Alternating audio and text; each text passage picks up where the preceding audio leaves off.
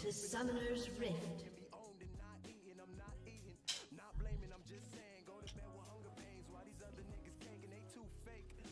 30 seconds until minions spawn.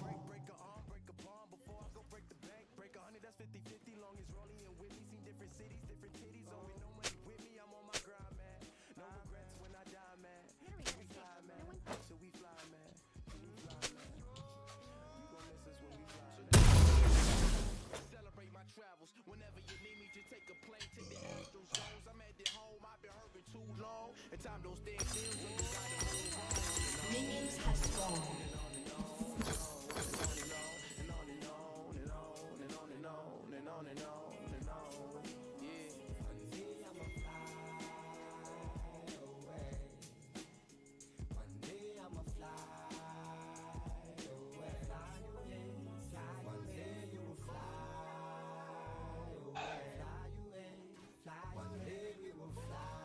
Let's go.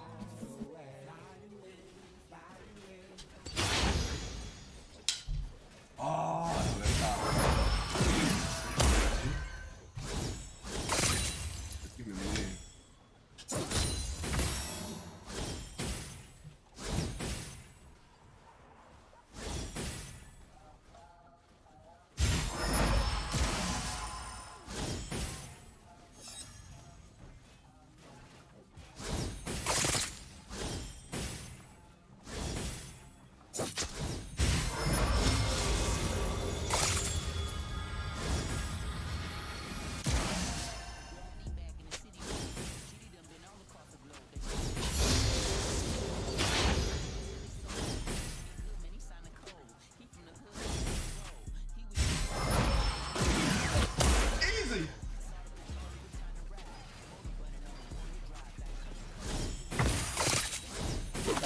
Alright, here they come. You're an idiot.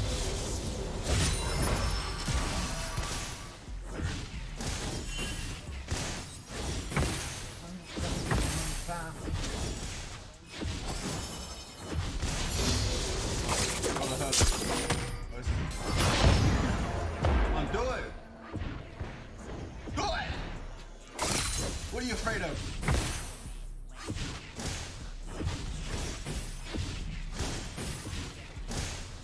Ella sa, Ilona sa.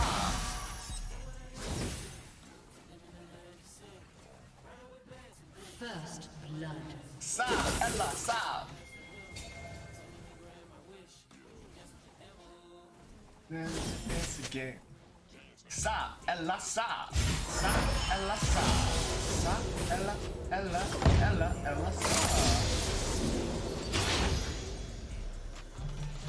An enemy has been slain.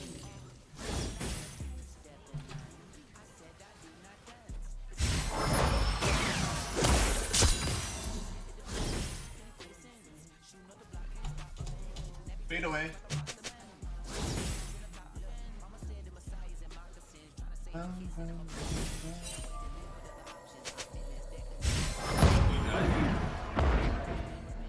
Fuck it up.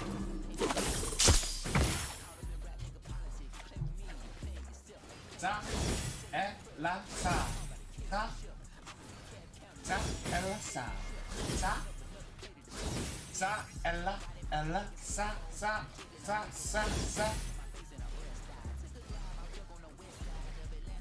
Too good.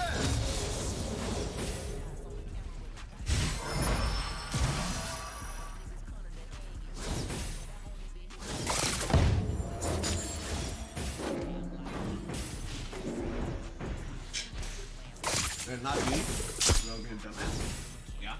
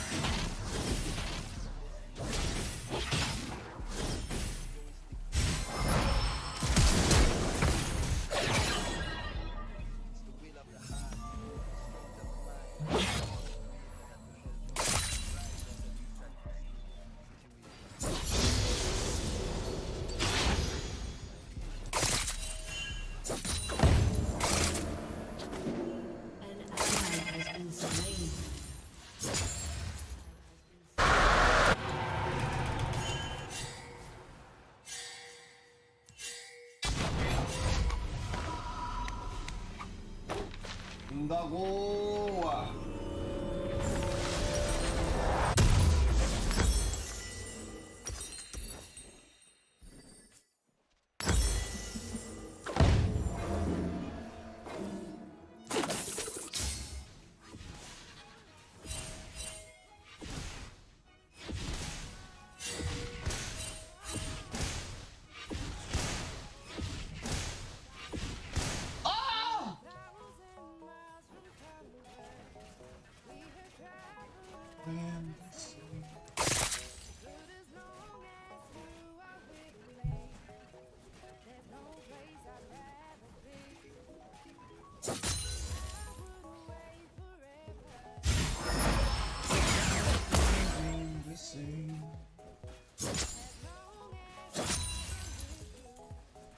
What's up, Bree? Blue. How was your yeah.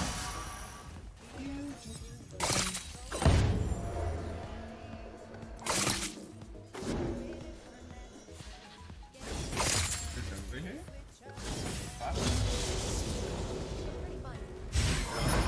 What else did you do, man?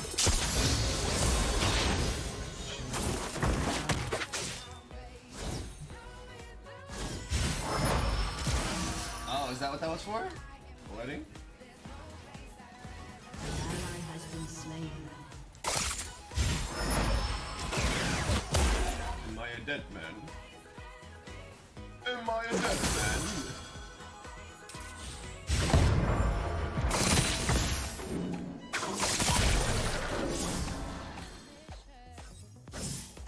Find out in the pain.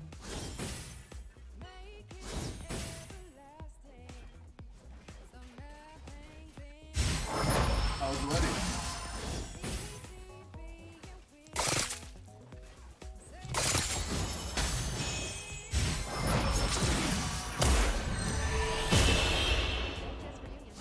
High school reunion.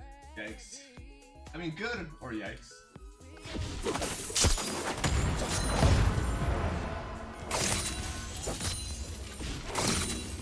Thanks. Yeah.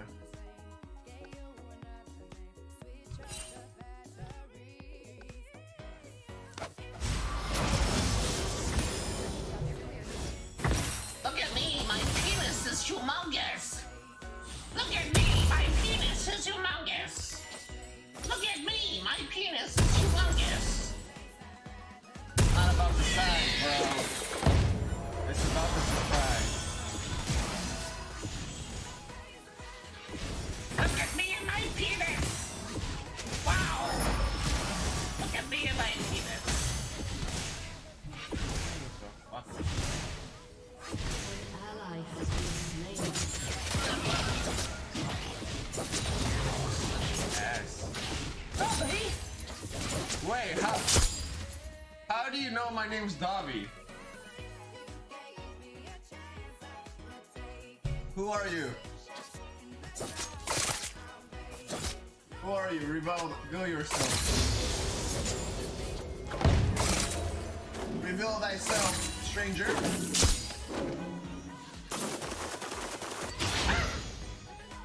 I don't know you. This isn't one of those streams where like the streamer's like, thank you so much for coming. Oh my goodness. Thank you, Mr. Ryoko, for following us. Thank you. oh, you know what the stream is? Who the fuck are you? And get banned. That's what the stream is. Alright.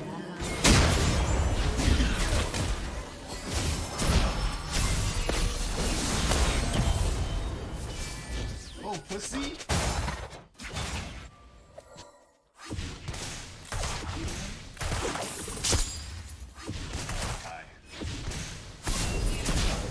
Dying machine.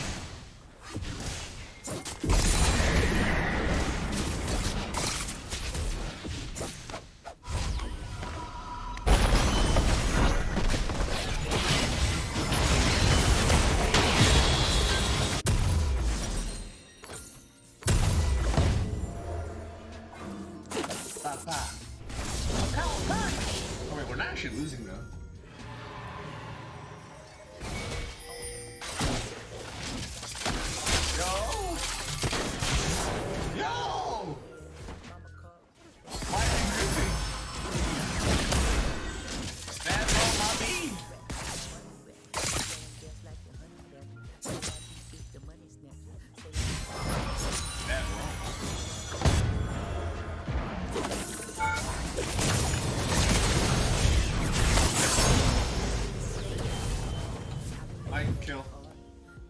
My kill, bitch. I am the carry.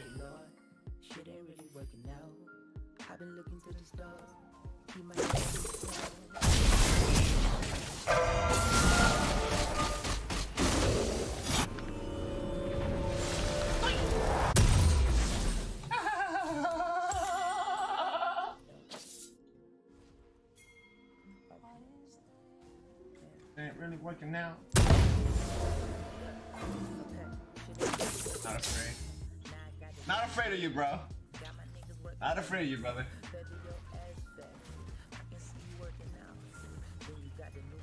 He was playing chicken. Yeah. Little does he know, I'm the real chicken.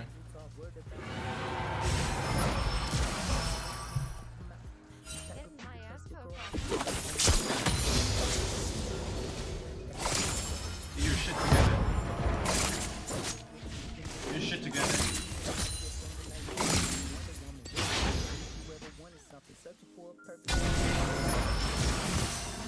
Okay. Oh my god. There's no way you actually get hit by that. There's no way you actually get hit by that.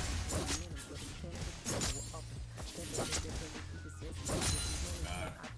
This guy's not. How do you eat every single hook, bro? Oh, now you want to be careful?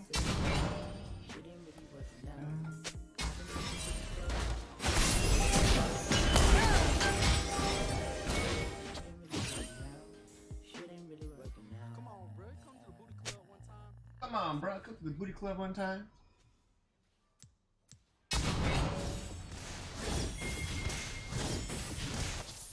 Let's go.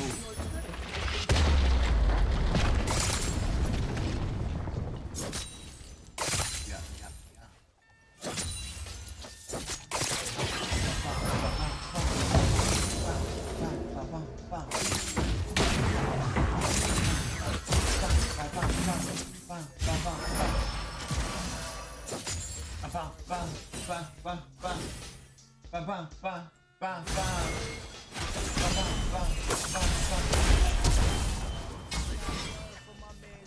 Why were you afraid?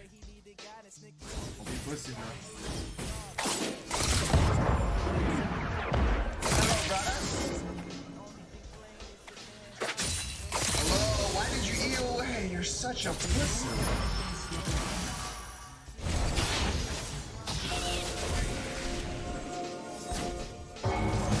I'm here. I'll protect you. Daddy's here, okay? I'll protect you. Please, don't be afraid.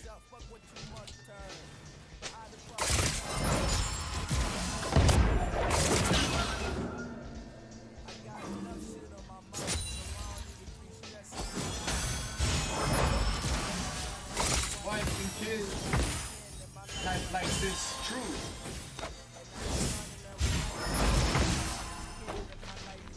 That's kind of true, man.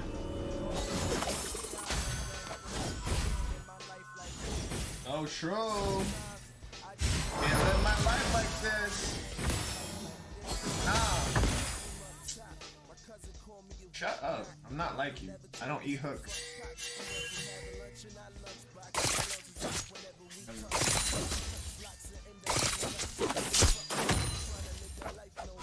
Welcome.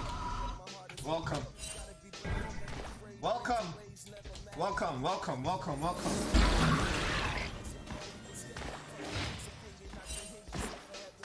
Oh my god.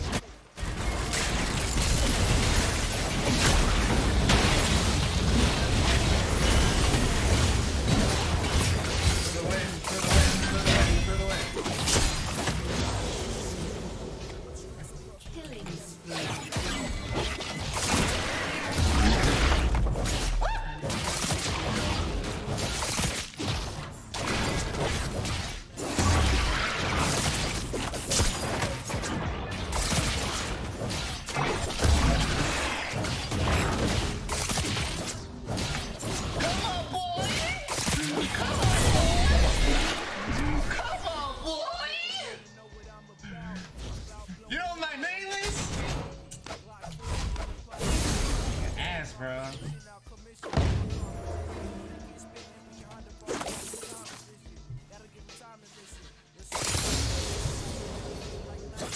Two.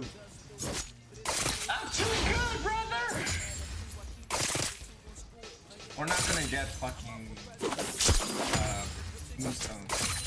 If I get Moonstone and this guy gets hooked, which he will, it doesn't matter.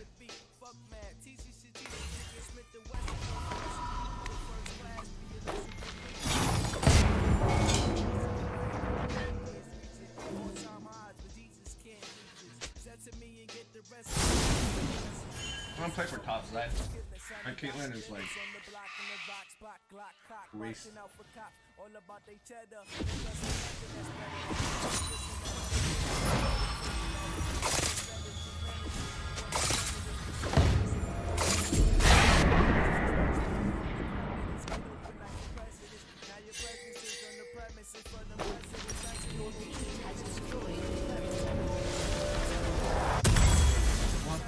Let's push. Dude, just fucking come, push.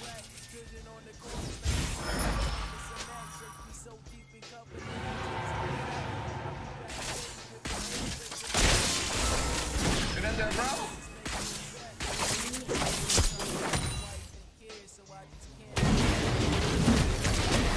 Roundabout. Your team has destroyed. Not afraid. Come on, let's go. Get in there, baby. A dog.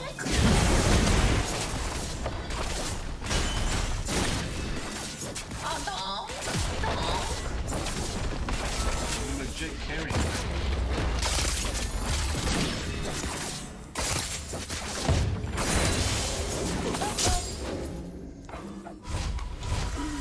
This guy really trying to take the kill. Oh my goodness. Oh my goodness.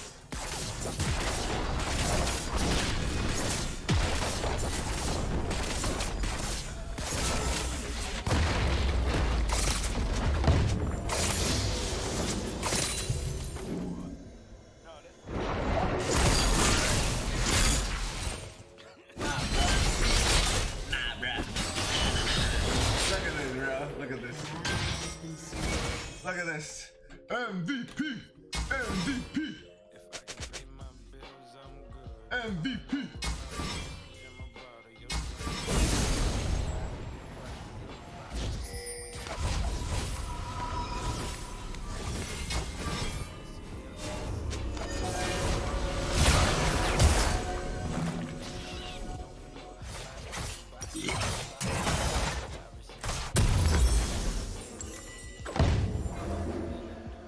For real, dog. Hey. Fucking come on, bro.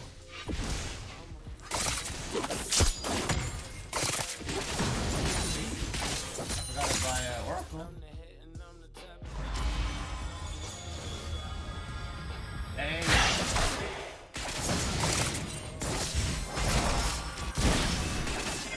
How I feel. I should have stayed bot side. You Windows! Shut down. You Windows! Let's go! I told you Windows!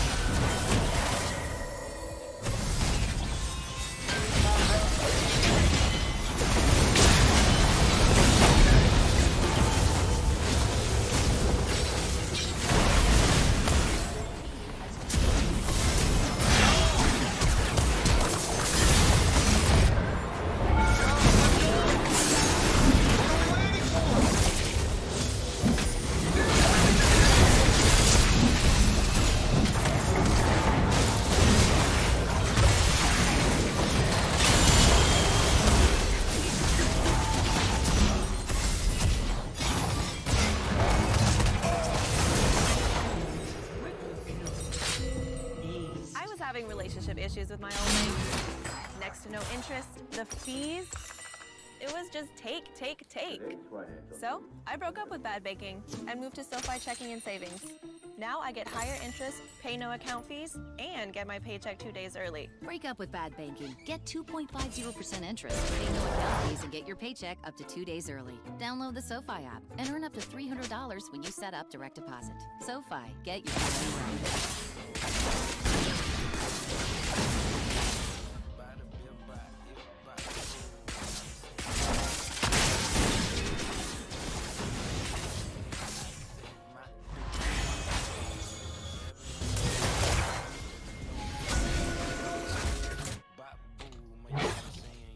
I don't control that.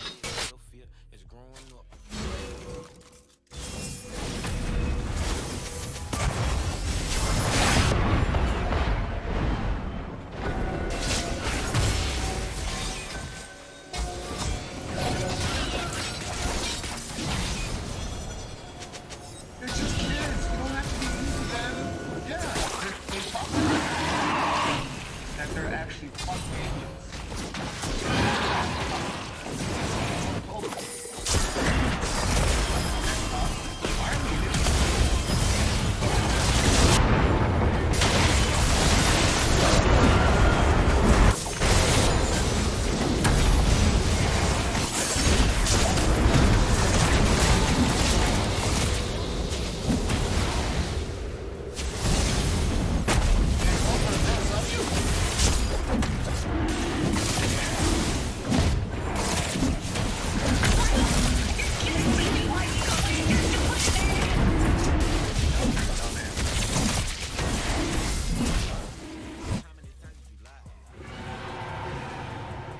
That shit I've heard all day.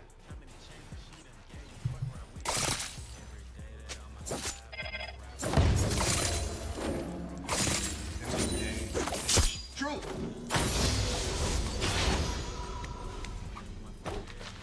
And my switch. Ah.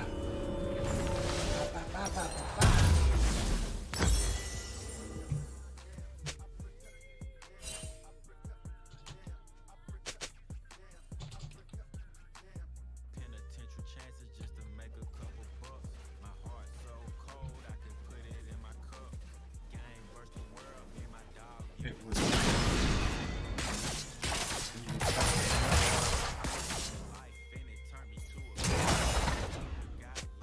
And it turned me to a street.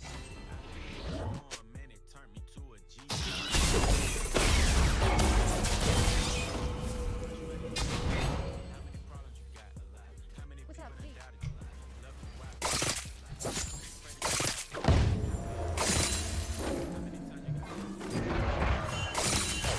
What's up, brother?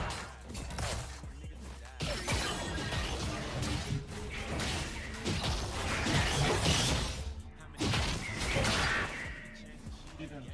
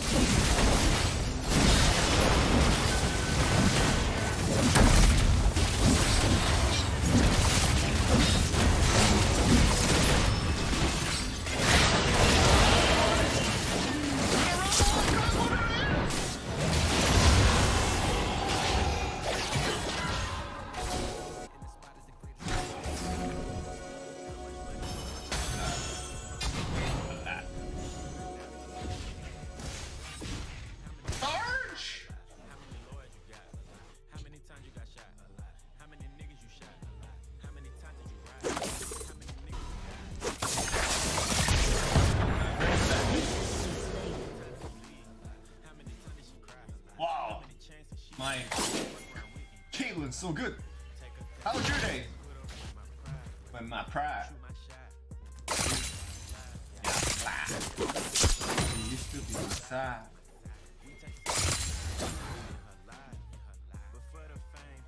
We were robbing banks.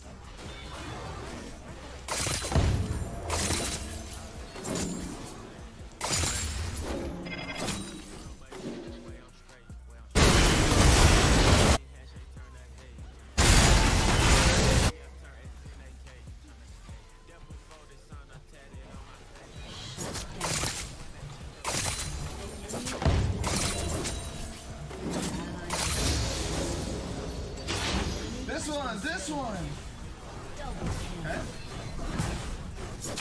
Let's go! It was kind of boring. It wasn't terrible. It was boring. Right? True.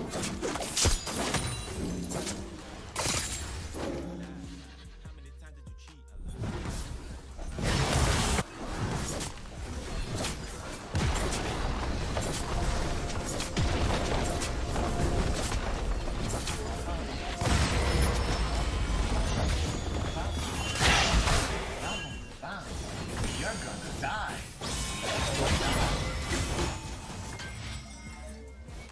One day.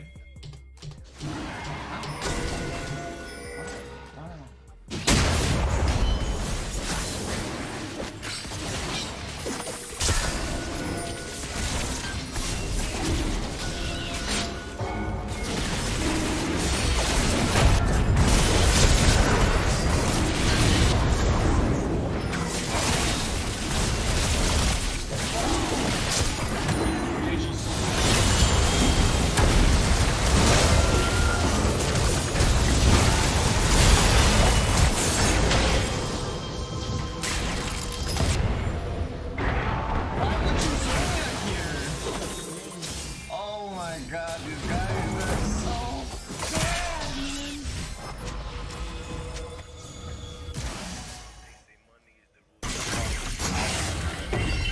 Is it okay? No. It's actually really bad. If the game was like super even, we would be automatic loss.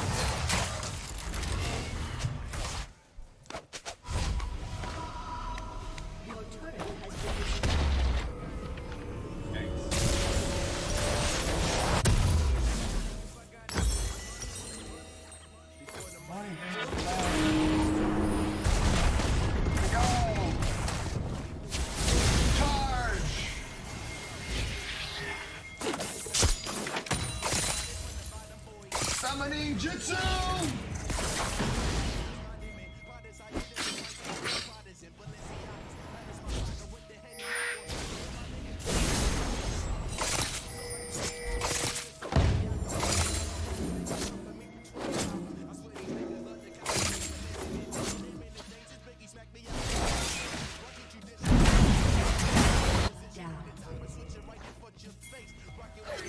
Shut it down!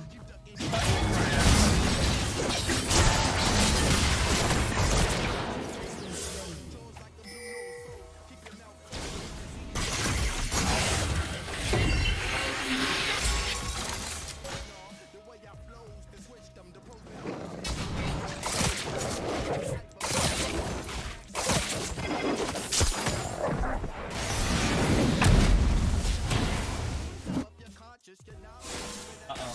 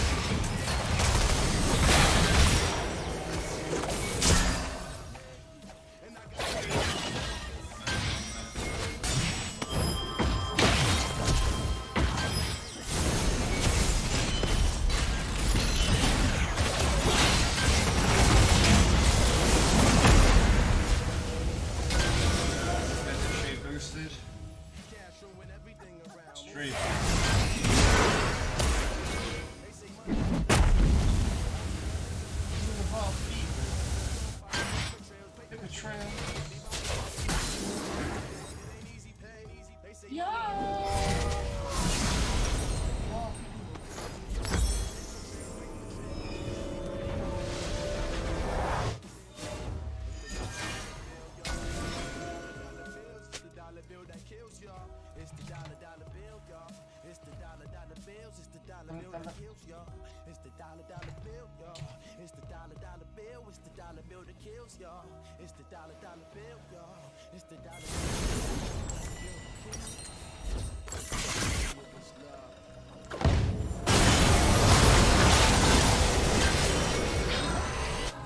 No way, you got it.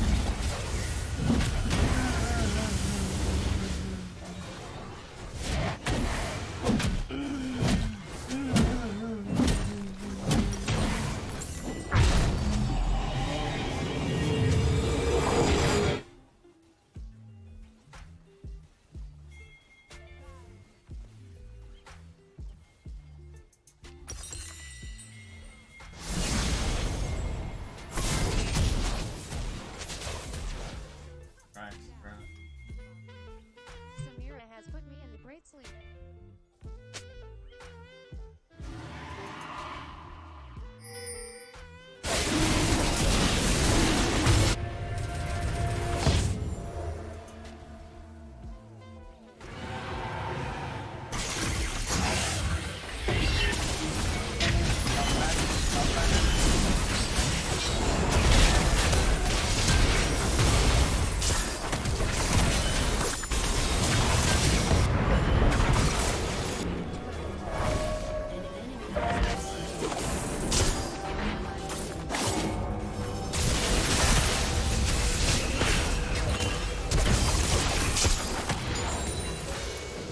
You know what I'm about, buddy. My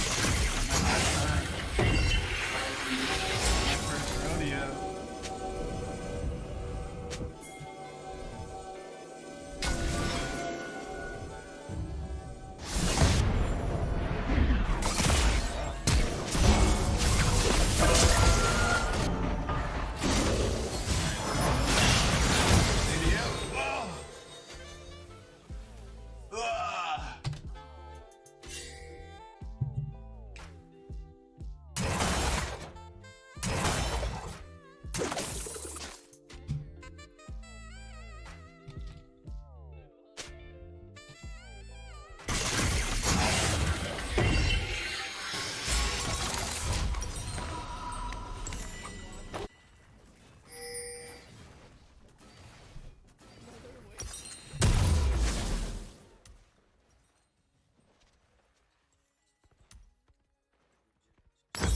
Time to play Aaron.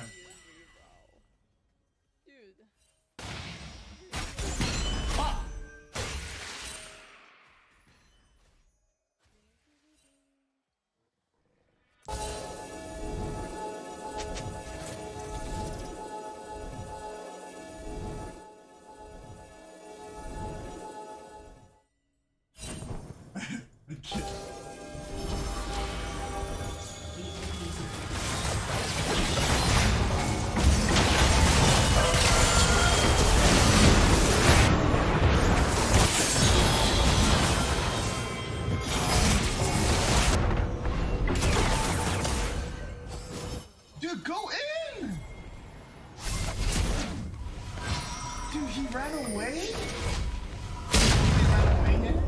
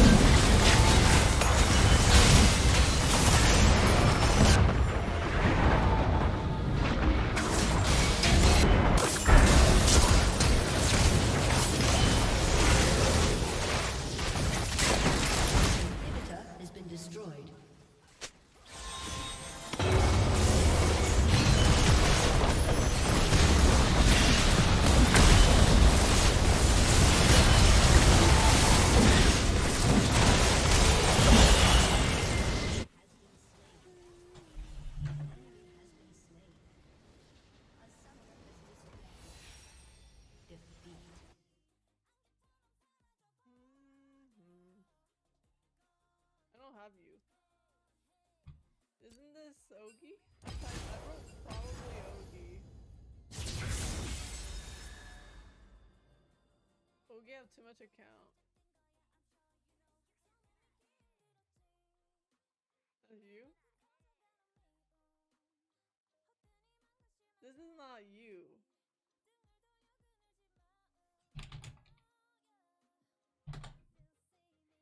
No? D9 Gucci? What the fuck?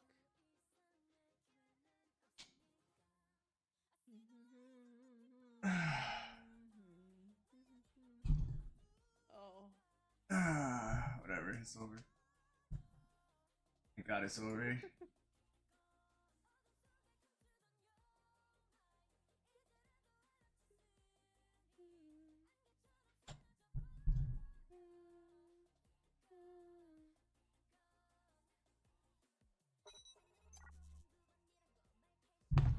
GG, man. Good try.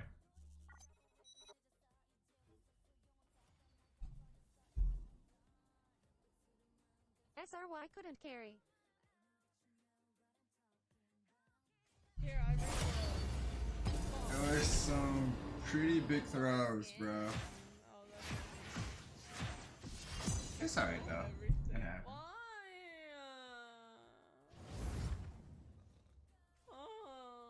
Nice try though. What the fuck? Thank you guys for following. Magrito and God, you guys are fucking the Riff fools. follow? Nah. Yeah, I threw it. Drake Pit. It's all good, bro. It happened. I mean, at least you were like strong though. What runes Some Ogi? of our champions were not very. Why are you asking Ogi? I'm not gonna say who. It is what it is. No AP Kaisa player? True, that'll be good. I'd rather be the Jason win XDD. True. I'd rather be the Jason win too, man. Isn't she useless unless her W? I fucking styled on that bot lane. It's like Styled on that bot lane. Wanna do a thing for. Yeah. Alright, we're playing with Halia. She's a pretty big streamer. Show some love.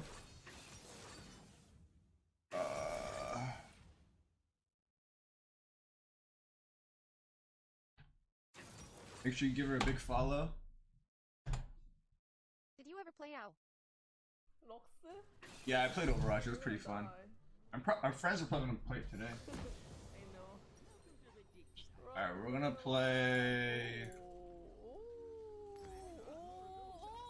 Oh wow. Oh, 이겼어.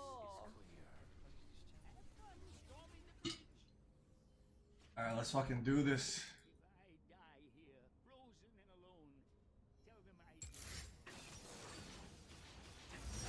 You guys ready? I don't even know what Varus is W does. Welcome to the howling abyss.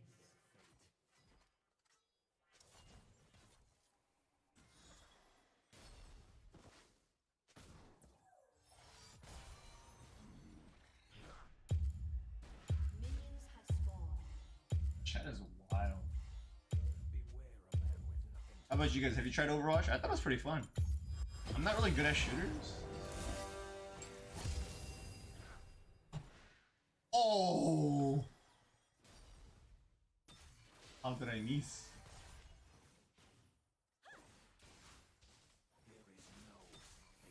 Overwatch is fun. It's not really a shooter. I mean, do you shoot a gun? And it's a shooter. Yeah, there's that Finding part of enemies, it. etc. Yes.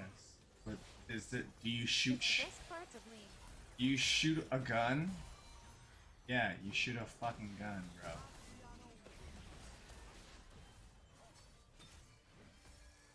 Thank you for the raid.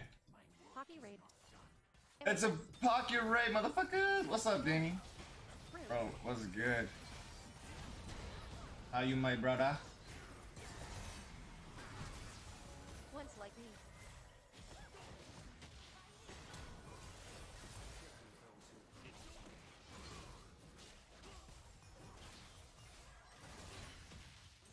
Oh! It It hurts. How's your day, Danny? Boom. What up? Silverneck and only airbag good. Legends actually points and Cho'Gath. We're getting absolutely ginormous on the PvE Season 13 items here. There's a bunch of them that give crazy amounts of health. And I think Cho'Gath should actually be pretty decent at stacking with these ones. So we're going to do that. If Grasp, he does not. So I should be trying to take these trades.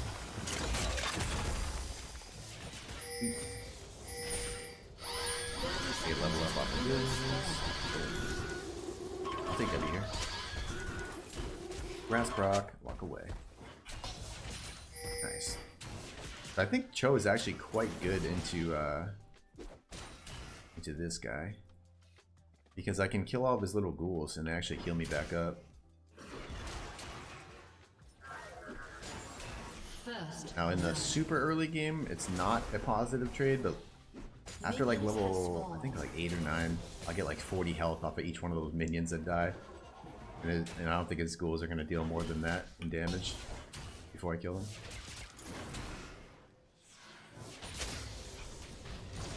Nice. He did put a ward down, but should be good. Stay in combat, keep my grasp up. Trying to get him.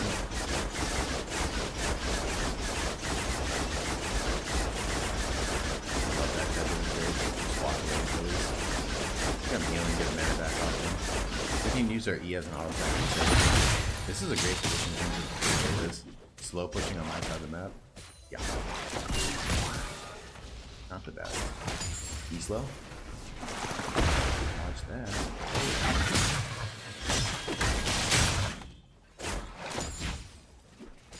You get a ward down. Jungle might be in.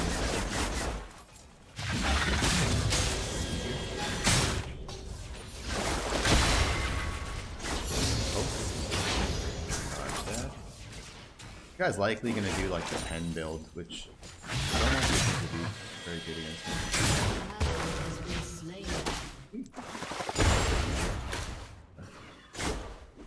Dodge out on that, and then we'll keep last hitting and getting health and mana back. Again, it's not too much. After a couple more levels, we get like 300 health every single wave.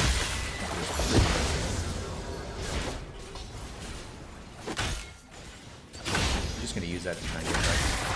Quite smart. E pop potion and kill him.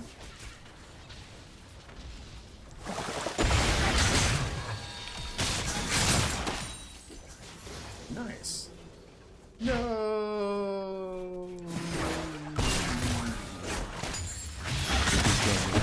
Alright, let's shove this way. Dealer, I get my level 6. I don't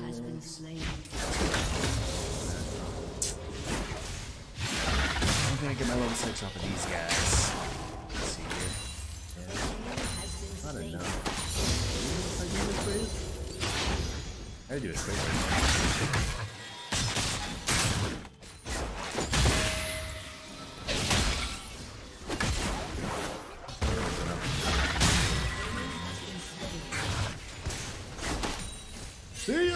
Alright, I just want that feast, put it on cooldown because I'm gonna, run back here. It's gonna be like 5 seconds. I'm gonna press, the B key. It's another 8 seconds. I'm gonna buy in, get my mana.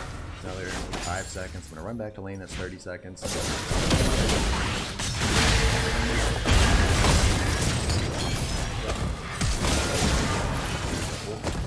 He frees the wave. We're going to still beating strength. The SBS, aka Wyatt's Ascendancy. To change the name though.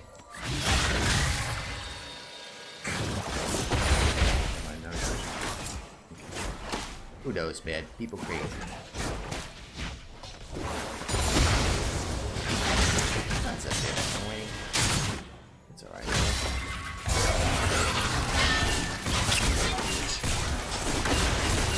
Oh! Almost walked into that shit there. Gotta be a little careful. Woo. Give me that health. I love this matchup. It's so good. Oh no. Oh no. Man, I can stand here and kill you. You realize that, right? Bye. Ooh, he lives. Okay. Yeah, I was gonna stand there and kill him, so.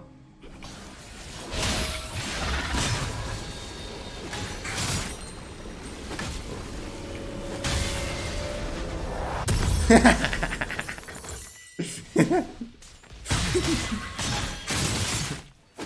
gonna try?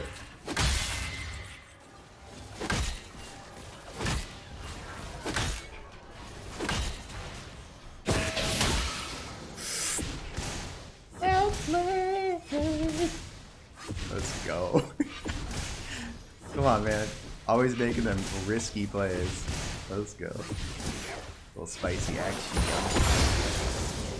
Not bad, not bad. Yeah, those E hits with the grass. Ooh, baby. Spicy. Very, very spicy. Check this out. Go back, get our item. It's a pricey one, so it's gonna take a bit. By the way, Sunfire doesn't have a mythic. Nice. You actually can get it on a lot more champions. And it's a full armor item, 1 HP instead of just being like that extra. You know me, I'm greedy. I have 8 seconds on my ult. I want to shove this wave. Get my ult proc off.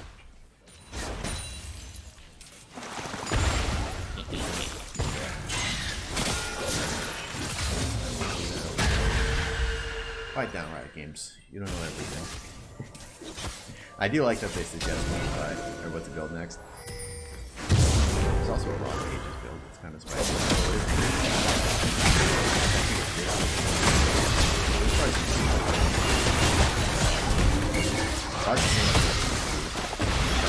Maybe different on the health. Turning that into health. You have like a set amount that you get. Casting your spells heals you for 100, but there's a cooldown of 5 seconds on it if you have the max stats. 25 seconds, but once you have max stats, survive for 10 minutes. You'll hit 5 seconds cooldown. It's pretty good, man. The scaling on that item is actually insane. Rise and stuff. Captain. Got a tier item plus that. Auto piece. Right away.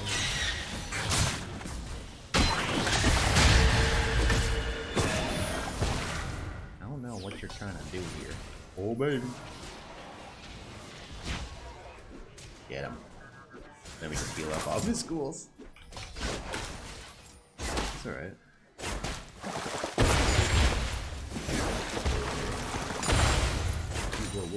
Oh, what? He's got 2 people? You got a friend? You got a friend in me. A little far off. I'm gonna just wait and be patient. I feel like I'm gonna walk up and then, alright, now I see him on the map. Now I can do whatever I want. Cool. All we gotta do is disengage and kill all this stuff.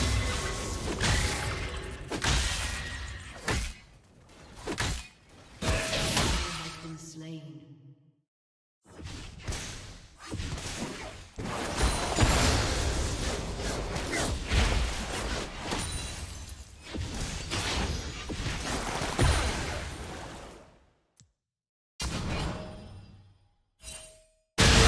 Enemy killing spree.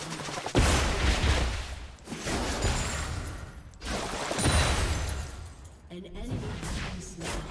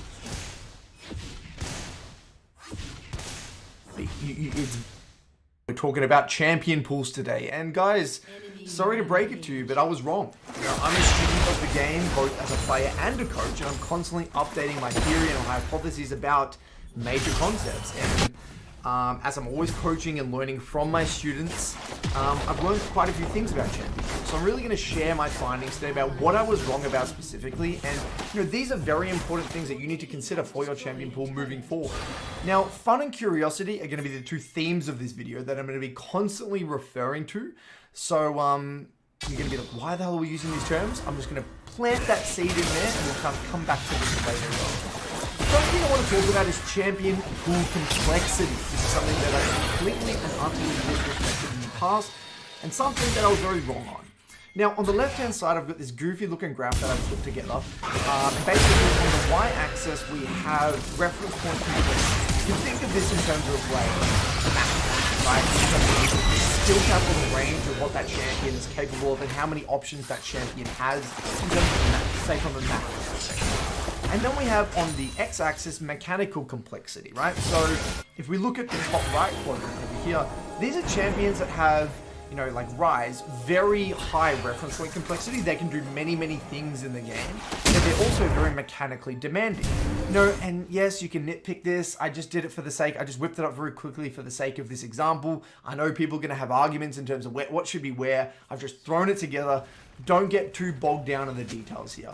For the sake of this example, we've got Malzahar here on the bottom left, right? Very simple reference points, can't really do too much, very basic kit, mechanically quite easy, you know, easily in the bottom left quadrant. We have champions like Twisted Fate, who I would say are relatively mechanically easy, but probably not that far over. I would say probably somewhere in here, probably shot myself in the foot there, but definitely got a very high reference point complexity. And then you've got champs like Lucian, who are very mechanically demanding, but in terms of their reference points, very simple. You're an 80 carry up in the day. You know exactly what you need to do.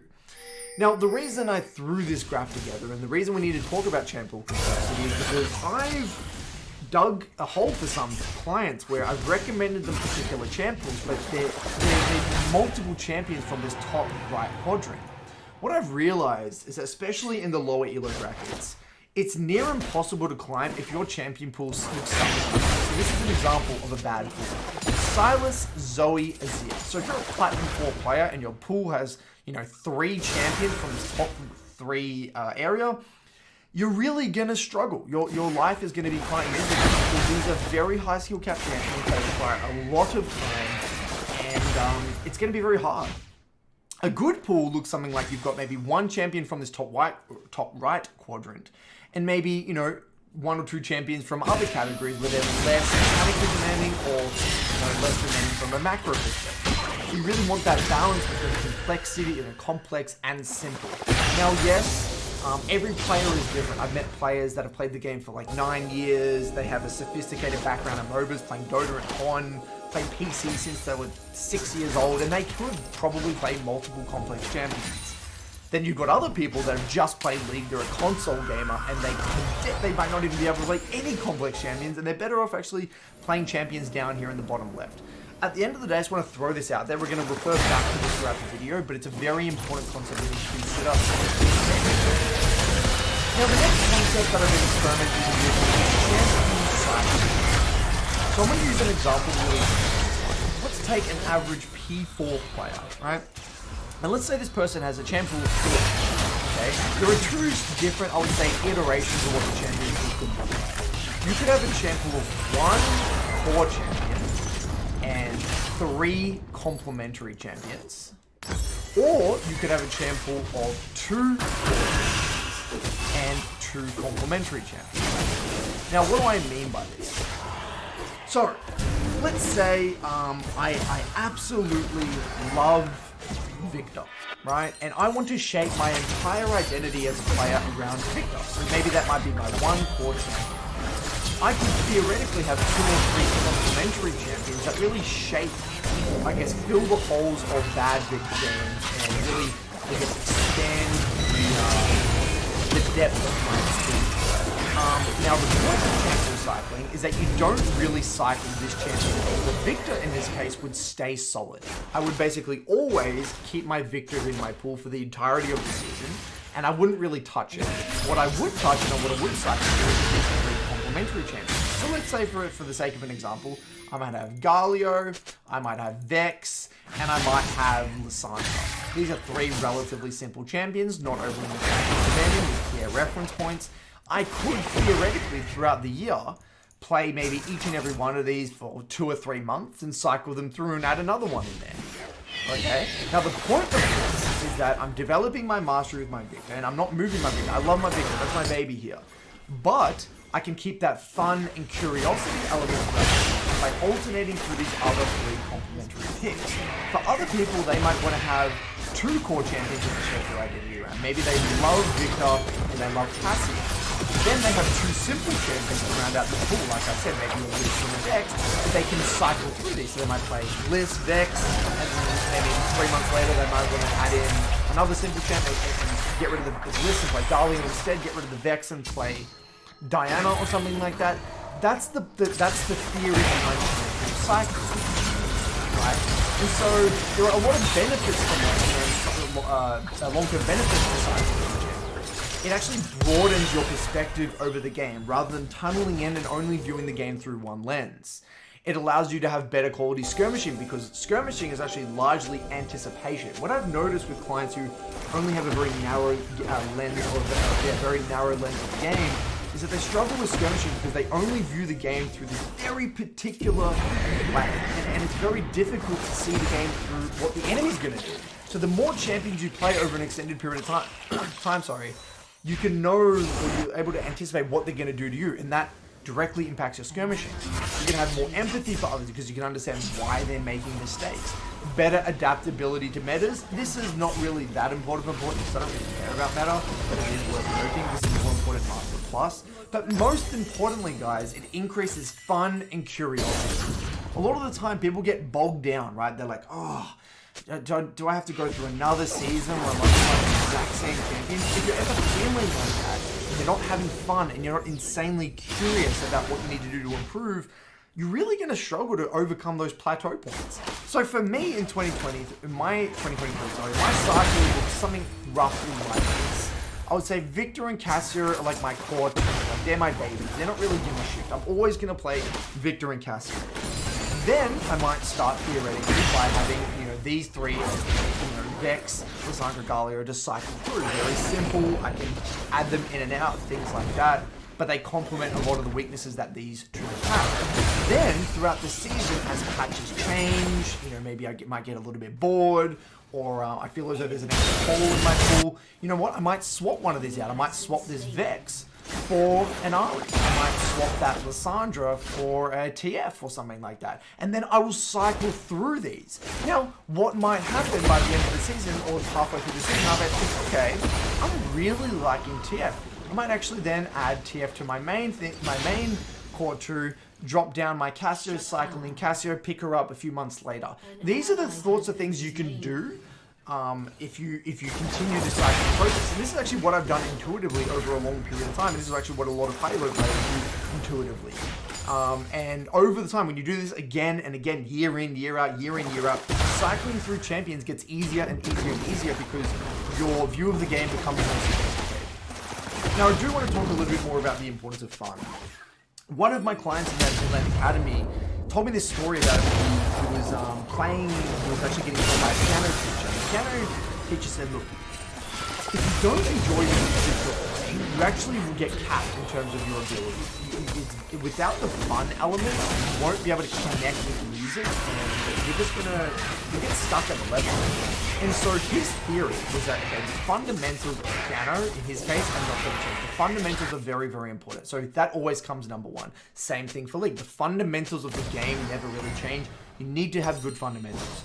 But instead of having Champ Mastery as number 2, which for me, I put Champ Mastery usually in terms of significance number 2, fun actually supersedes that. And fun, if you're not having fun, then Champ Mastery doesn't even matter because you get bogged down, you get beat down, you're going to look at all the negatives, you're going to have low confidence, you're just not going to want to get the best. So fun is actually more important and more significant than Champ Mastery.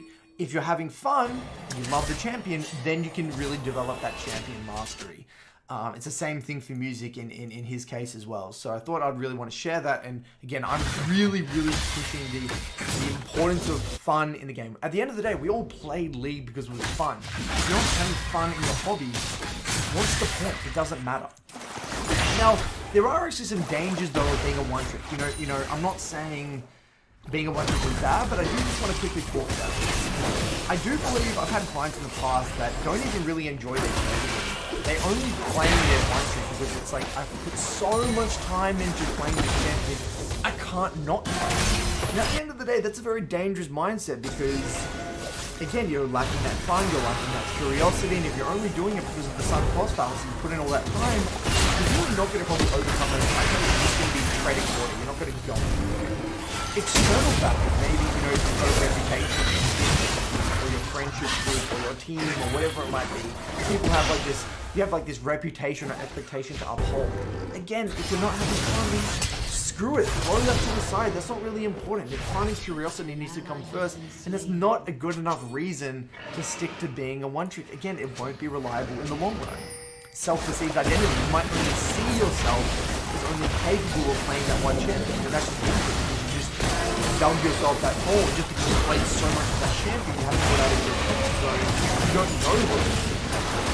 But you know, this does not apply to everyone. I've met many one-tricks within the cycle of that love their one-trick. They love that one-trick. They couldn't care less about what anyone thinks of them. They don't care about meta. They don't care about getting out of the game, that crap. They just love their champion. Have an absolute love. And they, you know, and I recommend that people stay being a one-trick. You've got to be a very particular type of player to be a one-trick. Now there's some challenges during this whole thing. You know, it's sometimes difficult for people to know if they're just coping on it. How do we know if we're genuinely not having fun with our champion, or we're just in a little bit of a rut and we're just facing some problems with our play? At the end of the day, guys, you really got to problem solve, and you really got to ask yourself some tough questions. You know, have you genuinely been trying to problem solve? Have you been curious and tried to get outside perspectives and watch other people play that champion and see what they're doing and really get into the nitty gritty?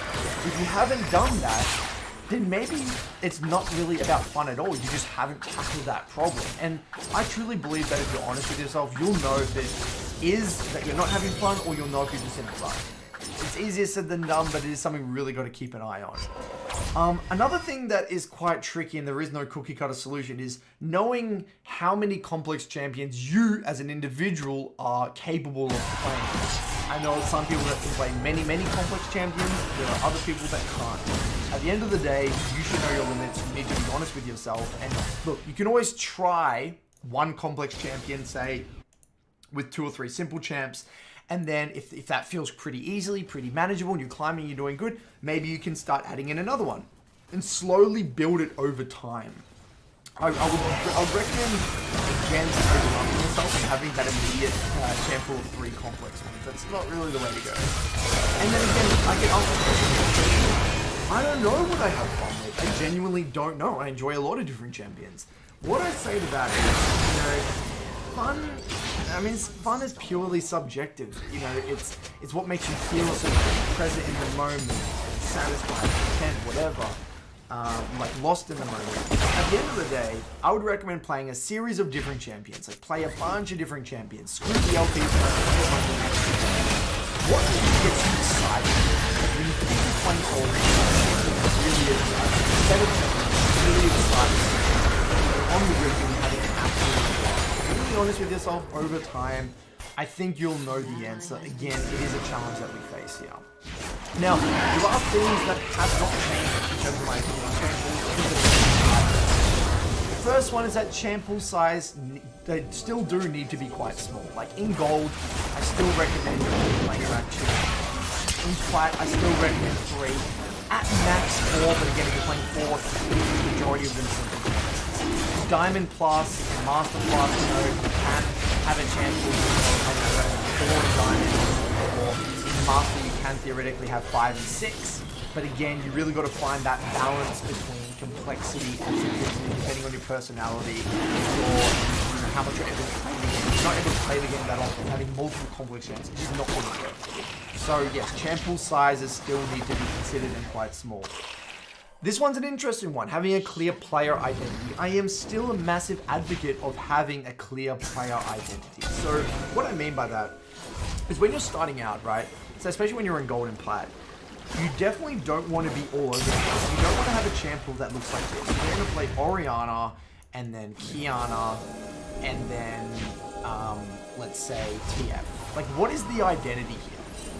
You know, or, you know, if you're having a hardcore mage and then a hardcore assassin, it's very difficult to know what your strengths are, what your skills are. Ideally, when you look at that person's champion, you already know, off the cuff, you know what sort of player they are. When you look at their OPGG and you see someone play Victor, Casco, Vigo, you know what sort of player they are. You look at someone's OPGG and they play Set, you know what sort of player they are. So my point is that when you're starting, and I'll give you a horror story here. I actually really trying he played Orianna and then he played Kiana, right? And what will happen is you have a really tough game as Orianna. I just died with this game, my predecessor wasn't good. And then the next game he plays Kiana. And then you face a whole other series of differing problems. The problem with this is that it's very difficult to laser focus on a given learning objective because you're experiencing different problems with both of them. I should have at the start realized that people like this, especially like flat, they can't do that. They need to have a clear plan. And that's my recommendation. Other people disagree, that's my recommendation, but whatever. And then again, ideally you are covering multiple bases within a pool, right? You don't want to have overlap. Like there's no point in playing champs like Victor and Ori and Syndra. They're just three same champions. They do very similar things. You know, ideally your champ pool, you still have that similar identity, but they're filling different niches. A great example is playing, say, Victor, Cassio, and, excuse my writing, and Vex. They're all three mages, but they play the game in a different way and fit differing drafts. That's a great example. Or you play Ahri, you play Vigar, all mages, and then you play, again, Vex. These are all fill differing niches. You've got to find that balance, and every champion needs to be picked for a reason. Now, at the end, guys, you know, the analogy that really inspired me here when it comes to champ pools is the Rubik's Cube. If you give, you know, a 6-year-old kid or an 8-year-old kid a Rubik's Cube, someone that, you know, really found this Rubik's Cube very interesting, like, they're going to dive into it. They're going to sit there and they're going to try and problem solve and figure out this puzzle, right? They're going to have a blast doing it. And if they don't have fun, they won't be curious. Curiosity and fun actually go hand in hand. You give that Rubik's Cube to another 6 or 8-year-old kid who couldn't care less about the puzzle and actually doesn't like puzzles. He's just going to kick it against the wall and play soccer with it. He won't give a shit. He won't even attempt to problem solve because he's not having fun with it. So at the end of the day, guys, you got to have fun with your pool and in the game. You got it, and that fun is going to lead to curiosity, and they go hand in hand. And the whole point of this stuff, you know, understanding champ pool complexity, understand champ pool cycling, and all that stuff, it's to keep you fresh, your mind fresh, being looking forward to playing each and every block, get those raw games in, season out, and that's how you're really going to get results, guys. So let me know if you have any comments, thoughts, whatever. Otherwise, I will be floating around the comments. Cheers, and thanks for watching.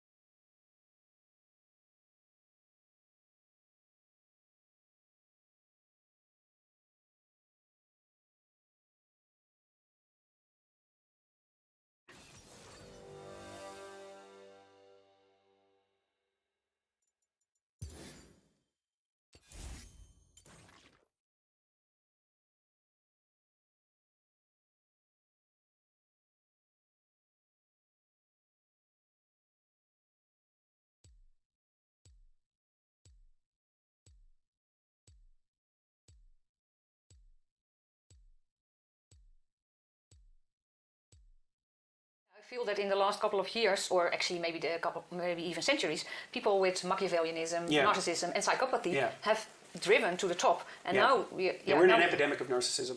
Yeah, and I think maybe part of that is because we do an extremely bad job of regulating narcissism online.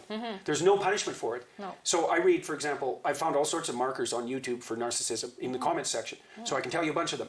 Okay. Anonymous name, anonymous demonic name. That's a really good marker. Okay. Use of bro or bruh or dude, or casual use of a first name, or derisive humor, or the use of LOL, laugh out loud, or LMFAO, which is laugh my fucking ass off. Okay. And so any derisive, contemptuous humor combined with anonymity and this casual use of familiarity, plus, it's like troll demons. Okay. It's terrible. And those are the people who will say things that would absolutely, instantly get them punched if they ever said them to someone in person. Okay. And so they're completely uncontrolled. And the social media companies either don't regulate them, even though they could, because, for example, all you'd have to do in the comments section is separate the real people from the demon trolls, and that would control 90% of pathological activity. So imagine on YouTube, for example, you have to validate your identity like you do on Twitter if you get a blue check. Then you just divide the comment sections, like real human beings here, demonic trolls and bots here in hell, right? Underneath, you got you. Now, if you want to go read the demonic troll comments, no problem. Yeah, it would be but nice. it'd be better just to stay with the real people. And I do think they're demons. Okay, this is why. Because you might think a troll on Twitter is a human being. It's like, no, it's not. The person who originated the thought was a human being, in some sense, under the grip of a system of pathological ideas. But as soon as they transform themselves into an electronic avatar, and there's millions of copies of them, they're not human anymore, right? They're whatever the hell you are when you're virtualized. Well, right, but it's not just text, because it's replicated everywhere, right? So it's something we don't understand. That's right. That's right. Well, it's got a viral element. Absolutely, it's got an infectious and viral element, and it infects people with rage.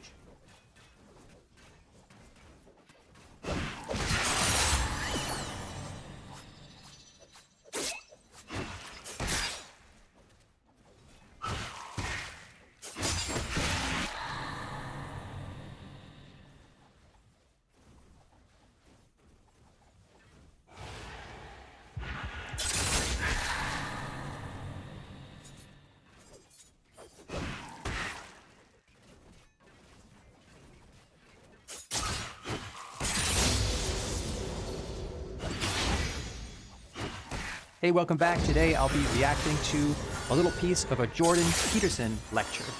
So this is not one of his political conversations. This is just a few minutes of a lecture that he's giving in one of his high-level classes on intelligence as a trait. It's a fairly sophisticated topic. We really won't be trying to figure out exactly what he's saying because he's in the middle of this. But the point is, I'm not picking a political speech for a reason.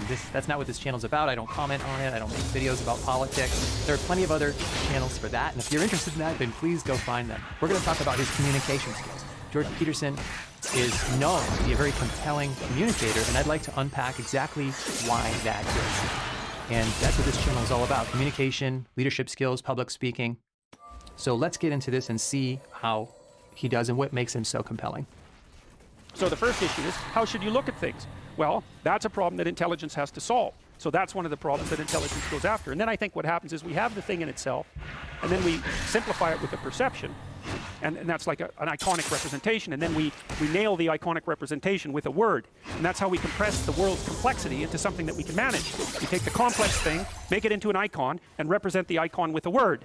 And then when I throw you the word, so to speak, you decompose it into the icon and then decompose it even further into the thing, if you know the icon and you know the thing. Okay, so right away, he's really illustrative with his gestures and his body.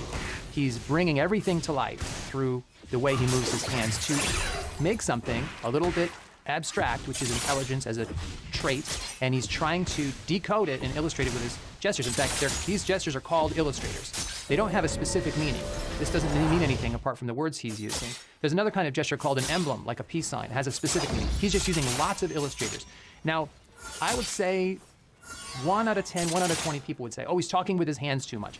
That tends to bother a small percentage of people. Most people, however, in the lecture hall and watching, like gestures because it's animated and it's more engaging to look at. So he's doing excellent gestures. Well, then we can use shorthand, right? Because you have representational structures and so do I, and I'm just tossing you markers about your representational structures and you can unfold them. That's what you do when you're reading a novel, because the novel comes alive in your imagination in your own idiosyncratic way. And it wouldn't if you didn't understand the references of the novel, right? The novelist has to assume that your basic perceptual structures and your intuitions and your instincts are basically the same as his or hers, because otherwise they have to assume that, because otherwise they would be lost in an infinite regress. Okay, so here's another thing he's doing. In addition to the gestures, he's using his movement really well. So he's working the room, you might say. He's starting on one side, he makes a point, and then he walks a few paces, stands there, makes a point, walks a little further, makes a point. So he's connecting with people in different parts of the room. He's working the room, working the stage. This would be, imagine what it was like if you were standing behind that podium the whole time. This would have a whole different feel, a little lower energy level. But his moving around, his walking around with a purpose really emphasizes his message. He's not simply pacing. I noticed that he's stopping when he makes a key point. He's not just walking through and pacing through key points. He stops when he wants to say something really important and looks at people. The explanation. So it's problematic often. For example, if you start reading Victorian novels, you may find that it takes a while to get into them because the presuppositions, the expectations are slightly different, and so is the language. Okay, look at him right here. He is looking right at people. His eye contact is excellent. So he's moving his body and stopping, and he's also looking at people when he makes a point. And I would recommend, he's doing exactly what I would recommend, and that is he's looking at someone long enough to make a point, let's say half a sentence to a sentence, 3 to 5 seconds, and then he's moving on to the next person. 3 to 5 seconds, and he's moving on to the next person. He's not staring at one person for a minute. That would make people uncomfortable. And he's also not just darting around the room. Some people will say, oh, just look over everybody's heads.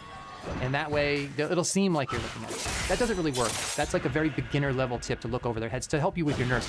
He's looking right at people and he's connecting with them. And no doubt they feel that connection. You can see this accumulating why he's such a compelling speaker. Have to update the representations.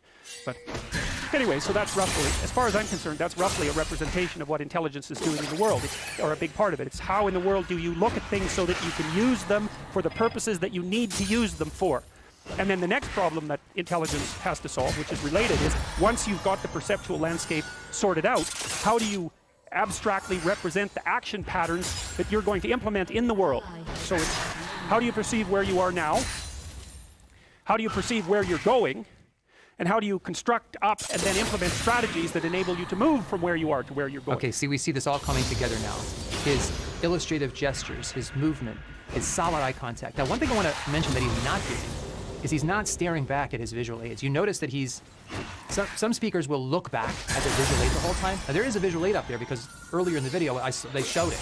But he's not looking back at it. Some people just literally turn their body and they'll stare at the visual aid the whole time and they'll use it as notes. They'll sort of read off it as if it's their notes. And that's really boring. It disconnects the speaker from the audience. So keep in mind, there's a visual aid up behind him the whole time that his students may be glancing at. And you'll see him point at it here and there, but he's not staring at it. He's keeping that connection. I think that's one of the reasons why he's so compelling. He is like the visual aid, right? He's coming to life here. So it's a continual process of mapping and movement. Navigating, what we're doing in the world all the time, navigating through it, because we're mobile creatures. We're navigating through it, attempting to make the world manifest itself in accordance with our wishes, and that's the fundamental problem that intelligence has to solve. And animals have their perceptions to rely on, but we have our perceptions and our ability to abstract from those perceptions multiple times, and then to abstract finally into language. So we live in a very abstracted world, and it also means that we can learn a lesson in one place and generalize it across many other places, which is also something that animals have a hard time doing. So one last thing I'll notice is that there's one sort of criticism of Jordan Peterson is that he speaks in long sentences, long thoughts. But as I've been listening, I'm noticing that he is pausing for emphasis after key ideas. He gives a little 1 second beat or a 2 second beat after key ideas. He lets them sink in a little bit. So he is breaking up his message somewhat, and that's a good tip for all of us as public speakers. Make sure after you hit an important idea, you pause and let it sink in a little bit. Yeah, if I were to give him one little minor tip, and who am I to give him a tip? Maybe pause a little more often, but he is pausing. I've been listening, and he does pause after key ideas, and he really leans into those key moments so that you understand what some of the main ideas are. So overall, I am really impressed with Jordan Peterson speaking. If I were in a lecture with him, think about the normal teachers you've had. I would be on the edge of my seat. I don't even really follow all of what he's saying here, but I would be on the edge of my seat like, wow, this guy's passionate. He really believes in what he's saying, and he wants me to understand it. He wants me to get on board and get excited about it too. And that's much easier to get excited about what a speaker is saying if they're coming across like they're excited. So I can see why he gets really high marks as a speaker. I've seen other presentations and speeches by him, and they're very similar. He's a ton of energy, obviously loves his subject matter. So I want to tell you before we leave that I have a website, online classes, Communication Coach Academy, that I would invite you to check out. I'll put a link to that in the description below the video. And also, what are your comments on Jordan Peterson's presentation style, how he comes across? I would love to hear your comments, and also anybody else that you would like to see me react to. I welcome those suggestions. I want to give you some stuff that you'll enjoy, and I look forward to reading your comments below. Until next time, thanks, God bless, and I will see you soon.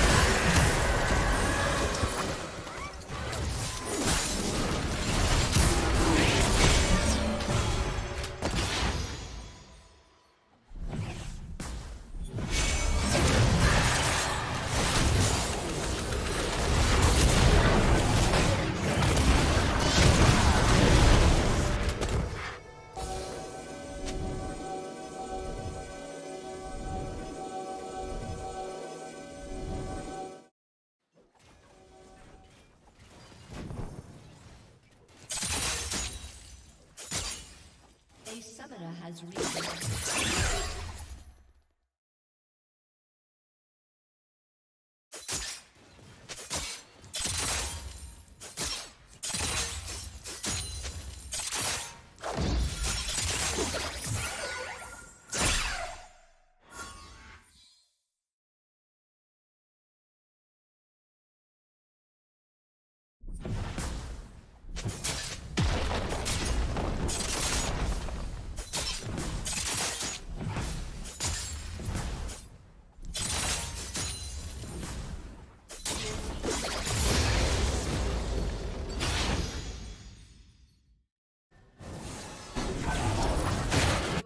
Has been destroyed.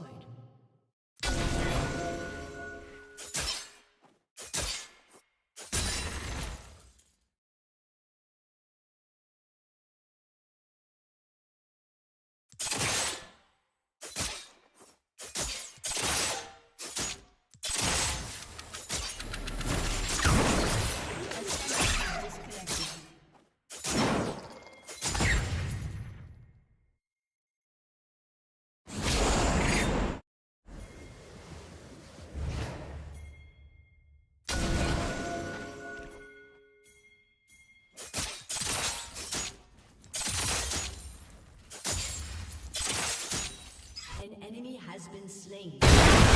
Double kill. A summoner has reconnected.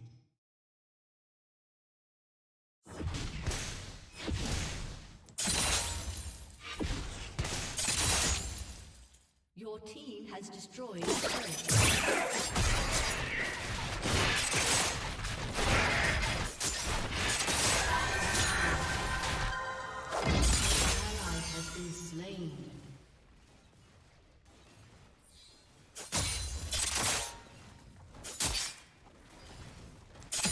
Enemy killing spree.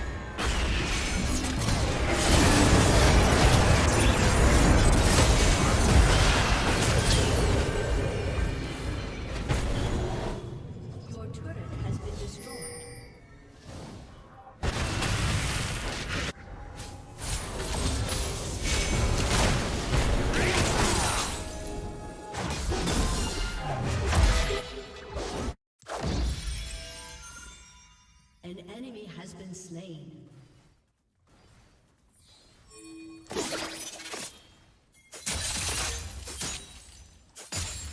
Shut down.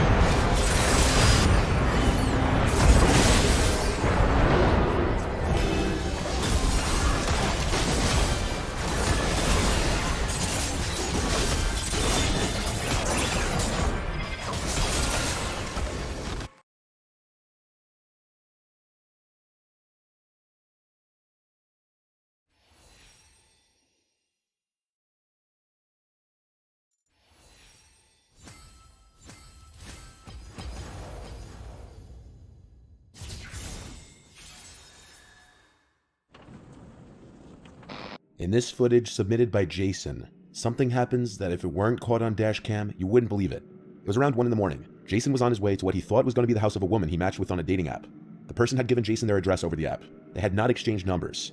After putting the address into his phone, he realized that not only was the address 20 minutes away, it was also in a less desirable side of town.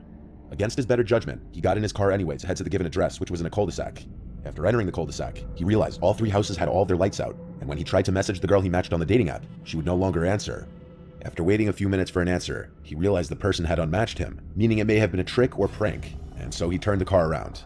As he was leaving the cul-de-sac, he noticed someone on the sidewalk stepping out into the street, and so he locks his doors and slows down. This is the footage captured on the dash cam.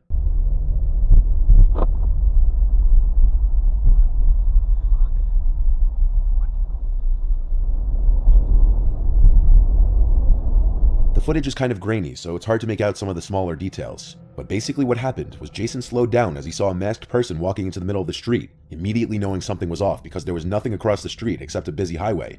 So he locks his door and comes to a stop as the person is directly in front of his car. Then the masked person reaches into his pocket, grabs a handgun that's a little hard to see in the video due to lighting, and starts running towards his driver's side door. Jason immediately steps on the gas and drives past the man, who then tries to open the door, which thankfully was locked mere seconds earlier. It's hard to see unless you pause and zoom in, but the man in the video was wearing a creepy smiling mask. The man didn't fire any rounds, but that's also under the assumption that the gun was even loaded or real. It's not that uncommon to hear about people using fake guns in scenarios like this. What was strange about this was while even though it was in a less desirable end of town, it was still a very residential block right next to a highway, so it was a slightly questionable place to pull this. However, it doesn't take a detective to put the pieces together that this was a setup through the dating app to lure some unsuspecting guy to a dead-end road in order to rob him at gunpoint or worse. According to Jason, the spot in which the man stepped into the street was out of view of any houses as it ran alongside a long fence and bushes. Jason reported the whole incident to the police, including the given address. Jason was accompanied with a police officer to knock on the door of the address in question the next day, and an older woman who claimed to live alone answered the door. She claimed she had nothing to do with it, and that's obviously pretty likely to be the truth, meaning a random person simply chose that address because the street was low-key and hidden, debatably a perfect spot to try and set somebody up. Luckily, Jason didn't decide to stay put and got away without harm, because who knows what could have happened. Before the next clip, I just want to talk about today's sponsor, Aura. I read all big your information can gain it's only to more private helping right free or not.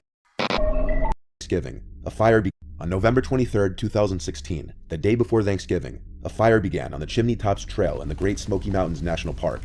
The fire was sparked by a group of kids playing with matches in the woods, and it was fueled by unusually high winds.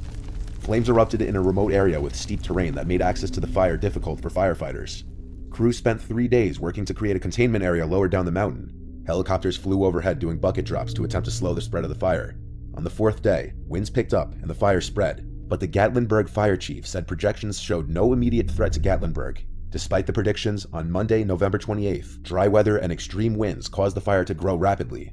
That evening, wind gusts of up to 87 miles per hour sent embers flying into Gatlinburg, wreaking havoc on the city and surrounding communities. Town officials reported that evacuation alerts were sent out to residents' cell phones, but many residents said they never received any alerts.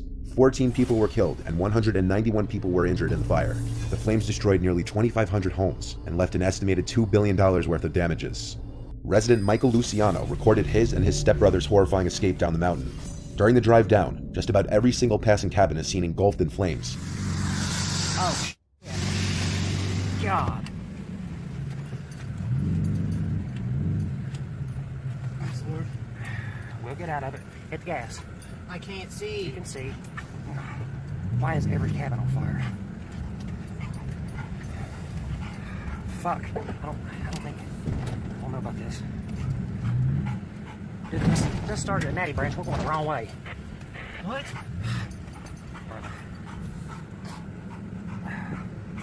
Oh God, it was a beautiful cabin too. Right now. And at multiple points, the two men find themselves stuck behind fallen trees. Go through it. Go through it. I can't. I cannot be stuck. Try it on the left side where these sticks are short. Get a running start. Even at one point getting stuck behind another driver, which happened to be an old man who rolled his window down to tell Michael that he couldn't see. Does this motherfucker want to die here? What the f*** is wrong with you? Go! Get the fuck out of here! The old man ended up pulling to the side and following Michael's taillights down the mountain. At certain points, it seems very likely the men aren't going to make it out alive. But by some stroke of luck, they made it to the containment area with only minor damages to their truck. Their luck didn't just end there though. Their cabin survived the fires with very little damage, despite its close proximity to the surrounding engulfing flames. While this footage can almost make you feel like you're in the truck with them, it obviously can't compare to the actual fear of being in the suffocating heat inside the truck mixed with tension of the life or death situation at hand. In this footage, a young girl who wished to remain nameless, so I'll refer to her as Amanda, was driving home from her boyfriend's house. She had just pulled out of the driveway and started heading down her boyfriend's block when a car in the middle of the road came into view. The car wasn't moving, but didn't have its hazards on, so Amanda waited for a few moments, until the driver in front of her lowered his window and waved for her to go around him, so she did. Upon passing the car, she quickly realized the car behind her started moving as well, which at first wasn't too weird, but it became clear very soon that the car was following her after it started making the same turns she made. She started to make as many random turns as possible, and sure enough the car behind her stayed on her tail.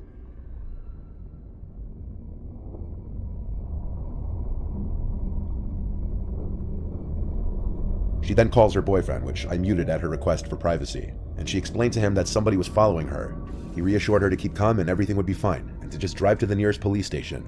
So she looked up the nearest police precinct, and when they were only a few blocks away from it, the car behind her turned the opposite way, likely because they knew she was going to the police station. Still on the phone with her boyfriend, she told him the car behind her turned a different direction, so her boyfriend assured her she should be fine to go straight home. Just be cautious. Amanda drove home after this, which was in the same town, so it was unlikely to be a long trip home. She even checked to make sure the coast was clear before parking her car and going inside. But later in the night, she woke up to this.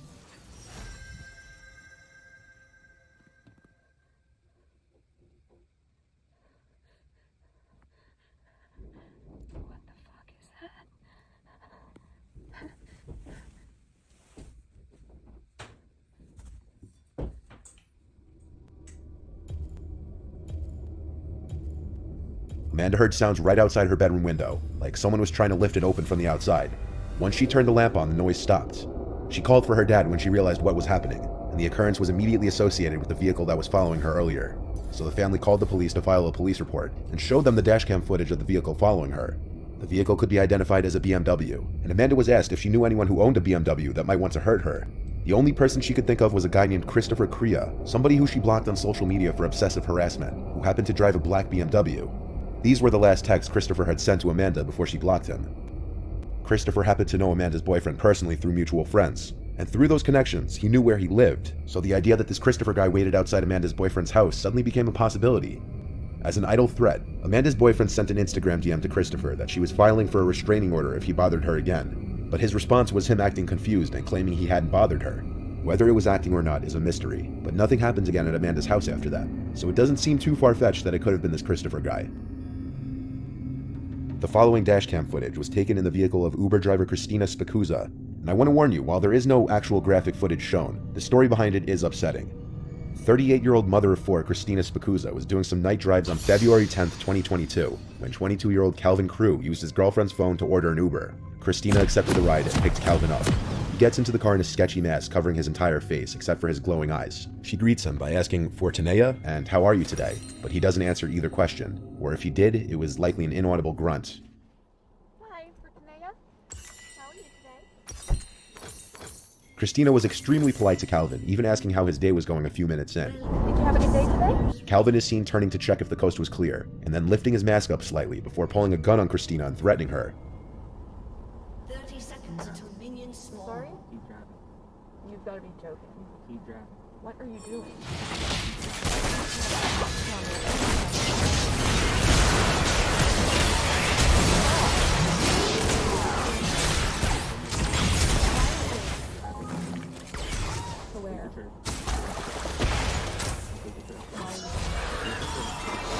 He tells her to cancel the ride so that it could no longer be tracked. Not long after, he grabs her phone to gain access to her banking apps and transfer money to his girlfriend's phone. No. Before grabbing the dashcam and throwing it out the window, he tells her that everything will be okay if she does what he says. But that later proved to be a lie. Christina's body was discovered by an Amazon driver 2 days later, lying in the woods 50 feet off the road, with a single gunshot wound to the head. Detectives found Christina's dashboard camera along the route of her last Uber ride, and the footage provided all the evidence necessary to prosecute Calvin for her murder. Prosecutors are currently seeking the death penalty for Calvin.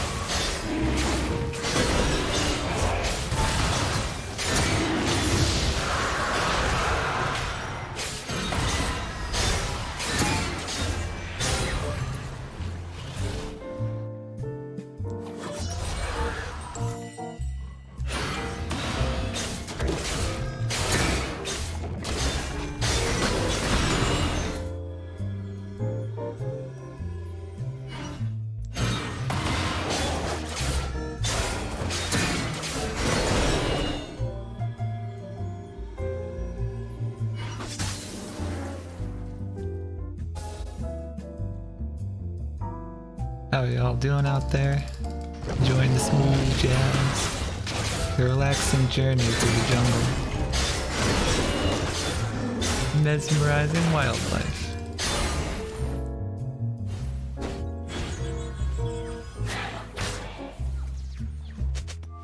I should get this Indra actually.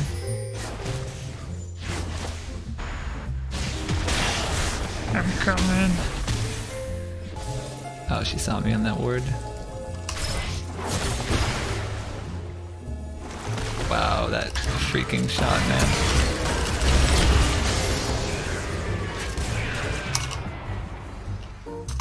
Is this Dark Harvest Jhin? No, that was last game. This Jin's got 3 forwards like normal.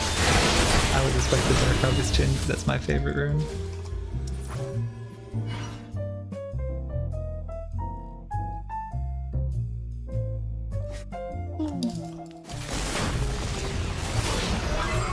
I could probably get Deluxe. These are cute. Gotta fade it out.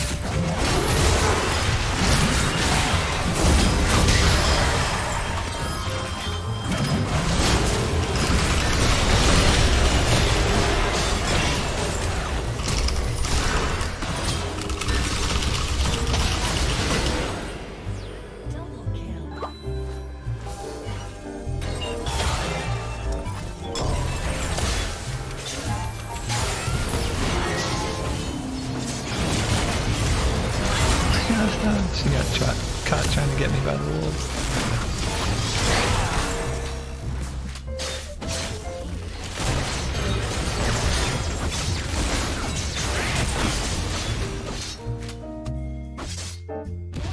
Destroyed an inhibitor.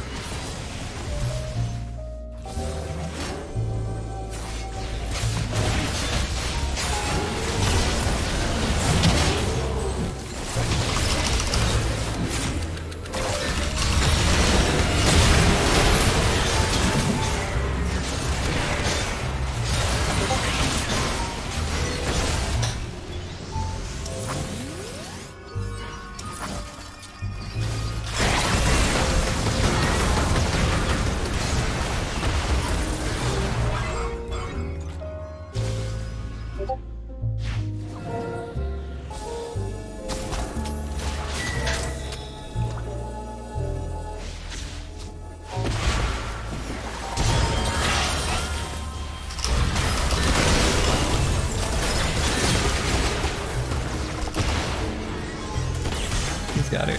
Yeah!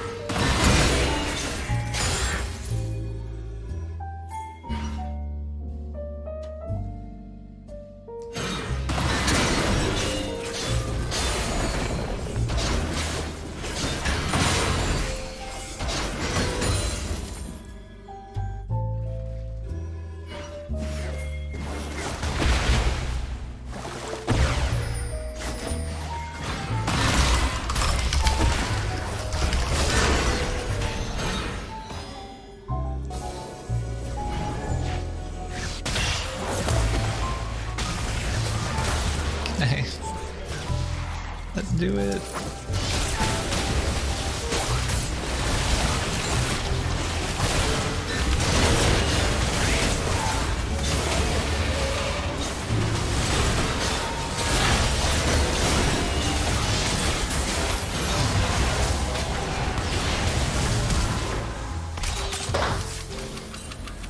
Rampage. I think he just took my red. Jim Killian got my red. That's actually perfect.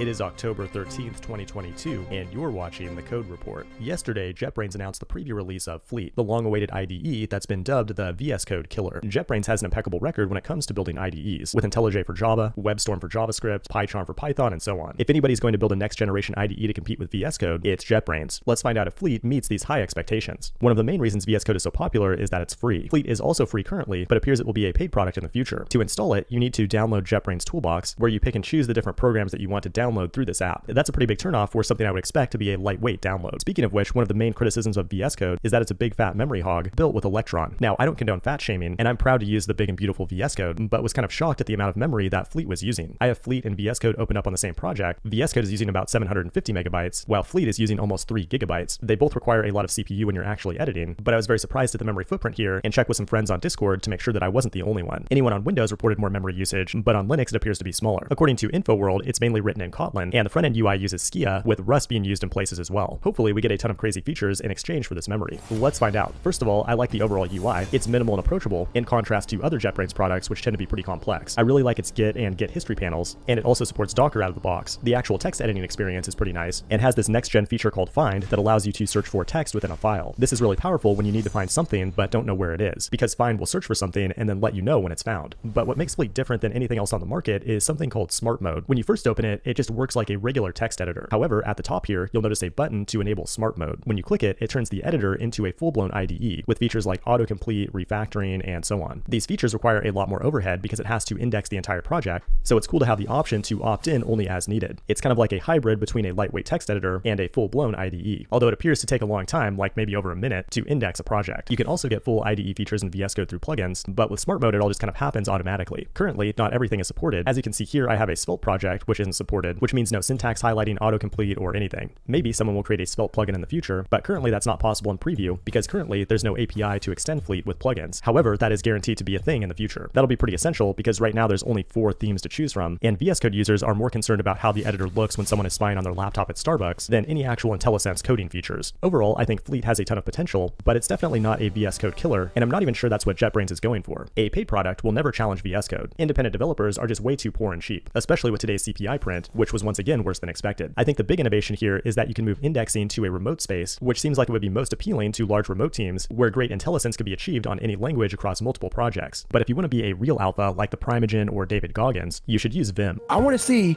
that guy who immersed himself in fucking hell. And he thought about quitting and leaving and his wife and his kids, and why am I here? Is it worth it? All this crazy shit? The way I do it is I open up my terminal, type in Vim, then zoom out the camera a little bit, then take advantage of VS Code while Vim is running, and now my mom can proudly say her son uses Vim. This has been The Code Report. Thanks for watching, and I will see you in the next one.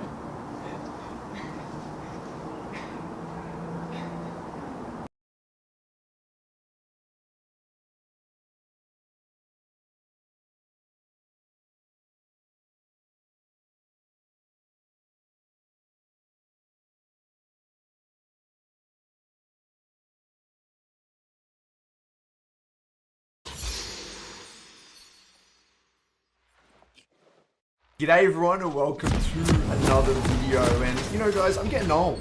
You know, I'm 27 this year, which is ancient in the gaming industry. And you know, I say this every single time. I do a lot of coaching, and I want to save you guys time. I want to get across information that, you know, things that are, you know, 10%ers, 15%ers, 20%ers, things that are really gonna speed up your climb. And you know, I see a lot of the same mistakes, and this is something that I believe should be common knowledge, and I think it is for a lot of people, but there are people out there that don't know this stuff, and I really want to get into the details here today. So, you know, I talk a lot about having coherence between these 4 areas, okay? We have itemization, we have runes, we have playstyle, and we have summoners. So I get a lot of questions talking about, Curtis, oh, should I be taking this rune, or should I be building this, or should I be taking this summoner, or how should I be playing this lane? And yes, these are all relevant questions, but at the end of the day, guys, there needs to be coherence, or, you know, a connection between each and every one of these concepts. There's no such thing as only having, you know, good itemization, and then this is completely independent from runes, and this is independent from playstyle. No, they're all connected. They're all interconnected. So you can't talk about runes without having to talk about itemization. You can't talk about itemization without somehow relating it to the way you're playing your lane. And then people ask, well, what do I center around? Like, where do I start? Do I start by building around the rune? Do I start by building around the summoner I want to take? Do I start by building around the item? Or just, do I build around my playstyle? I think it really depends on the meta. It depends on the champion you're playing, and it really depends on you. You know, there are times where a rune is very strong in a given meta. Maybe there's a new rune out, and a rune is very strong, and everything is centered around that rune, and that can be the case. There are times where a particular summoner, maybe, you know, I think there was TP was really strong at a point in time, and a lot of your runes and your playstyle and the way you play the lane was centered around taking TP. Or maybe you're a Malzahar. You know, Malzahar is a really classic example of everything tying around Malzahar's core identity of just getting to that lost chapter, right? So a lot of like the runes and the way you play the lane and the summoners and everything ties directly around getting to your lost chapter. And there are other champions out there, say like Aurelia, that's a great example. Everything is really centered around trying to get to that Borg power spike, you know? And so it doesn't really matter what you center around, and we'll get into the details in a second, but it's important to note that all of these things are interconnected, and they need to make sense. And this is a classic example, and I use this example a lot as well, you know, and this is just my interpretation of the matchup. And again, I'm not saying that this is the only way to interpret the matchup, but I think this is a really great example to show what coherence means, right? So let's say, for example, we are playing Victor, and we're playing Victor v Syndra, okay? Now, I can start by thinking, all right, I really want to play this lane fast-paced. I know it's going to be fast-paced. It's a mage v mage matchup. There's going to be a lot of heavy trading. Okay, therefore, what would allow me to thrive in that particular matchup? So given my playstyle, I'll then, you know, by being heavy trading and going through a lot of resources and taking a lot of damage, well, going something that's very lane-centric in the runes would make sense, right? So the Airy, Mana Flow Transcendent Scorch with Biscuits and Cosmic Insight. That's a very common setup when you're playing something like a mage. That's also typically, traditionally in the past, especially pre-Seapot nerfs, you would see Seapot start because it's very heavy trading. Now notice how this makes a lot of sense. The TP as well, for lane control, tempo, you know, you're going to heavy trade, come back, you want to fix a wave state or get a good, just get vision control or something, TP really comes into play. Now all of these things make sense, don't they? The Seapot for heavy trading, or nowadays probably even Doran's, because Doran's is a little bit stronger, but that's, again, totally preferential. But the heavy trading, with the TP, with the aggressive rune setup, with the heavy trading in lane, it all ties in together. Now, yes, this does get a little bit more complicated when, let's say, for example, the enemy has a Shaco jungle and you have like a Shyvana, you might not be able to play fast and aggressive. Yes, let's leave that aside for now, and it does get more complicated. But at a basic level, it makes sense. So rather than just talking about it, we'll just look at an example. I just type in YouTube Victor vs Syndra, get a random person playing this matchup. Let's see how they play that. So this is just a random Victor v Syndra bot I found on YouTube, typing Victor vs Syndra. And the only difference here, he actually took the exact same rune page. He just took Doran's over Seapot. I'm assuming this is because of the Seapot nerfs and things like that. But you'll notice straight away, and this is what I said before, this matchup is very heavy trading. Syndra's going to really want to abuse her early advantage with those Qs and try and space out. Victor's going to try and probably go for high value Qs. He's actively trying to tether and get into range and heavy trade with that Scorch and Q auto attack. And Syndra's actually got the right idea with the C-bot. Both of them have opted in for TP, knowing that it's going to be a very tempo, lane control centric lane matchup. And already, as you can see, you know, if one of them was going first strike, right, or if one of them was going gathering storm, or one of them was taking like a ghost or something like that, it wouldn't really make much sense for the 1v1. And this is what I'm talking about. You know, you can't fit in when people say, well, why do they? Should I be taking aerial first strike, or should I be taking ghost or TP, or should I be going? Should I be trying to build a Doran's or a C-pot? Well, the question first is, how do you want to play the lane? It really depends on your interpretation of the matchup. You can see how both of these players here have a very clear idea of what they want to get done in the matchup. This is how they interpret the matchup. And if we fast forward, right, imagine if this Victor didn't have TP. Or let's imagine if this Syndra didn't have C-pot. She wouldn't be able to play this aggressive and this fast. Imagine if Victor didn't have biscuits. And ultimately, yes, people might say, oh, I don't like biscuits, I don't like C-pot. That's okay. If you don't like the biscuits and you don't like the C-pot, then what does that mean, guys? That means you don't want to heavy trade as much. You wouldn't want to play the lane like this. You would give pressure to the Syndra, accept reality, then you're going to get shoved in, and you're maybe not going to contest the 2v2 and actually go down a bit of CS in the early game. There's always a trade-off, right? So it depends what you want. You're not going to be able to play like this and take Scorch and, take Gathering Storm and Magical Footwear and Futures Market, whatever the hell you're getting. So it's got to make sense, guys. All of these things have to join together. They're all interconnected. So same thing here, guys. We have a, Yone versus Victor. So typically, how would we imagine this one playing out? Well, the Yone's probably going to take quite a bit of poke from this Victor, especially if the Victor goes airy. Especially if the Victor goes Scorch. So therefore, the Yone is probably going to have to take a rune setup that's coherent with taking a lot of poke, right? Therefore, like the Second Wind and the Overgrowth and the D shield and the TP. And obviously, this really depends on, what rank this is played at, how confident the Yone is. Sometimes they can get away with Ignite and things like that. But like the D shield and the Second Wind makes a lot of sense, right?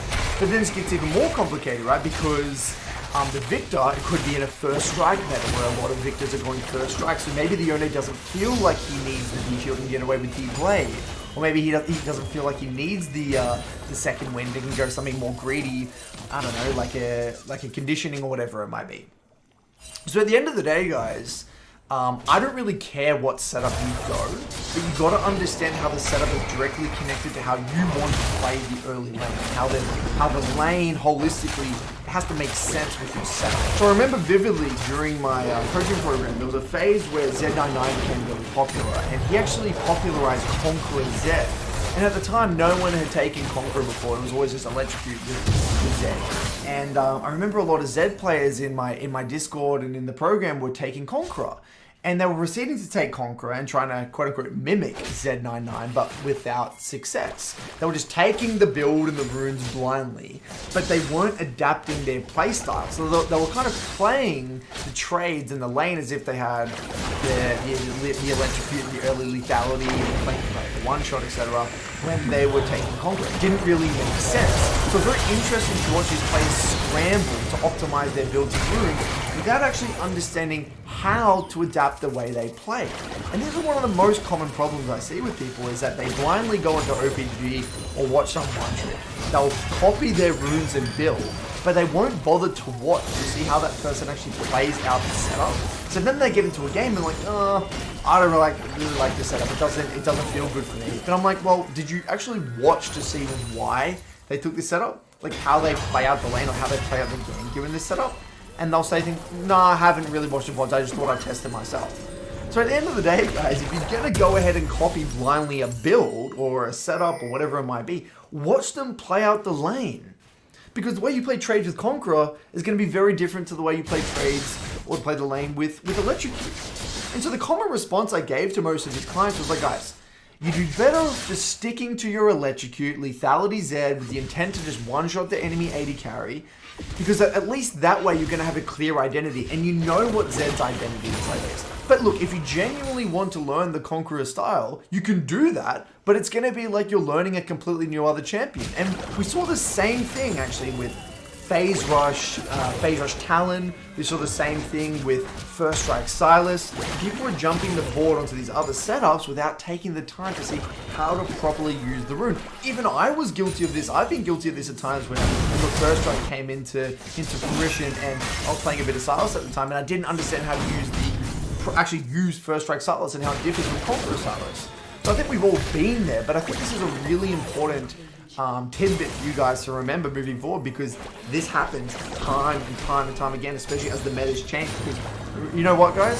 Builds and runes are the easiest thing to change, and they're so sexy from the outside because it's the easiest solution to a problem that you have. Like, rather than getting into the details and looking at your mistakes and the quality of your decision making and your win con assessment, etc., it's easy just to blame it on the runes and the build and all that stuff. So guys, before you get into that, just keep in mind that there are other adaptations that are going to have to be made. So another huge pet peeve of mine, guys, is people blindly copying these competitive game setups. So you'll see, Bjergsen in the LCS go like Unsealed Spellbook Zillion or Unsealed Spellbook Lissandra.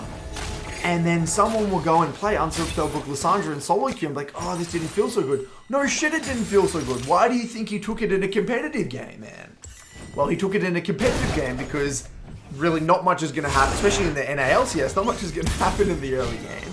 It's going to be slow and scaling, and he's going to play through his play. Same thing with Zoe. You'll see Unsealed Spellbook and Cat playing Unsealed Spellbook Zoe.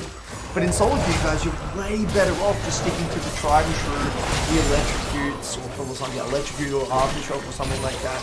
And we see it time and time again. Competitive is a completely different ball game to solo queue. Okay? But if you actually looked at the way the game was playing out, and looked at why they were taking that incoherence with the game pace and the way the game was playing out, it would make sense. It's like, oh, I just really adapt to my solo queue better. This isn't going to help me adapt to my chaotic solo queue. So, when you're searching for ways to optimize your setup, before you jump in and quote-unquote send it, before you go in and mindlessly play it, and don't go ahead and play the same way you're playing your old setup. Try and adapt the way try and make, at least watch someone else play that other setup, and at least ask yourself, well, what am I going to have to do differently with my playstyle if I am going to adopt this new rune or build or whatever the hell it might be, guys? So these are the 4 must-answer questions, okay? Number 1, how does build alter the champion's identity or my role in the composition? Now, for some champions, it's going to be really big. For example, Unsealed Spellbook Zoe is going to be very different to Electrocute Zoe. It's going to change, especially like completely the early lane. Other ones not so much. Like let's say Conqueror Zed and Electrocute Zed is a really big one in terms of the way your role in fights. When you're playing Electrocute Zed, you're like definitely assassinating the backline. But when you're playing Conqueror Zed, you want to stay in combat, peel back. And it's going to change your positioning in a lot of your role in fights, right? So have a think about that. Number 2, what does your setup want comparatively to the other setup? Very good question. Number 3, how do I need to change the way I lane via lane pace or trading patterns with the setup? Well, if you're seeing Airy with Scorch, you don't want to be sitting under your tower and not heavy trade. If you're taking, an unsealed Spellbook with TP and Gathering Storm and all this crap, you probably don't want to be heavy trading level 1 to 3. These are things that make sense, but you'd be surprised at how many people make these mistakes. Number 4, when does this setup actually spike and trough? You might know when your old setup, when you're strong and weak on your old setup, but this might not be the same on the new setup. Okay, so sometimes just watching 1 or 2 VODs of a one-trick or high-elo player using the setup can make all the difference. So my last piece of advice, guys, stop fussing over the perfect setup. Now look, I don't want to contradict myself here, but yes, runes and build are important, and they have a place in the game, and they're very significant. But at the same time, I think people still overemphasize having the perfect setup. The prime example of this was in Season 10, Season 11, there was that Korean Zoe one-trick that was getting rank 1, right? He literally went the exact same Zoe setup every single game to rank 1. He was going Electro Ignite no matter what with his C-Pod. At the time, he was even like he was doing Morello's Rush when Morello's was trash and everyone was, people were criticizing him. But he went to the same build. He did the same build, the Ludens, the whole thing, every single time. He did it in games, even when objectively it would have been better for him to go Airy or Spellbook or Cleanse or whatever the hell it might be. But he didn't give a shit because you know why? He knew exactly what he wanted to do with this setup. He knew exactly what his role was. He knew exactly what his identity was, and he knew how to execute it well. And this ties into one of my favorite quotes. A poor plan executed well is better than a great plan executed poorly. Alright? So if you want to play your Zoe a particular way, or you want to play Cassio with Phase Rush instead of Conqueror, do that. Own it. Own it. Accept that, there's obviously consequences for your actions, but you got to own that, accept what the consequences are, and get really good at it. And I actually fear the players that are really, really good at one setup, sometimes even more so than the players that can adapt their build, because they know what they want. They have a very clear understanding of their reference inside the game. So have to think about this one, guys. For some of you, this may be pretty intuitive. Otherwise, good luck in your solitude for the rest of the season. Cheers.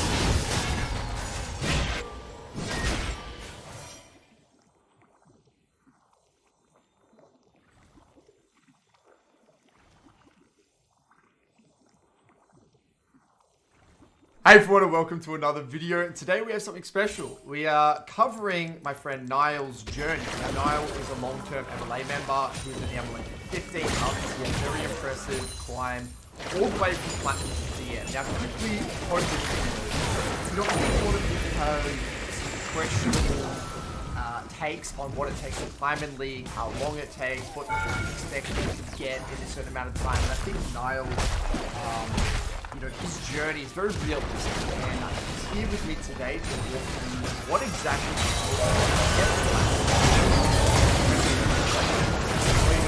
step by step without mistakes. So let's take something away from your own So diving straight in, Platinum, walk us through what was going on when you were in Platinum? Okay, yeah. So when I was in Platinum, I'd been playing the game for a couple of years, and basically one of those standard just play a million games, no process, do whatever type of players. No sense of champion pools, no nothing. I had 64 champions played and ranked in season 10, no process, nothing like that. And I also had quite a few narratives in my head. Now I can see them all in hindsight. The first one being comparing myself to others. So I had a lot of friends that were very high in rank. I had like 2 friends that were masters at the time while I was plat, and I would always compare myself to them because we were all plat at the same time at one point. And so I had this narrative of time that was, if we're all putting in time to improve, then we all deserve results. But that's not necessarily how it works. And I had to learn that the hard way. So out of interest, so some people have a different experience where they have high reload friends and they're actually a positive impact on their journey, where like they feel motivated to climb and stuff like that. For you, was it more a negative experience, would you say? Well, I'm very competitive, and it was definitely motivating, but it was also... It was motivating up until it got soul crushing, I guess you could say. Because it was motivating, and at one point I just couldn't take it anymore because my friends were getting results and I still wasn't. I was still stuck in flat, so it was helpful for a while.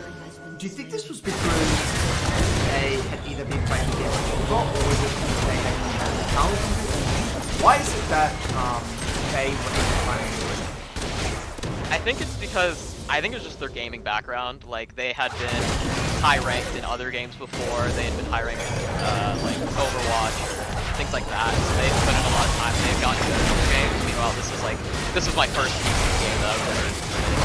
So. Oh, okay, that's a really good point. And the other thing as well, you could start spam games obviously in the process. You had 64 unique champs. Was that you? Did you genuinely think that that was the right way to climb, or did you just have no idea you were kind of having it bad? Well, I don't think. I think the issue was there was just a lack of thought process in general. It was just playing.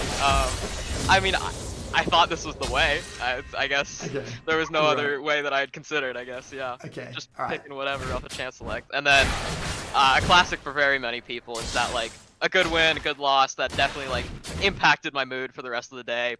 And not a good situation. Not a good situation. But you weren't toxic, it says here. Yeah. That's one thing I never had to deal with, like being getting over being toxic. I always was like a mute all player because I just couldn't stand just seeing other people type and kind of drove me crazy. So to recap where you were at play, you had no process, you spammed a bunch of games, you know, wins or losses dictated your mood of the day. You thought that time equals results, like you should put in the time you're naturally going to get results, which didn't end up working for you. You were comparing yourself with others, which led to, I'm assuming, just frustration, like whatever it might be. But you weren't toxic from the outside. So now this leads into chapter 1 of your journey. So this is when you stumbled across my content, correct? Yep. And so I was looking to get better, and I was looking around and I saw that there was the mid lane fundamental series. That was the first thing I ever watched from your content, and that was the main way that I focused on getting from plat to diamond. I went through each of them. I think I went through warding first, and then roaming, and then tempo, and I would focus on them week by week. It was my main issue that I see with a lot of people is that they move on from their learning objectives way too quickly, and so I really just if I watched the warding video and then for like the next week or 2 weeks, it was only warding. And even when I felt like I got it down, I kept going because not only do you need to get it down when you're thinking about it, you need to get it down when you're not thinking about it. It needs to be like instinct and habit. So I took a long time going from one to the next. Right, and then, so this is this 3-month period. So this is basically only fundamentals. Yeah. Fundamentals are the only that we really focus on. So week by week, you're going boom, warding, and then maybe 2 weeks or something like that, tempo, etc. Okay? And then here you've got no complex topics already. Expand on that? I mean, I just think a lot of people overcomplicate. Like, yes, there are complex topics that you need to learn in League, but not until you have the fundamentals. So I don't need to be thinking about these crazy like jungle invade paths that I can do. Oh, can I invade the enemy jungler on their raptors at like 2 minutes? It's like none of that really matters until you have your fundamentals down. So you don't just having a consistent early game, like a consistent first 8 to 10 minutes, and that was leading to a lot of results for you. Yep. Lovely. And this at the time when you were, by the way, when you were doing this month, were you playing multiple champs or just one champ, or what did that look like? Yeah, I was playing. I started to narrow it down because I was watching more and more of your content. I play a lot of Orianna.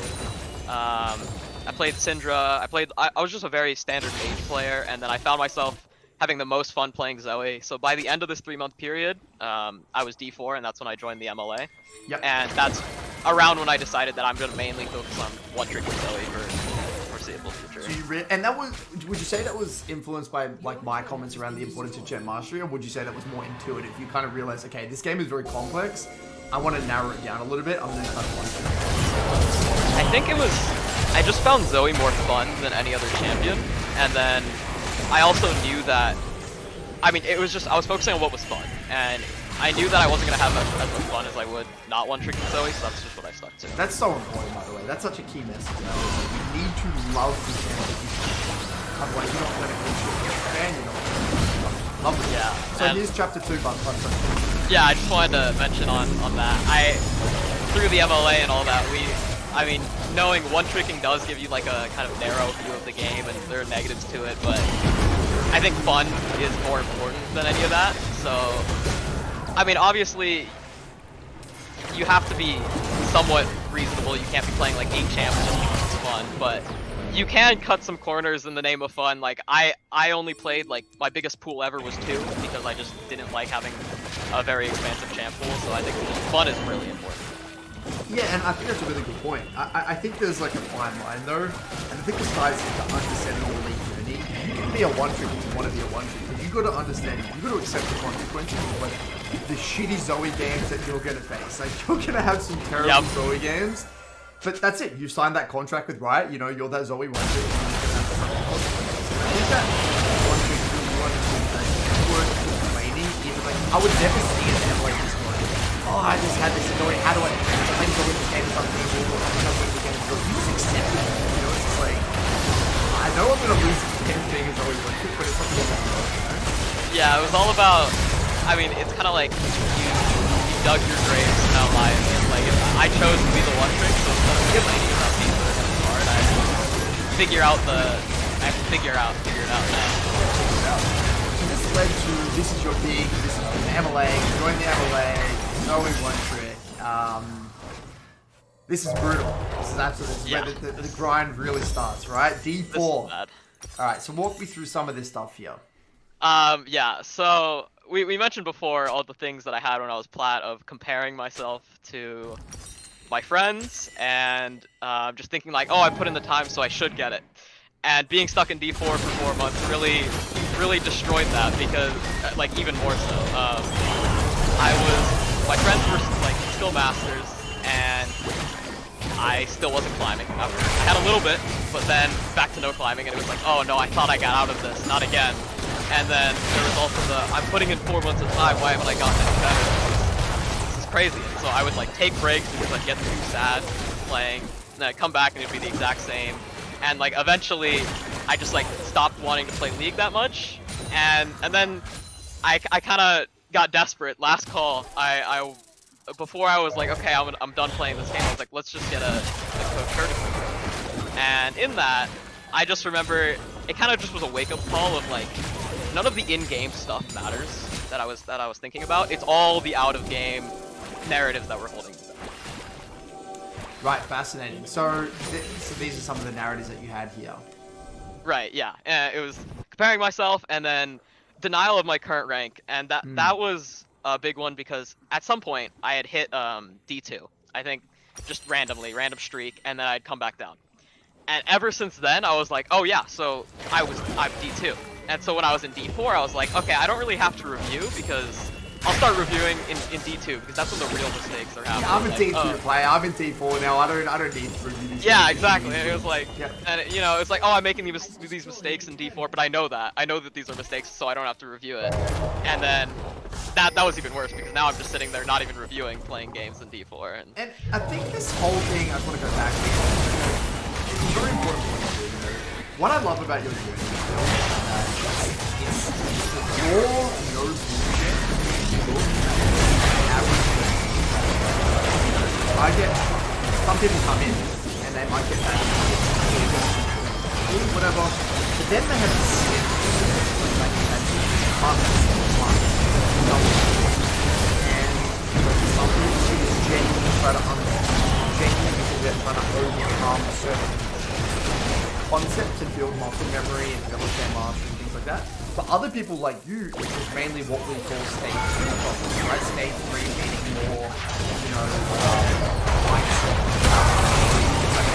problems. And for a lot of people, it's not clear, right? They're very unclear. You don't know they're there. They're sort of a visible narrative for a reason. We're not aware of them. Sometimes you need someone with an outside perspective to just call you out of your boots and be like, okay, yeah, you're actually playing well, and your view of your champ's okay, and you're ticking the boxes. Self-sabotaging themselves. So, like you said here, constantly comparing yourself to your friendship group, which in reality, now in hindsight, it's all a result of you not understanding your League journey, isn't it? Like, you don't have that sophisticated gaming background like your friends did. They're obviously going to have their ability to learn faster and through the game in a better way than you. And combined with, I deserve to climb. I'm sure you probably thought you should climb faster as well. Like, you're in the MLA, you're getting coaching from me, your friends are high elo, you've done all these fundamentals. It was a disaster. It's all this is compounding, right? It's just it's like an explosion about to happen, right? And you nearly quit, right? Yeah, you nearly quit. there was like, I remember there was like 2 weeks where I just sat there like looking at my computer. I didn't queue up. I was like, why am I doing this? What's the point? And the last resort was the review that we had. These are the solutions. Finally found some solutions. Yeah. Through them. And so, first thing, I remember you sending me a message that you're like, I think you need to get over that your friends are improving faster than you. So you recommended me the book Can't Hurt Me by David Goggins.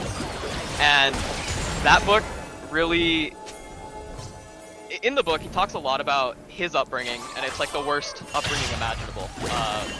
It's a lot about like, he had a very tough childhood, and it really puts a lot of things in perspective about how everyone has their own path, and you have to work a lot harder sometimes to do the same thing. That's just how it is, and you kind of have to suck it up. I don't know, reading that book really opened my eyes to the fact that me not climbing, like, and my friends were, like, it made me okay. That was the first thing that kind of got me over comparing myself reading. And then the second one, I don't really know where this came from, but I remember saying, and eventually I just kind of looked at myself, gave myself a reality check, and I was like, how can I have the audacity to expect to climb and expect to get better when I'm not reviewing? Like, how do I expect to get better at playing the game when I'm not even practicing?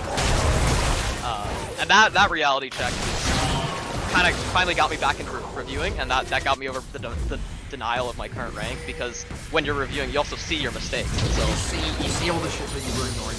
Yeah. You've like brought it up to the surface. Now you can start to become aware of that. Yeah, and if you're making these mistakes in D4, it kind of calls into the question, oh, are you really D2? You know, and so I got over it. Right, that's so interesting. Okay, so then let's lead to chapter 3, the 1v1 dojo. Yeah. So walk me through this, man. So things were going a little well. I was like starting to hit D2 a couple times. I was a lot happier playing the game. I was having fun. And then I realized that every single laning phase was like the hardest thing imaginable for me.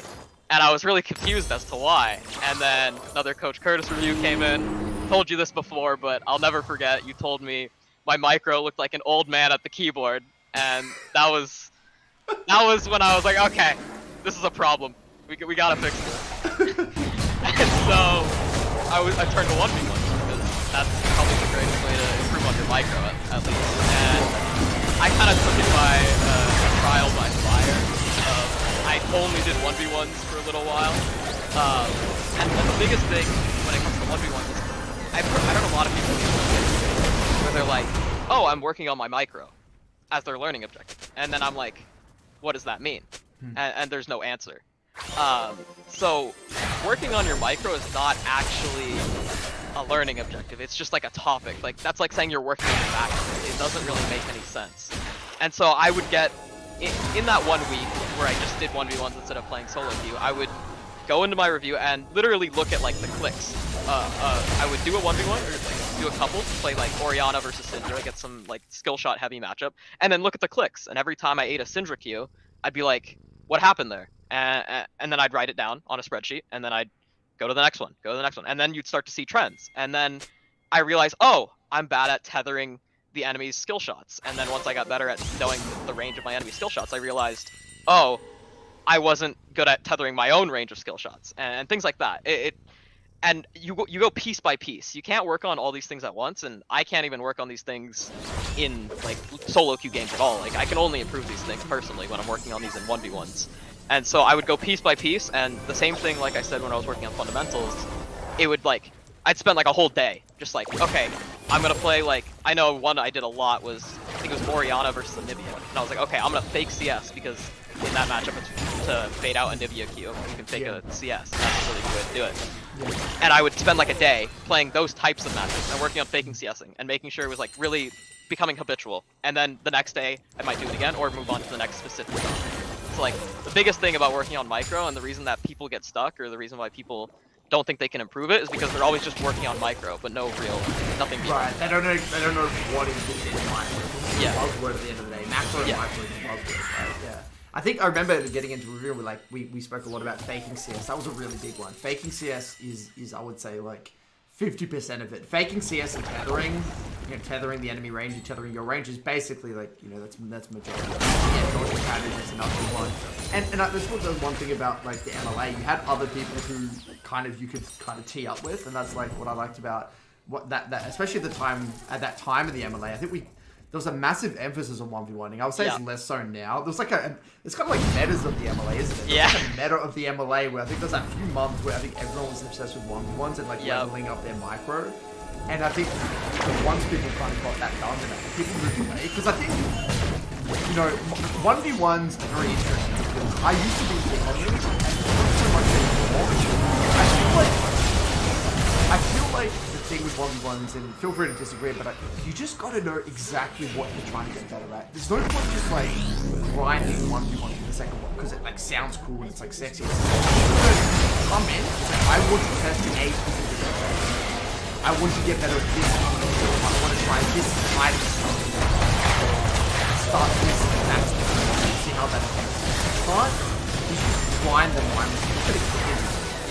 The biggest thing I see is like people play 1v1 like basically what it looks like in the NBA at times. But yeah, I would say because I would literally do like 3 1v1s. It would take like 20 minutes or something to play to level 6, and then I'd go leave for an hour, and I'd watch the VODs of just those 3, and like right now I'm looking at the clicks, looking at every skill shot that I ate, looking at the trends, and then I'd come back later and be like, do 3 more. Like it wasn't just like going. It wasn't just I was reviewing wars, and I was just and I also found that when people play 1v1s, they play differently. They play as if the jungle doesn't notice that. Yeah. It's like they go into 1v1 and you see them like walking on the tower without wards. I'm like, you're never gonna do this. Yeah, in the game. and so personally, I'm not a big 1v1 fan, except for micro specifically. Except for micro, yeah. But besides that, I don't 1v1 at all.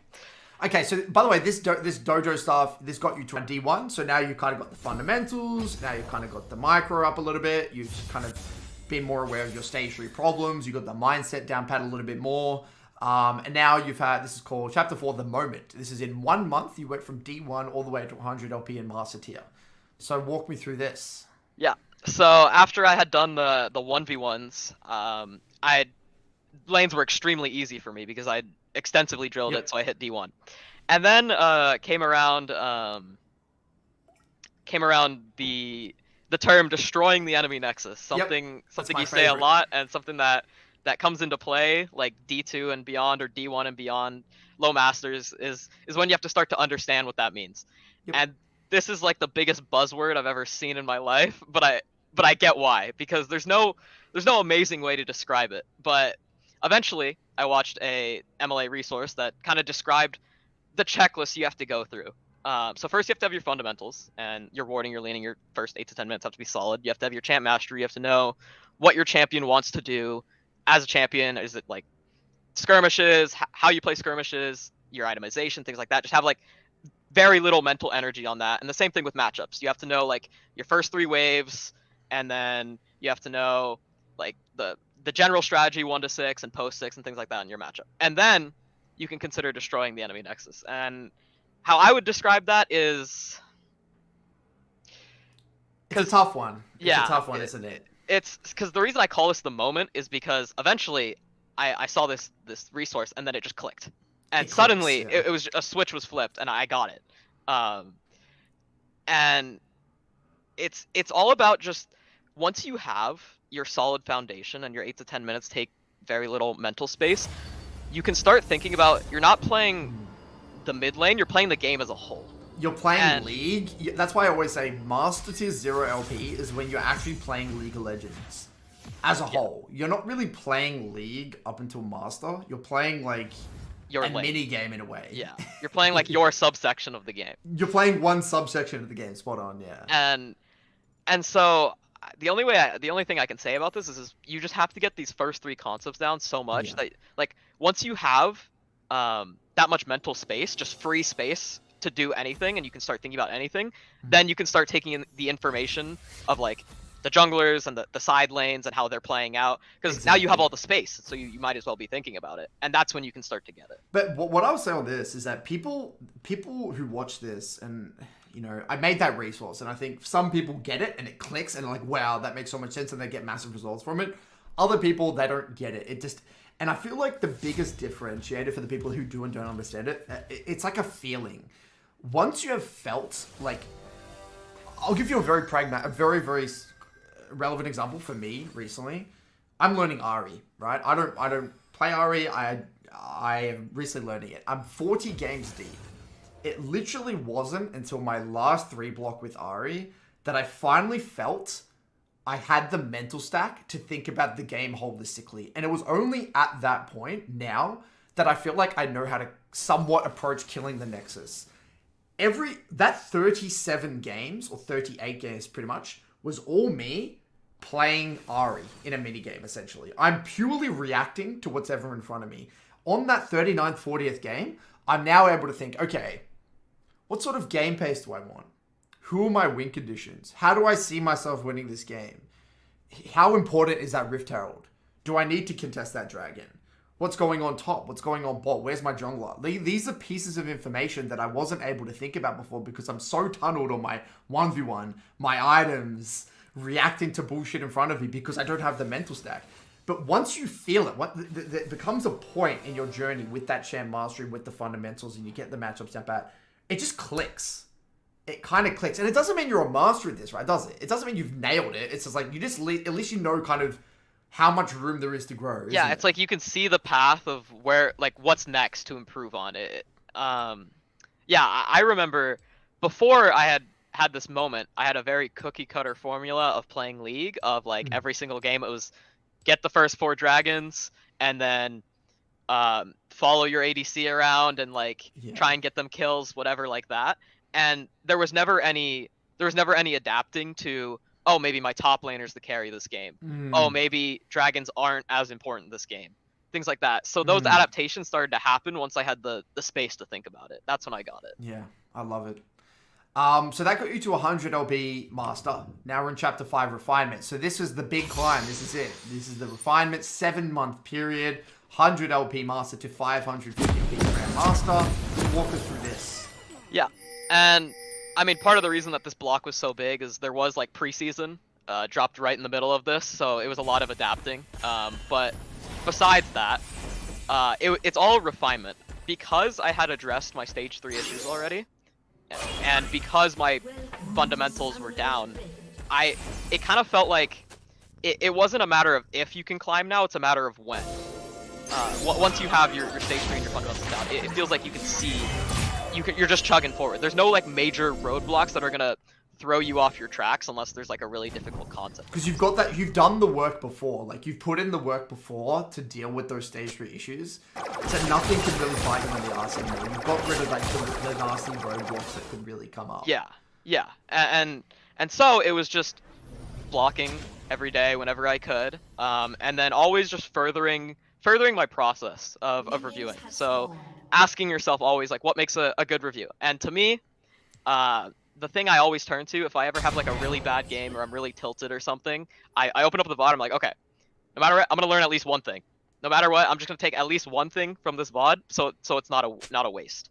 And that could be something as simple as, oh, I shouldn't stand in the minions versus like this champion, levels 1 to 3, whatever. Even if it's something that small, to me, a good review is I put in effort and I take at least one thing. And then the third point, asking why. This is kind of like one of the biggest things I tell people, and one of the biggest concepts I want to spread more is. Let me give you an example. So, let's say you're playing Orianna versus Akali, and 3 minutes 30, you die to a jungle gank. Well, a lot of people ask, they'll open up the VOD, they'll be like, okay, why? And they're like, oh, I didn't get my ward down. And then they write in their notes, okay, get your ward down at 3:30, and that's it. But that's not enough, because let's say you're a diamond player that did this. More likely than not, you know to get your ward down. So then you have to ask yourself, okay, why didn't I get my ward down? Oh, I wasn't thinking about it. Why wasn't I thinking about it? Oh, I was focusing on my matchup really hard.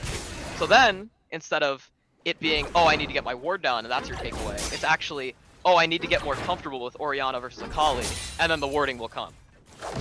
And so, that's the biggest thing. People stop asking why way too early before they get to where the real learning is actually, where the real learning is. And this is the biggest thing I emphasize. Right, try to dig to the core. What's the core fundamental reason? Where's your attention being focused? Yeah, because so many people, like, they'll take the symptoms of a problem. Like, they'll be like, oh, I didn't get my ward down. Oh, I didn't lean to the proper side. And they'll write that up. Oh, I gotta focus on it. But when the core problem of it is, oh, my attention was pulled by my matchup. Oh, I'm not comfortable playing versus assassins. Oh, something like that. Then you'll never fix that core problem if you don't introspect and actually ask why these symptoms are happening. People don't respect the concept of like they feel as though your attention can be like omnipresent, like it can be everywhere. Like a lot of the time, your attention's only going to be on one main area. So the question is, okay, do I not have enough muscle memory right now? Like, which is basically what you're saying in that situation. I don't have enough muscle memory right now in the matchup to be able to direct my attention elsewhere. Or was my attention focused somewhere where it shouldn't be? Right? That could be the thing, right? It was like, oh, I thought that the jungler was going to do this path, so I didn't think I needed to ward it. That's a very different problem, right? The same outcome from the endpoint. It's like, okay, there's no ward here, but the reason why you didn't ward can be very, very different, and that's the main point, right? Yeah. It's just asking the why. Asking the why. I thought you were actually going to go somewhere different with this, and I don't know if this is the kind of in League, did you ever in this journey kind of ask why when it came to, okay, I went for like a roam top and asked why you did this? Was this the most impactful play? Because, you know, we talk about consequences of your actions. Like, okay, I'm going to now go for a roam top, but then that leaves my bot lane exposed. Did you ever kind of go through the consequences of your actions and like weigh up stuff, if that makes sense? Yeah, it was kind of like, it was almost I did it kind of the opposite, where if my top lane would get roamed on, like my mid laner would roam top, I would be like, okay, why did they get to go top? And I'm like, okay, I got a double kill on bot lane. Okay, like, why did I know my top laner was gonna get roamed on? Like, why didn't I see that coming? It's always just, yeah, I just look at a symptom, whatever it may be, and just you look at a negative result and then kind of go down. Yeah, and even a negative result could have been, oh, my top laner could have gone top here. That's a big one. It's like, oh, I see the mid laner getting plates mid, but he could have gone top, and he could have just roamed top. I could have assessed that. Alright, so yeah. And what's this last one? How do you get higher intensity? Yeah, that was a big one. That was like the difference between GM like 300 and GM 500 was the intensity. How can I get higher intensity? That I was always asking myself that in my days, and it was like, I mean, a lot of it came down to like, when do I eat? Like, should I eat before or after a block? Because sometimes I'm like tired after I eat, something like that. Or like, and it was also like a lot of getting good sleep, and then a big one was low dodge game came around, and that was a really good one for me because my queues were around like 10 minutes long on average. I'd always just play low dodge game in queue, and that was really good for me. But I was always asking, like, if I ever was sitting at my computer and I'm like too tired to play, it's the same thing. I'd ask why, and I'd go from there. And so you kind of use the same technique in real life as well. Yeah. I like it. Okay, so this is your reflection. Okay, so yeah, let's go through this. This is your formula. Niall's formula from Platinum to GM. Yeah, so I mean, obviously it's going to be different for everyone, but if I were to sum it up in the way that I think would be the most consistent across the board, it would be working on these following things in order. So the first one is just champion mastery. Like, you have to pick a champ that you love and just like know what they do first of all. Like, for example, you were explaining earlier how you were playing Ahri and it took you 40 games to just even stop just like focus solely on playing Ahri and like getting used to the champion. Like, you have to be used to the champion you're playing. You kind of have to know your idea. You have to have your pool down basically for your first step, which a lot of people do. Second one, learning the fundamentals, much in the way that I did in Platinum, of going like, I mean, not necessarily week by week, but focusing on one, making it a skill that you got down, and then making it a habit, and then moving on to the next one. So practicing it. Don't jump the boat too quickly. Yeah. Really focusing on them and respecting them like one at a time. Really acknowledging like, why are you warding? Like, what's the point? Like, oh, you get to know where your jungler does.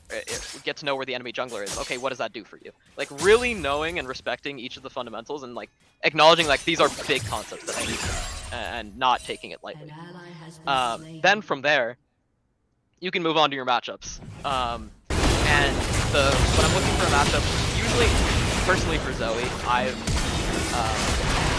I create buckets for every champion that I play.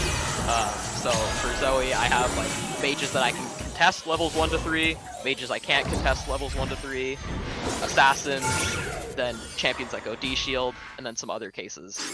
But you have to know how, and that kind of, the buckets help you in what I'm about to say.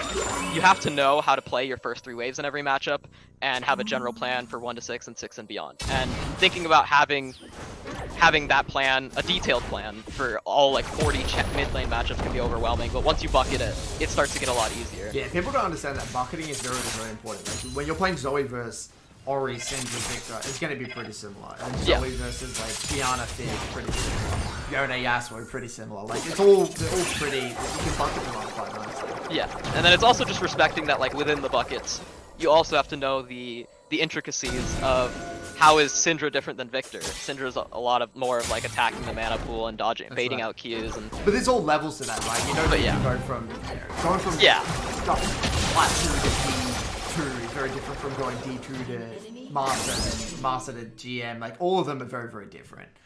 So yeah. Yeah. So at the very least, have your buckets then. That's right. And then the fourth one being win con assessment. We've talked a lot about it, but I always thought it's just like the fundamentals is you get tools, and then every time you're loading up into a league game, it's like you're opening a random cardboard box of random like materials, and you have to build some sort of house to the best of your ability. That's the best way that I think about it. But it's a great analogy.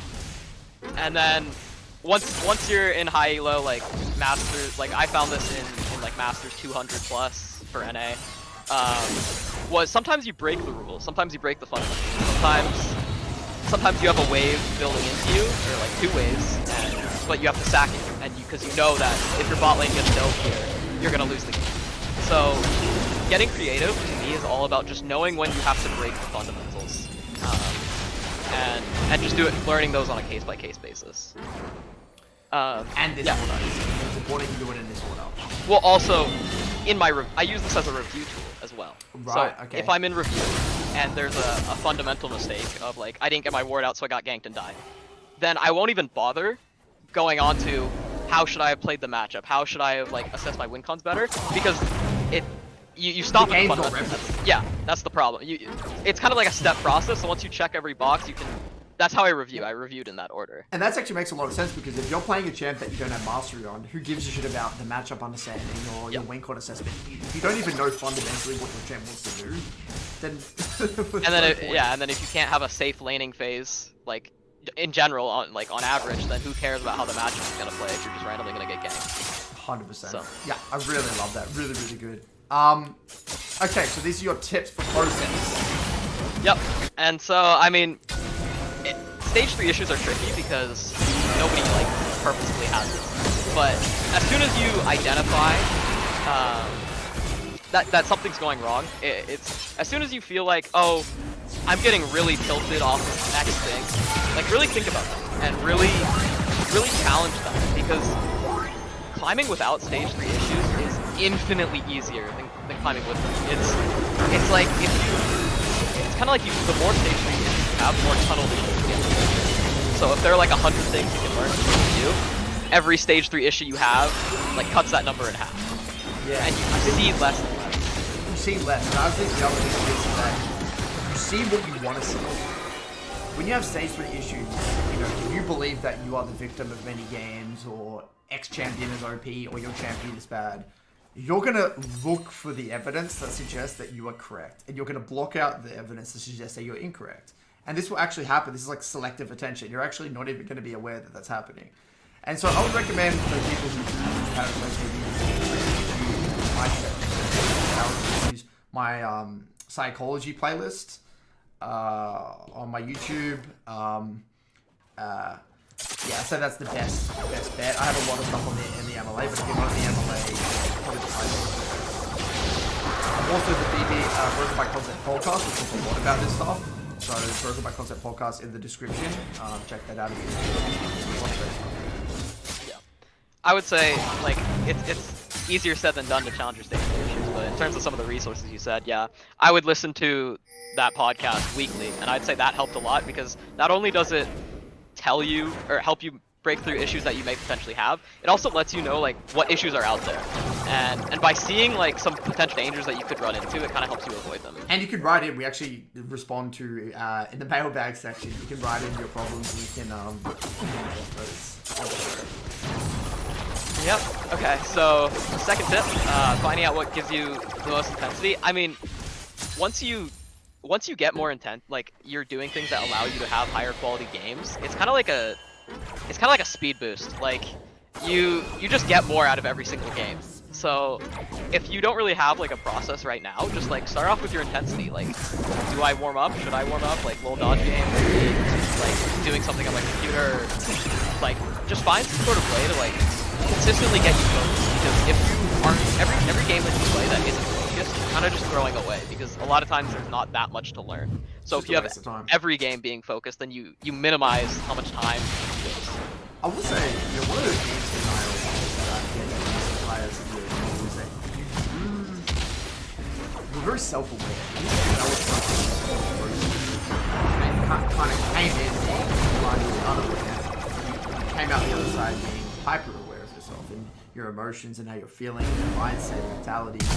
And I think this is one thing that League is very good at doing. League is a great medium to develop that self-awareness in your play. And I would say for me personally, you know, one of the big problems of just society nowadays is all the defense. Like, think about it. We go from playing a League game, and then you're on YouTube, and then you're on your phone, on Instagram, and then you go on Netflix, and then you're doing this, and it's on a podcast, we're making dinner. We're just so, we're like bombarded by like a trillion mediums. And I think that, if you don't give your brain a chance to like really like connect the dots, sometimes you just gotta stop listening to music, stop listening to podcasts, stop like give your brain a chance to like just figure shit out and piece together what just happened in the past. So for me, my favorite thing is in the shower.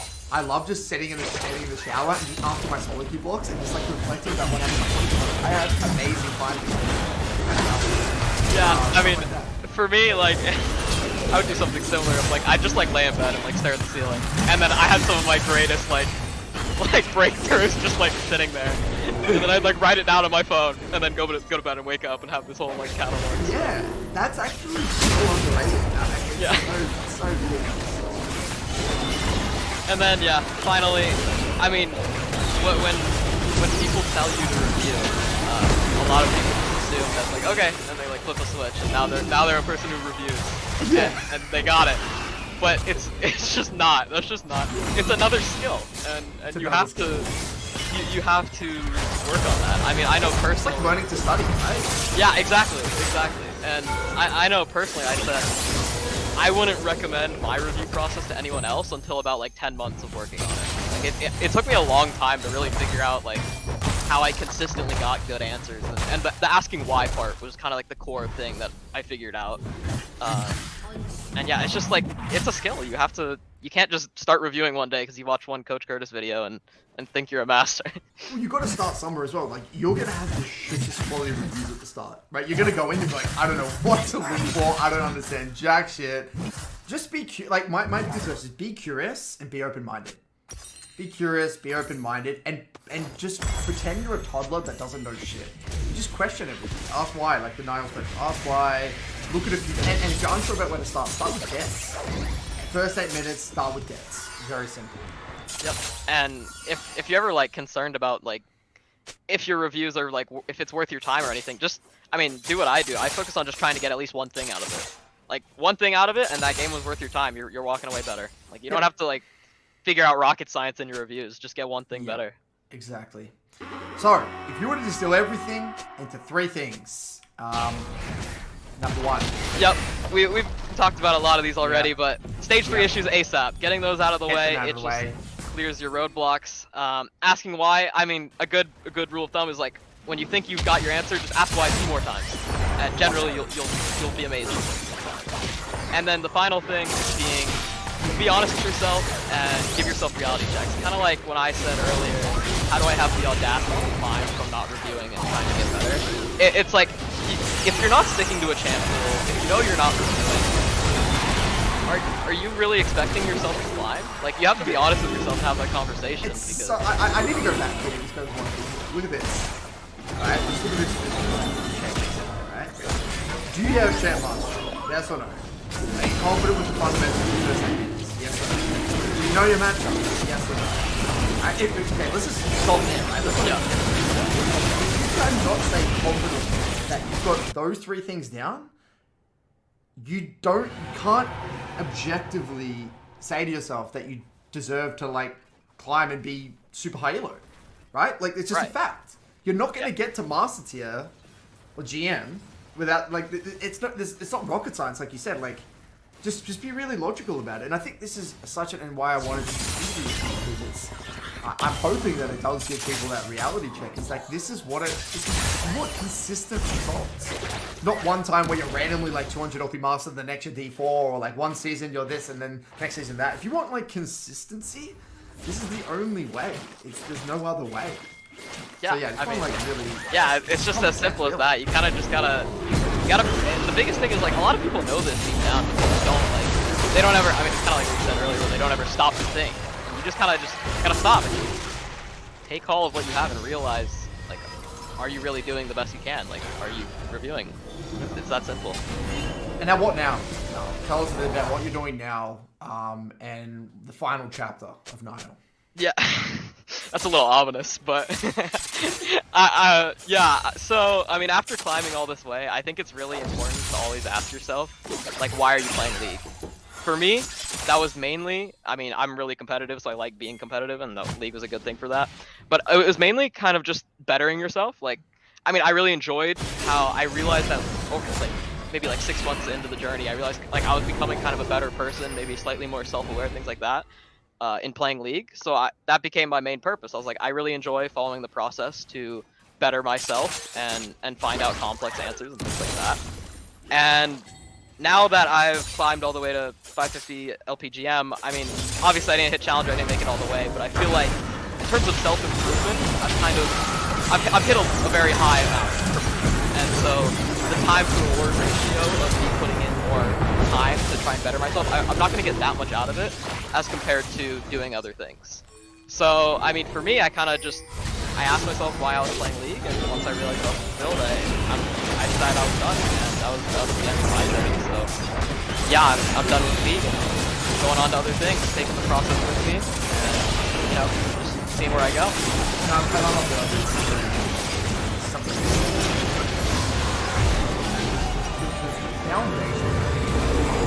Always up. What am I trying to get out of Call of Duty? What am I trying to get out of it? Is it a competitive outlet? Is it something that you want to test yourself and get yourself? Is it one where you want to improve emotional regulation, or like you said, a personal development tool? Is it something that it's a hobby, right? You want to be very good at your hobby. Is it something that you want to be better than your friends at? Whatever the hell it is, win local tournaments, whatever. If you're not honest with yourself,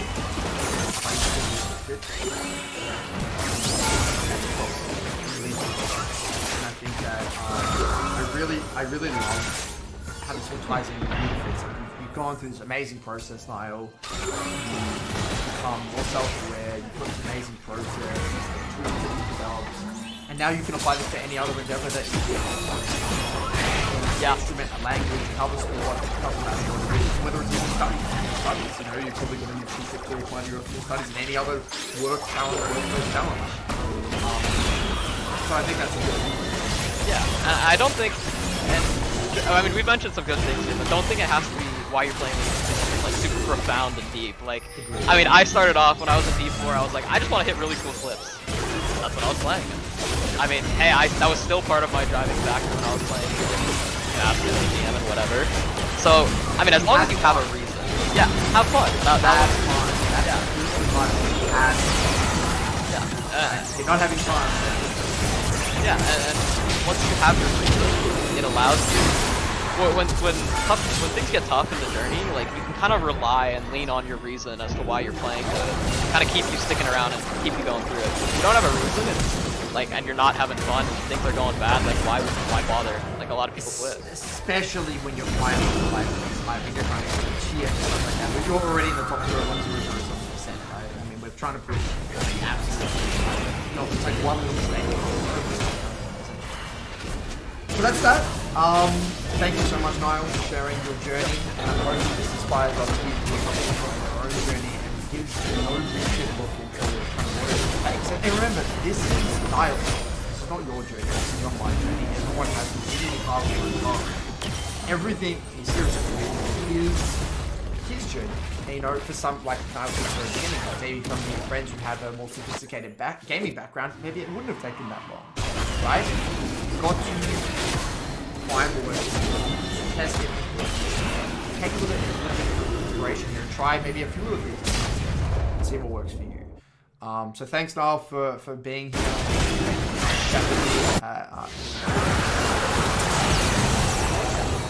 Yep. Thank you, Tommy Emily, as well.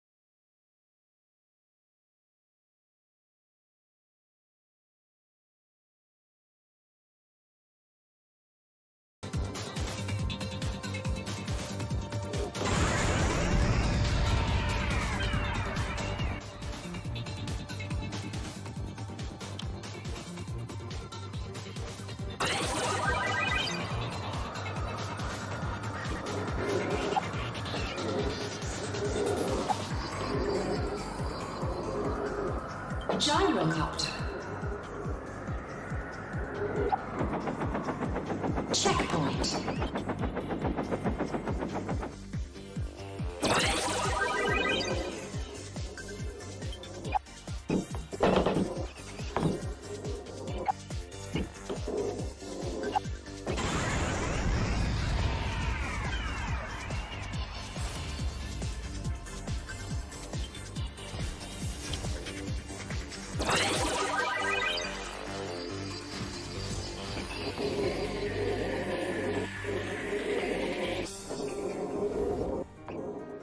Time travel.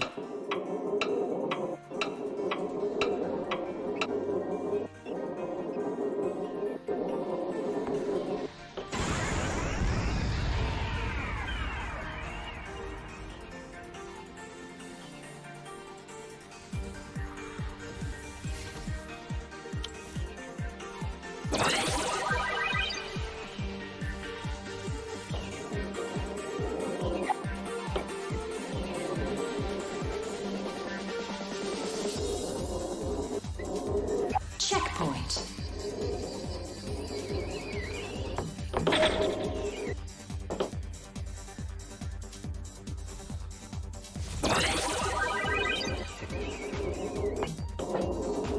Checkpoint.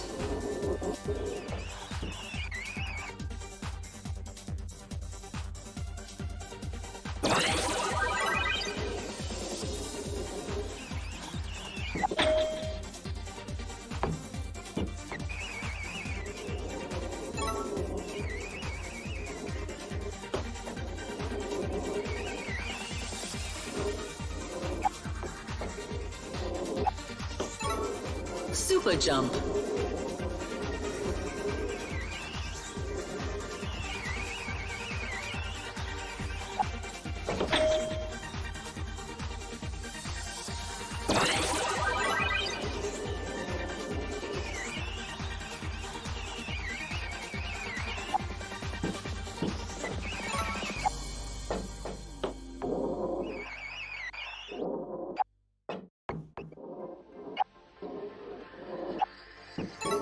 Super jump.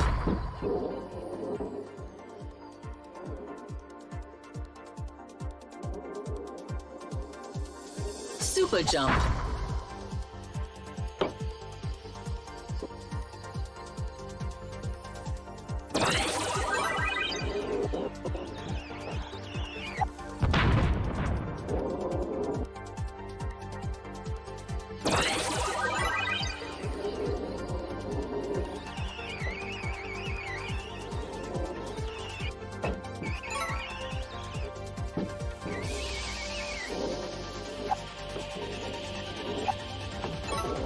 Super jump.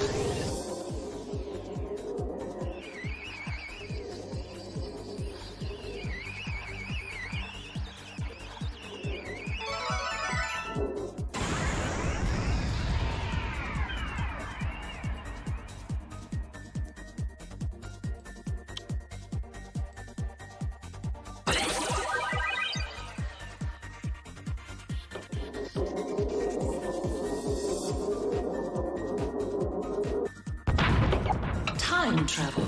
Time travel.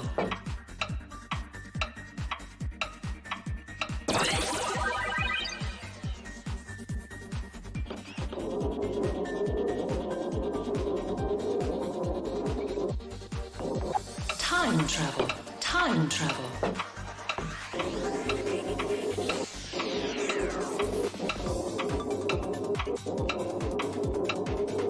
Checkpoint. Checkpoint.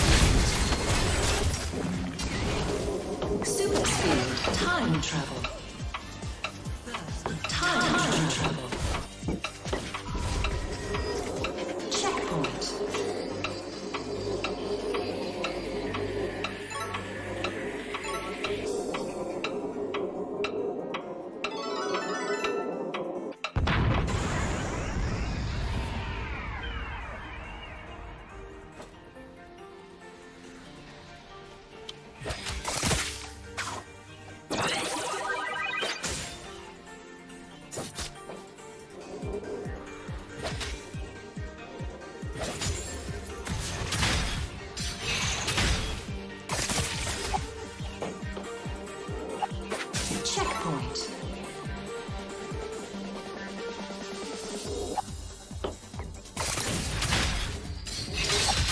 Checkpoint.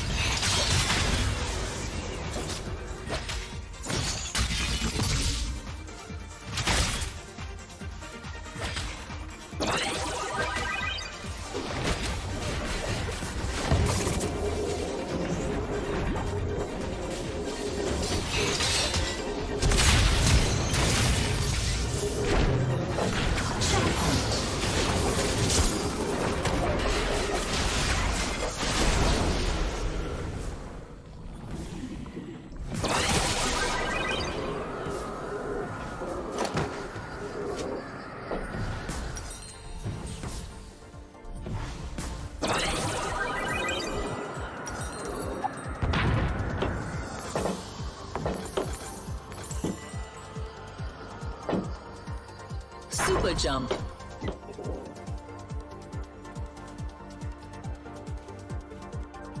Super jump.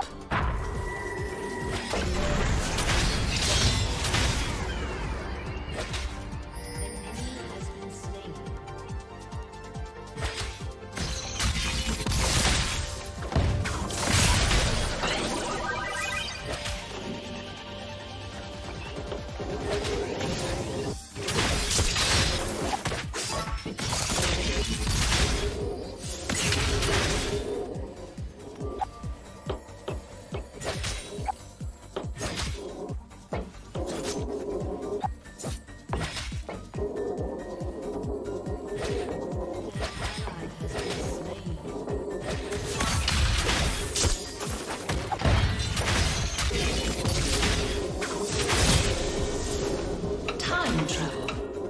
Time travel. Time travel. Gyro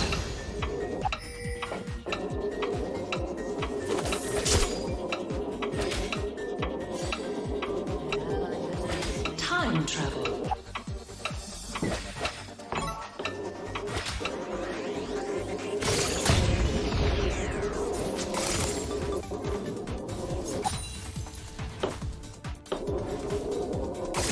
Checkpoint. Super speed.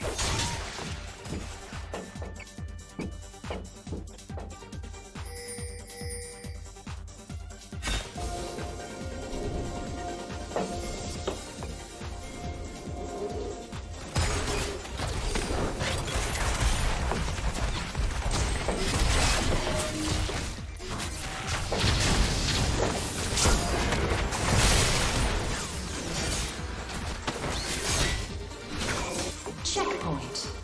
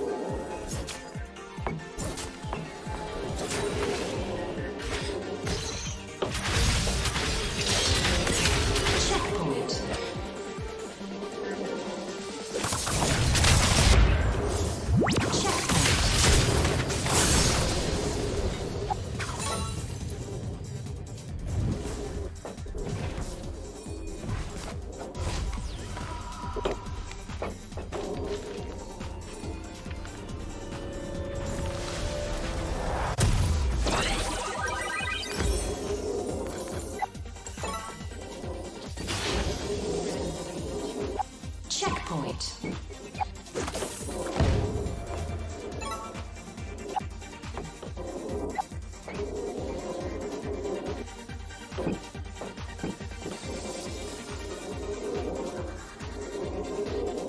Checkpoint.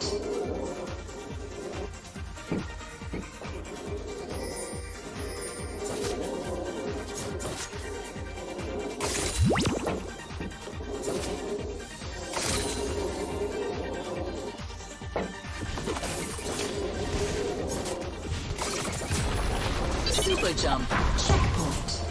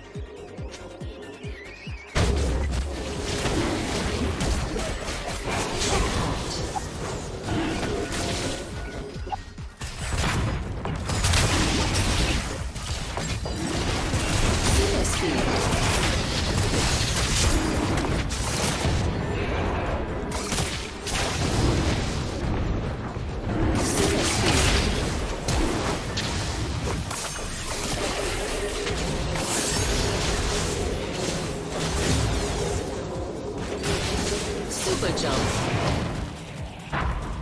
Checkpoint.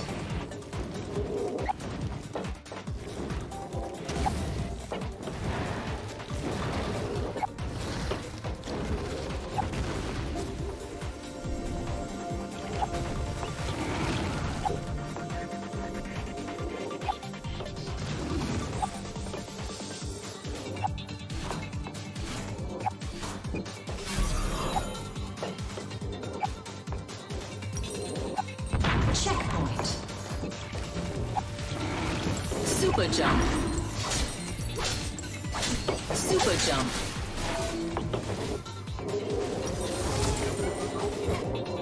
Super speed.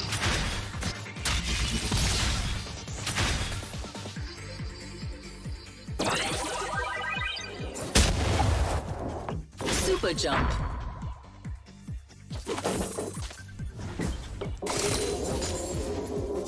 Super speed. Super speed.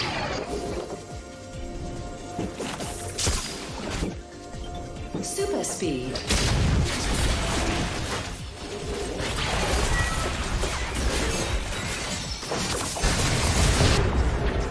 Super speed.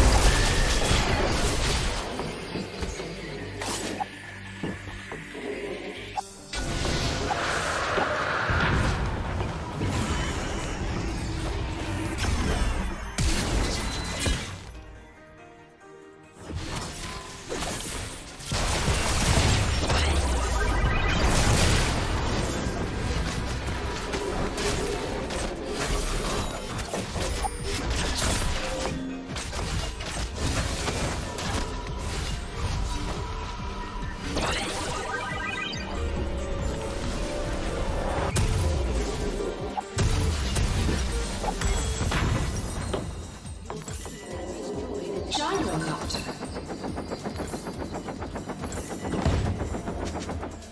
Checkpoint. Super jump. Super jump. Super jump.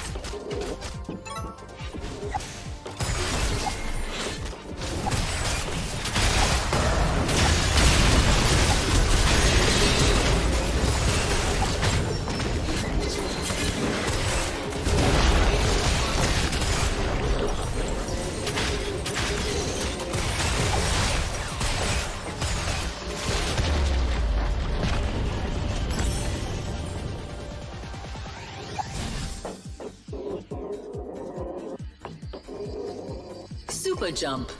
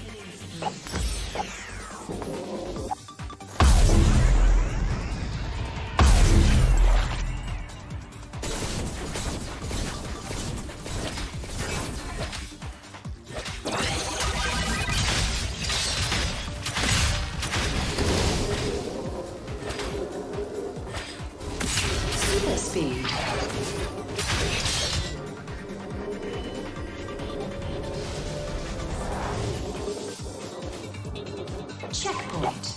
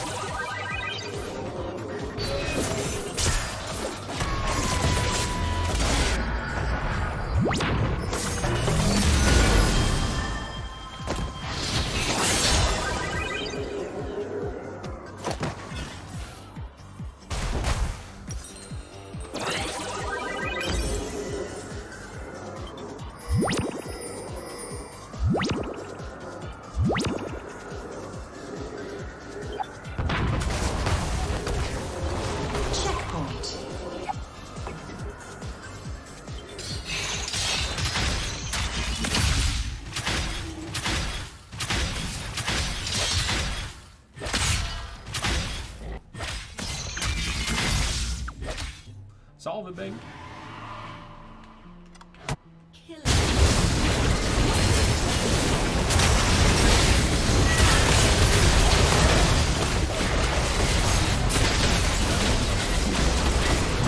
That would make sense.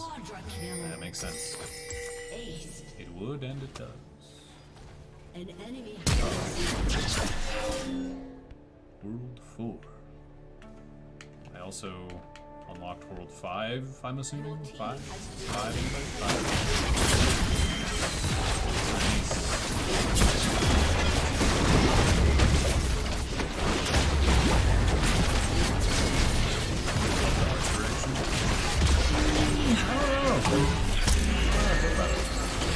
Visiting his parents' home for holiday meals. Long ago years when he lived under their roof, oppressed by their insistence on upholding strange values which, to him, were meaningless. Back then, bickering would erupt over drops of gravy spilt onto the tablecloth. Escaping, Tim walked into the cool air toward the university he'd attended after moving out of his parents' home. He distanced himself from the troubling house. He felt the embarrassment of childhood fading into the past. Now, he stepped into all the insecurities he felt at the university, all of the panic of walking a social tightrope. Tim only felt relieved after a whole visit was over, sitting back home in the present steeped in contrast. He saw how he'd improved so much over those old days. This improvement, day by day, takes him ever closer to finding the princess. If she exists. She must. She will transform him and everyone. He felt on his trip that every place stirs up an emotion, and every emotion invokes a memory, a time, and a location. So couldn't he find the princess now, tonight, just by wandering from place to place and noticing how he feels? A trail of feelings, of awe and inspiration should lead him to that castle. In the future, her arms enclosing him, her scent fills him with excitement, creates a moment so strong he can remember it in the past.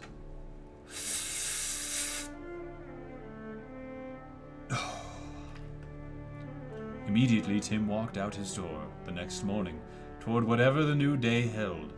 He felt something like optimism.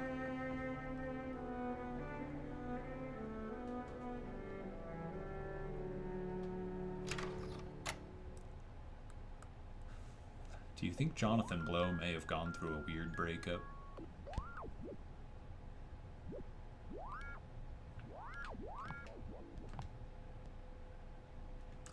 Oh my. Well, this is something, isn't it?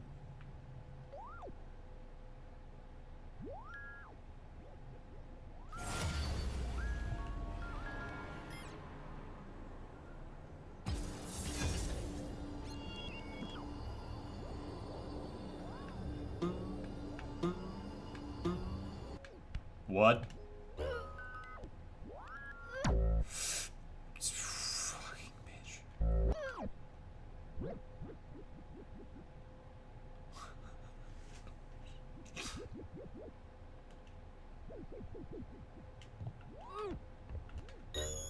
Aha!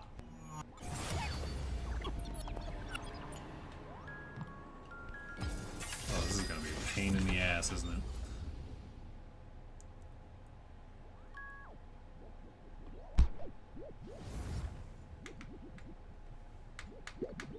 Getting jiggy with it.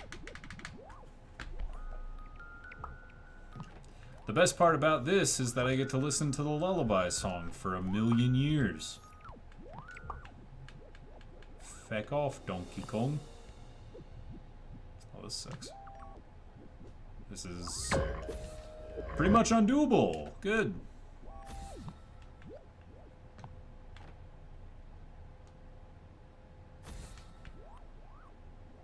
Great.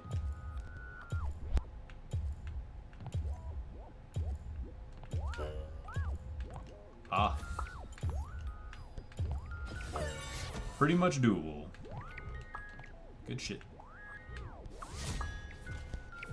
Ding ding ding ding ding ding ding ding ding ding ding ding.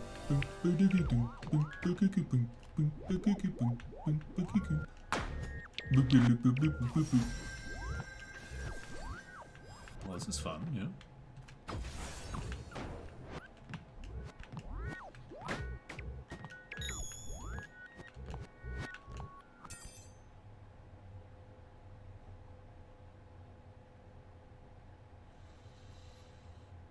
Why does it break?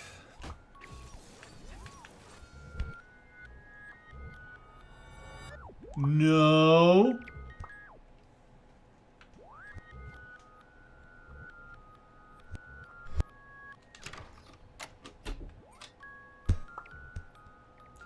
Well, I hate this. Holy moldy, dude.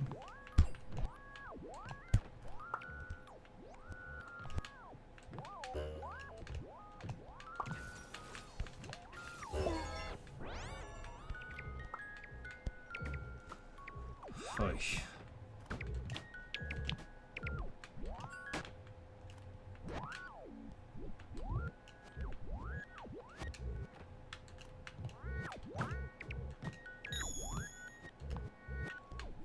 This game's so dirty. Son of a bitch.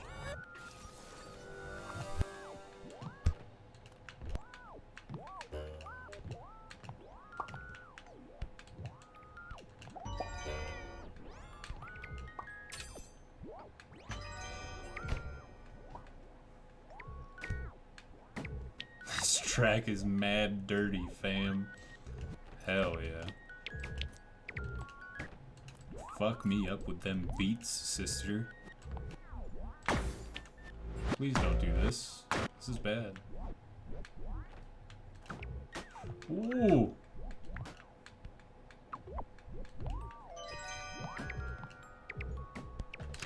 Ooh.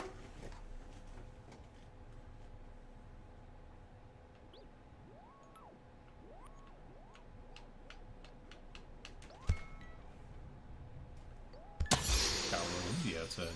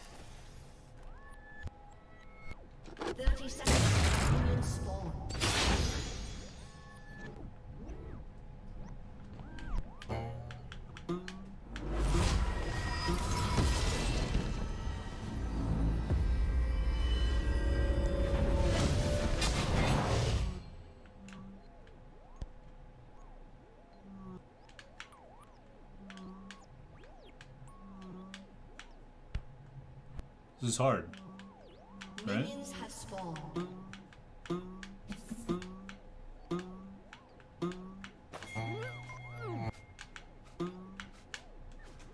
I have to like keep going forward but then back.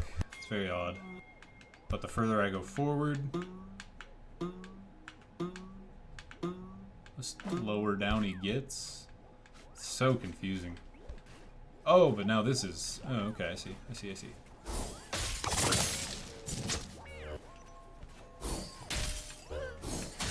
Come on.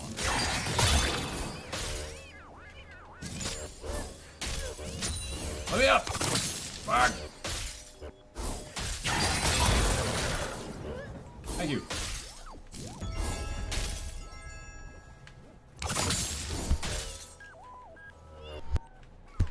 Oh, I don't think I want to land on him.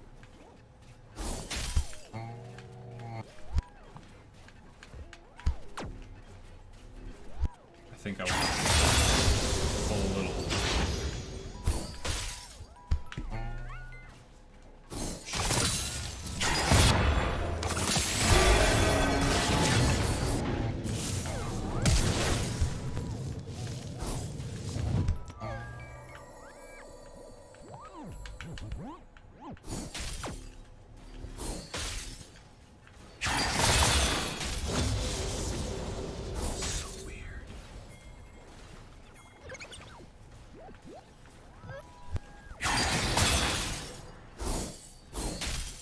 I like can't.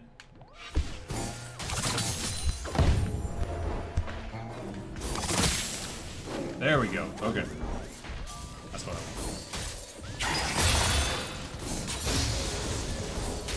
What do I need this for? I don't even know.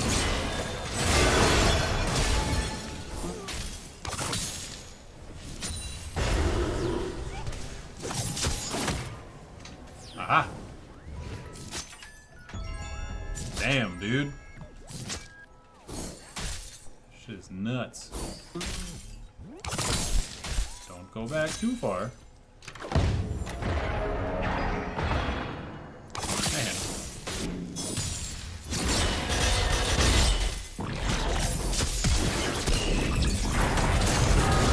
Thank God. A different song. Oh, this is so weird. So I have to go left to right? What in the hell?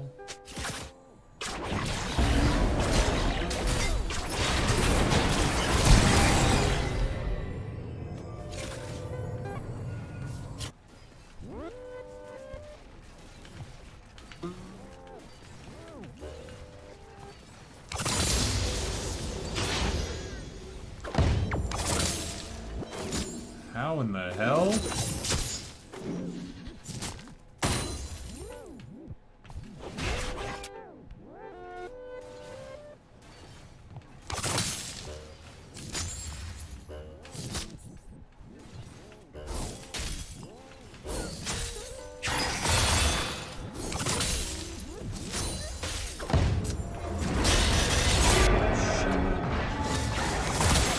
What?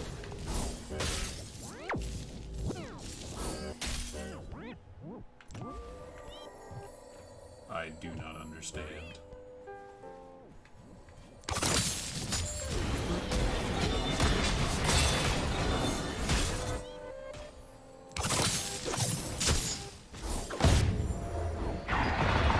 So I need to do top, middle, 1, 2, 3. Oh, this is so weird. I think this is the holy moly.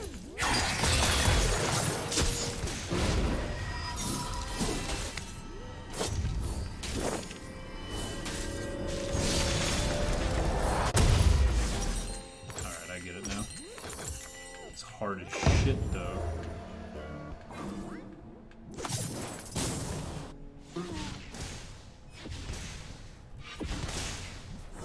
I don't know how to do this. Ah.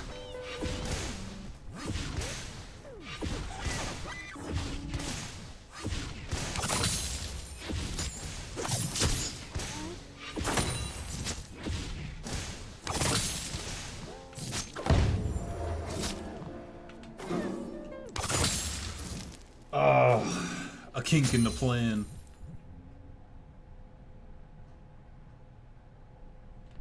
I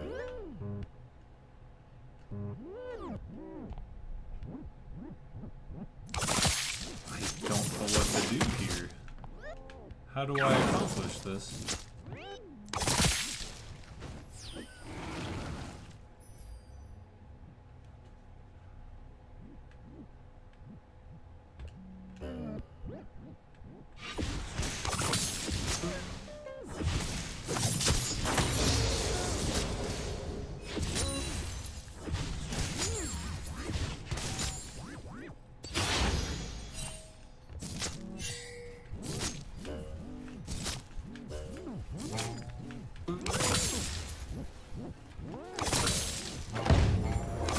What a... Wow. Holy moly, dude. It's giving you anxiety. Yo, you good taste since you're following the rules.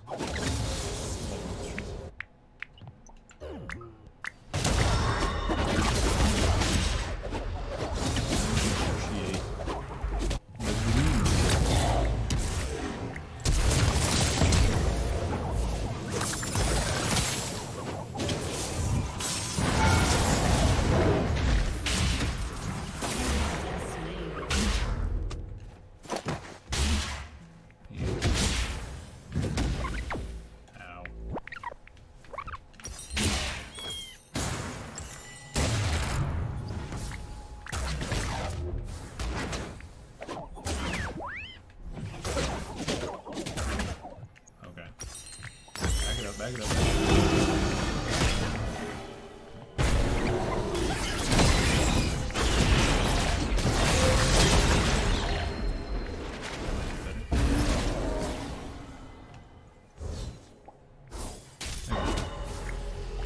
Tough to say.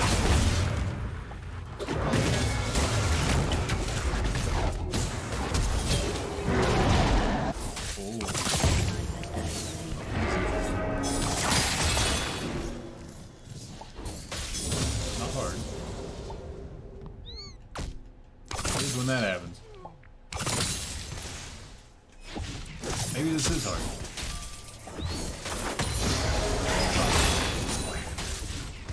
Oh shit. Not right. How in the bleh? Oh, I get it. Ah.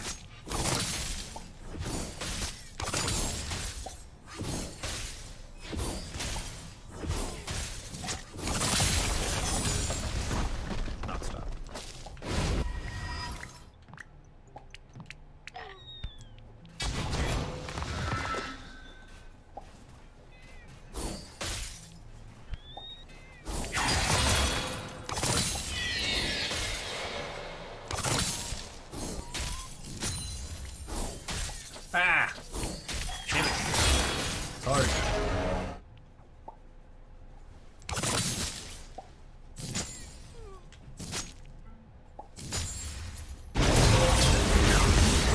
Why did I stop? Are you kidding? When did I stop?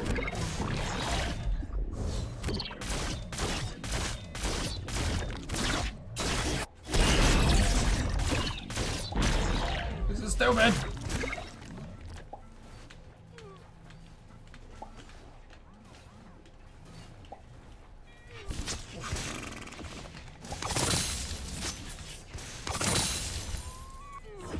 Son of a... Yo, light night fight. Thanks for the hundo. It's going, dude. Oh my god. Now what? I don't know. I don't like it though. What is the point of this? I don't understand. Why did I do this? I don't get it.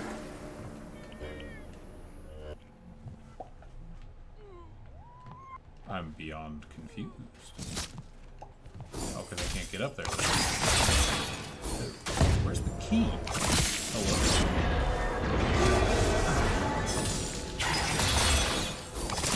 Oh, it's over there. Oh. Oh my god. Okay. This just needs a big old redo is what this means.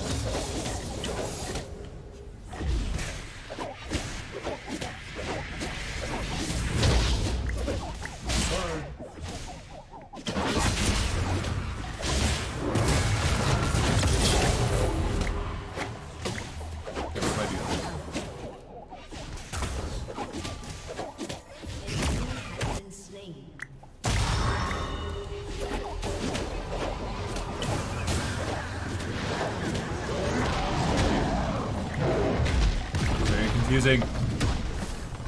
No. Heck, dude. I need to, like...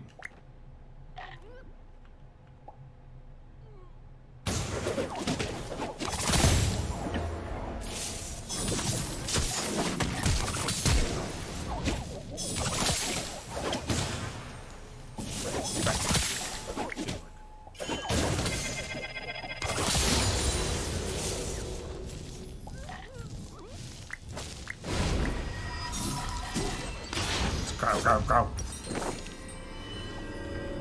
Why do you keep getting hurt? Oh, because I'm rewinding time. Okay, so I need him to stay alive for a while. This is so weird. Oh, I get it.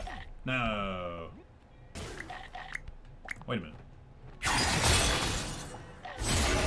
Wait a minute.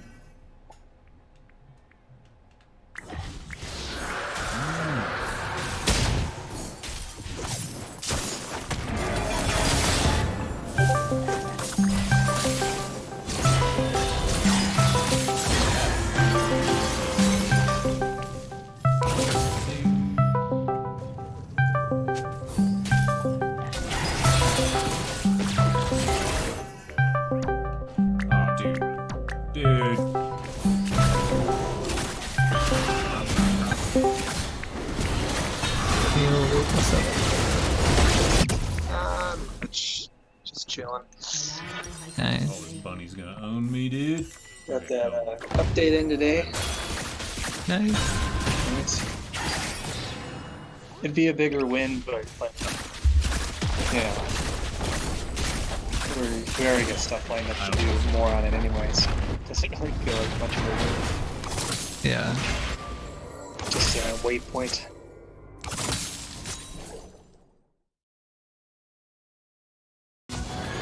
But I'm so on like one of the documents, one of the BIODs takes like 220 seconds to run, which is pretty long, you know? Like approaching 4 minutes, I think. Yeah. And so I didn't really fix that. I think part of the problem is that one of these documents has put additional ones in a schedule. We don't break the schedule down into like, you know, subsections. It's just kind of all one thing. So we have these stupid patterns that are like joined together by while. I think that's why it's taking so long. But what I figured out though is that I timed them all, and it didn't seem like the actual searches were taking as long as you might think. I figure most of the time, unless I like calculated it wrong, which is very possible. It must be that it like runs a bunch of exclusions and stuff too, or something. At any rate, I didn't totally figure that out, but what I did figure out is that we have like in breach of security, we have like 12 different sets of defined terms, and we sub those out in these patterns and try different searches on all those. But the like part A and B are what's going nuts, and then the part C is the definition, and like most of those don't have any definitions in the first place, so it just can't match. So it's trying all the possible combinations of A and B, and then always going to the end of the text, pretty much, right? Yeah. So it's like an edge case, but like, you know, it's just taking advantage of us there, you know? But what I figured out is like, well, shit, like 90% of these definitions like are empty, so why even run the searches with slotting that in? So I'm running a diff right now by just skipping all of those. Nice. Yeah. And this one particular document, it took it down from 220 seconds to 30 seconds. So definitely dealt with the problem document, but you know, hopefully I didn't go too ambitious. We get some different results for some reason I didn't foresee. It should be fine. Logically speaking, it should be totally fine. Yeah. A lot of those stupid like A star, B star, C patterns can just like, you could just search for A, then search for B, then search for C. And if you don't have all three in the first place, don't even try to put them together. Like, oh, you could do that too, yeah. So all In this case, leg-based matching. The A leg, the B leg, and the C leg, and then you just gotta join the legs with the right sides of the glue. So I'm kind of doing half of that. It's the ones where we have a pattern that's being filled and have definitions to populate that pattern. So I'm handling that case, which is common, so that's very good. But yeah, that would probably speed things up. It's a little tricky because it may be that the text contains all of those, just understand the language or something. But it would probably speed things up. Kind of depends on the pattern, I suppose.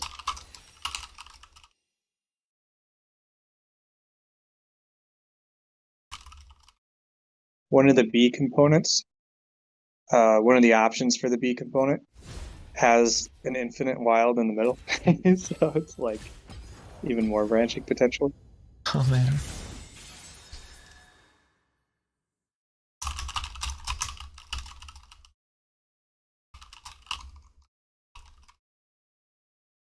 It's one of those things where like I don't really even like that we do it this way, but you know, we have like all these crazy exclusions because we get these big matches, so we exclude it for a whole host of different reasons that are like valid ways of excluding it, but I kind of question like, should we really even be matching this large of a text in the first place? Yeah. But and then on top of that, like this type of functionality is, you know, sandwiched in between a bunch of logic all over the place, so it's not exactly like you can just try a different approach. Kind of have to mind your P's and Q's, you know. Yeah. But anyways, I'm trying this partial solution on the security document side, and hopefully it comes out with a zero diff, and that would be dope. And then I can just do the same thing on the finance document side. And there's some additional incremental optimizations I could shoot for, but you know, one at a time, I guess.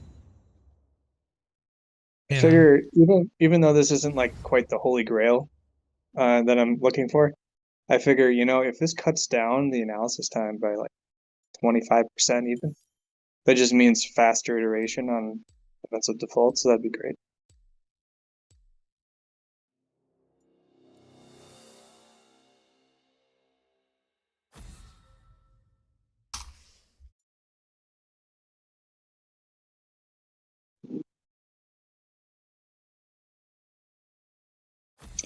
Anyway, that's what I've been doing today. Technically, I finished up that cross default thing, but it was a really simple update. It's just doing a few diffs to verify the results. So kind of a chill day, but I feel pretty wiped out, so not exactly taking advantage of it.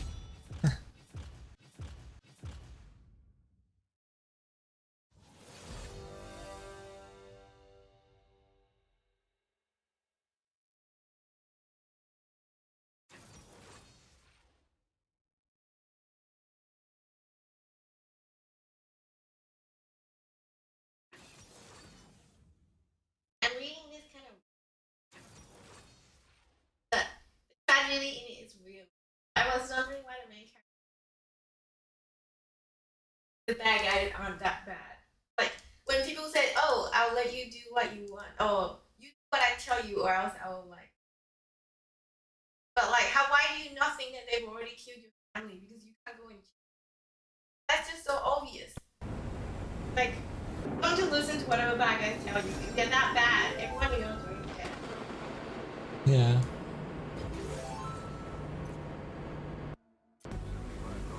I'm a bad man. Bad man like good things. Bad man drive the best cars. Bad man like the best things, as a matter of fact. That song is so catchy though. I know. I don't know what the source is though. That whole album is actually pretty good. Yeah. Yeah. Technically, it's an EP, I guess. Seems fairly extended to me. I think it's like an album, basically.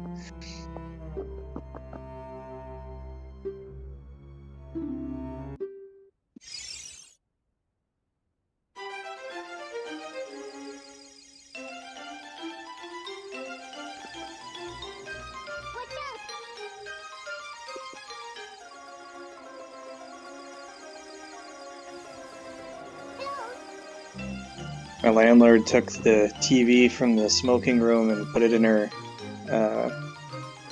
bedroom. So I'm like kind of bummed because there's no TV out here. Oh no. But I can't really complain 'cause it's like, not my stuff. What am I gonna say? Yeah. Did you watch anything on it? Like, what is it, cable? Well, it's a Roku TV, so you can watch like things you're subscribed to and stuff. I didn't use it all the time. I actually hadn't used it for like a week or two, but it's nice. The reason I hadn't used it is because if I'm like on YouTube, I have ad blockers that work on my phone, and those you can't put on a Roku, at least as far as I know. So it's like I can't fucking deal with all these ads, Yeah. Same thing for like the movies on the free channels. They have like a whole ad block, just like on TV, right, all the time. So it's super annoying.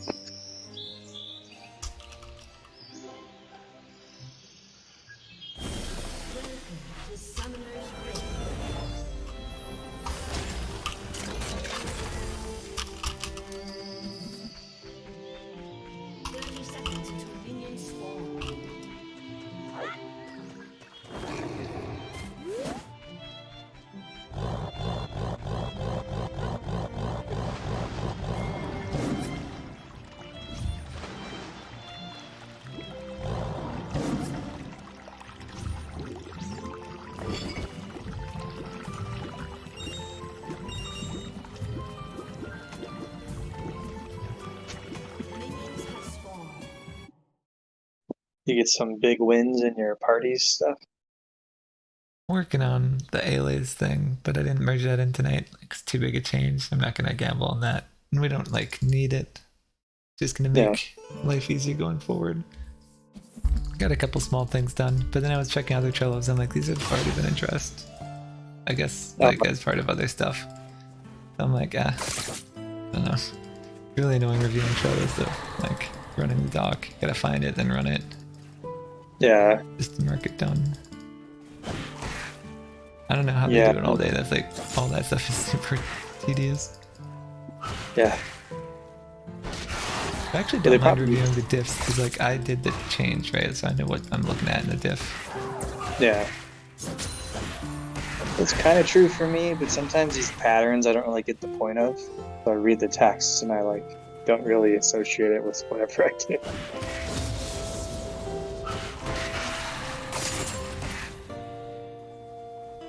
But yeah, because when they're designing the patterns, you figure that they have an idea of it's gonna flow like the borrower and such its obligations to the lenders. You're kind of looking for that, and so if you see a sentence that doesn't look like that, to double check it. But for me, when I'm just making what feels like random updates, I might see shit like that, and I just have no idea,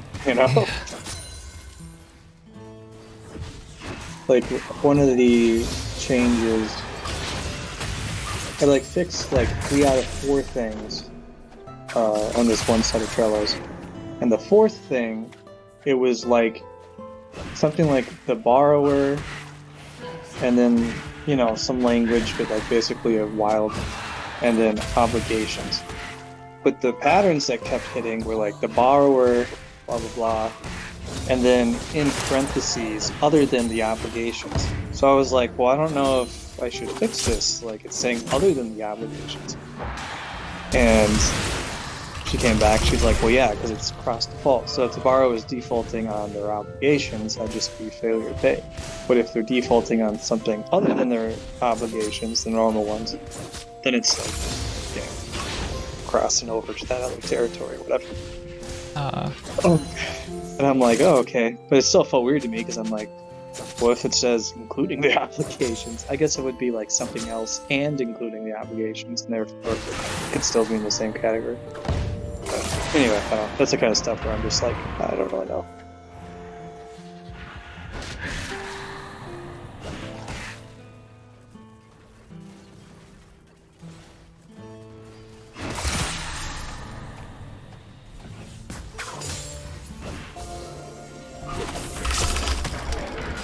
So I went to pick up some cigars today at the nice cigar shop, and it's getting chilly now, you know, because like we're in the middle of fall, right? So I walk into the humidor, and it's like, it feels like a rainforest in there. It's so warm and humid. I'm like, dude, this feels nice, man. I just want to chill in here.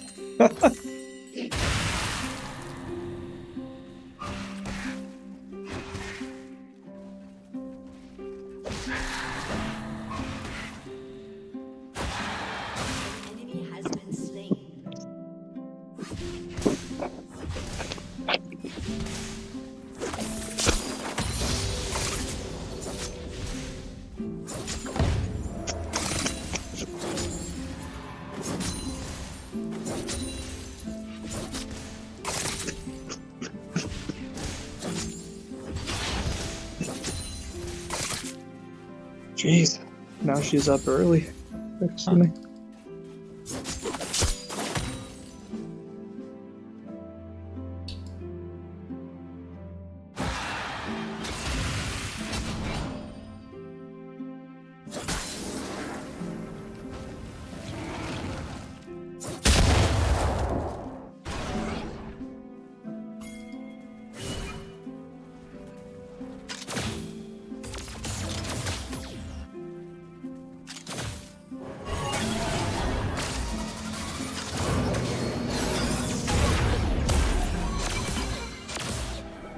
Oh, these guys are toast. Simple as. Nice, give him a double kill.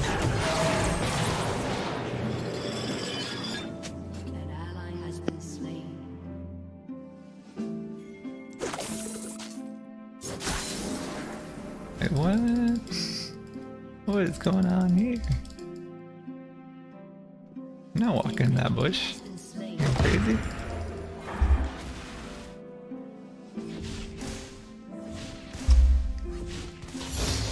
Oh yeah, we had the meetup yesterday night. It was kind of fun. Like most people, Samira, Brian, Jordan, Charles, and Sean. Charles Ackley. Oh. That's kind of cool. That's what cool. I expected. They're like, I guess maybe a little nerdier than I expected. Charles Ackley and who else? Sean, Charles Ackley, Jordan, Amira, Joyce, and Darcy. They were all at Bank of America. Oh yeah. Yeah. What, did you go to the convention? No, but apparently Charles Ackley was there, which is like weird to me. I'm like, oh, well, you get to go, and he's like the newest employee. I guess I'm not back full time yet. I don't know. I haven't talked to him much, but he seems pretty solid. And yeah. I think he's got like lots of good experience and stuff. Maybe, like for instance, you know, whether or not I'm the best employee, I feel like I'm still kind of green, and you know, if I was going to be there talking to anybody, I don't know how I would really communicate anything useful. But I feel like that guy could. He could be like, oh yeah, you know, we do all this, you know, cool stuff. Say something, you know, that sounds right or something, I don't know. I'd just be like, oh man, it's all proprietary, man. I do some crazy shit. You want to know? And Eigen was there too. They had a booth down the way from the Namu booth. So they had Charles Ackley go over and steal a pen from the Eigen booth. You know, even Eigen pen. That's hilarious. It'd been funny if I was there. I'd be like, hey. You guys got any pen? Yeah. He'll just puddle if we dive in, so it's not worth diving. I felt bad. I saw that the two like side panel things that they had on display got bent. And I saw that in the cart, and I was looking at that. I'm like, oh no. Yeah, it actually looks so bad. Didn't look the worst, but it sucks because like it sounds like everything was super last minute with that. So I totally get how they're like, oh no man, just throw shit together. Yeah.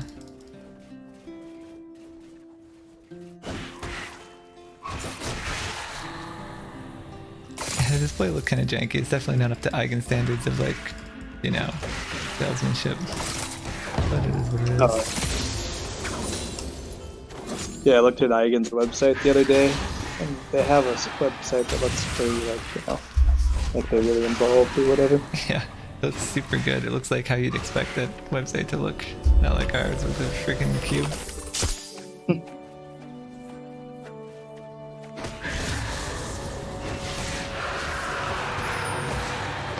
Feels like kind of like on the mark though, like this slick fancy website, the more like corporate people or whatever, and then the like, whoops, we banner on display, barely have a website. Yeah. But we do some really technical shit that like apparently works really well, you know, like right. The more local, meet your needs kind of people. Apparently they were like super impressed.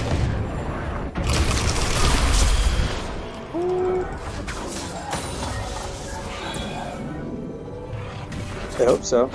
Yeah, there's one guy at Bank of America who's like, I need this yesterday. Like, this could do my entire job. Like, what? Okay. Doesn't say a lot about your job, buddy, but, you know, you do you. I could do the job. There's a couple if statements and the man's unemployed. Like, well,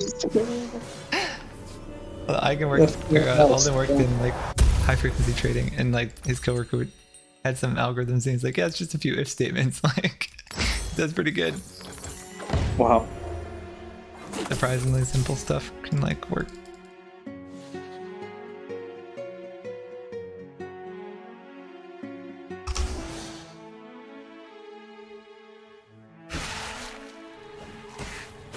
Reminds me of that StarCraft 1 bot thing, where the like some college or whatever, maybe several of them, they compete by trying to make better bots that'll beat each other.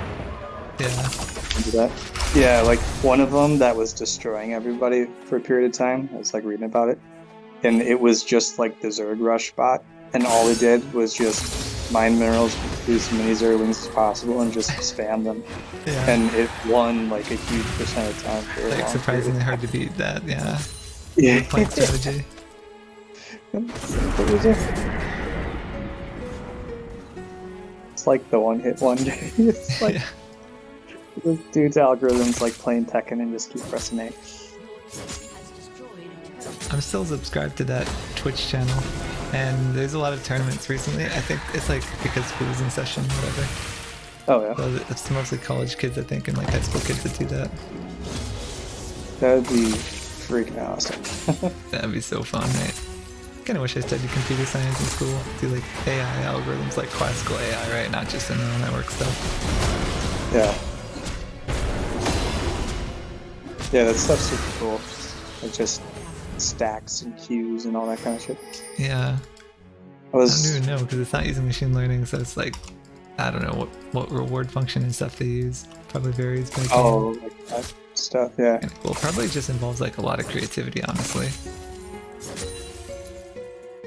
Yeah. Why did this flag just go home and let me have this one? In a way, you're kind of just manually setting the limits, right? Like you have a few conditions.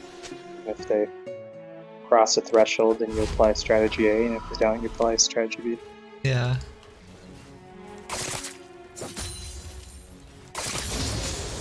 I don't remember it, but there was one AI that somebody made, and I don't exactly remember how it worked, but I think it had like a kiting strategy or something, and it could like kite important units across the map for when it was against certain types of AIs, and just like lure them into a death trap. So it would like peel off like subsets of the army, and the other AI wasn't designed to, you know, do anything about it. That's amazing. Something like Something like that. It was like super like this is not a working strategy, but because of the limitations of the AI, it like takes advantage of its stupidity, basically.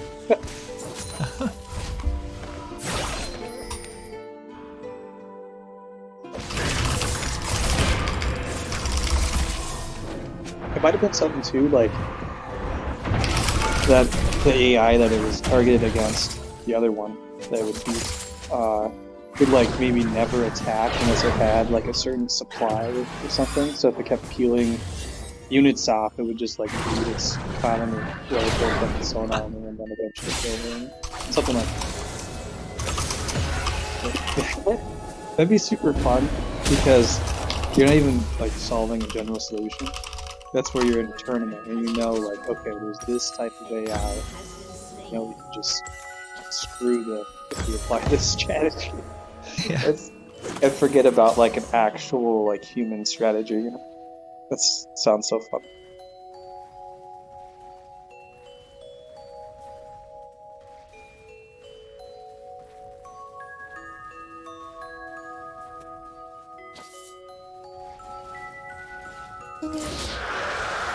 I almost tried. Actually, yeah, I did try to get into that, but it was like I remember it being kind of complicated to set up. Yeah, well you have to use C or Java, which is a big hurdle. Yeah, I think there's that, but then I think all the instructions were also to use Visual Studio, and I don't know today if that would make a big deal to me, but it just was like another hurdle that, you know, you have to pay for that, and I was like, well, I'm not gonna pay. I already have free version, you know, I'm not gonna buy the expensive version to do the StarCraft thing. Yeah. Whatever.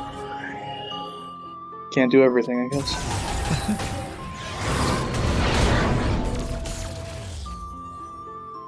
I want to do something with these Arduinos and stuff that I have, but I just like can't think of anything good, you know?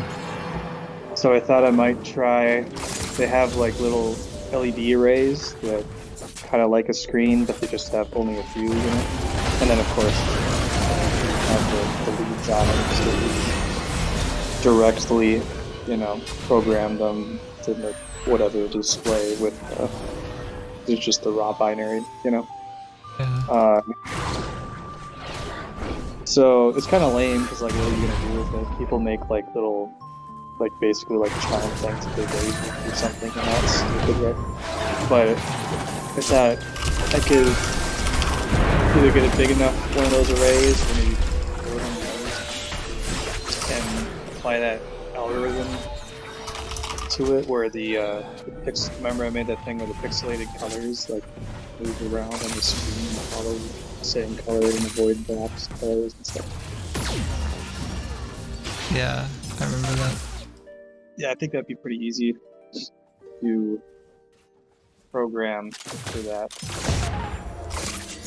Maybe that's not realistic. Probably not, to be honest. It's a lot of work. I don't know.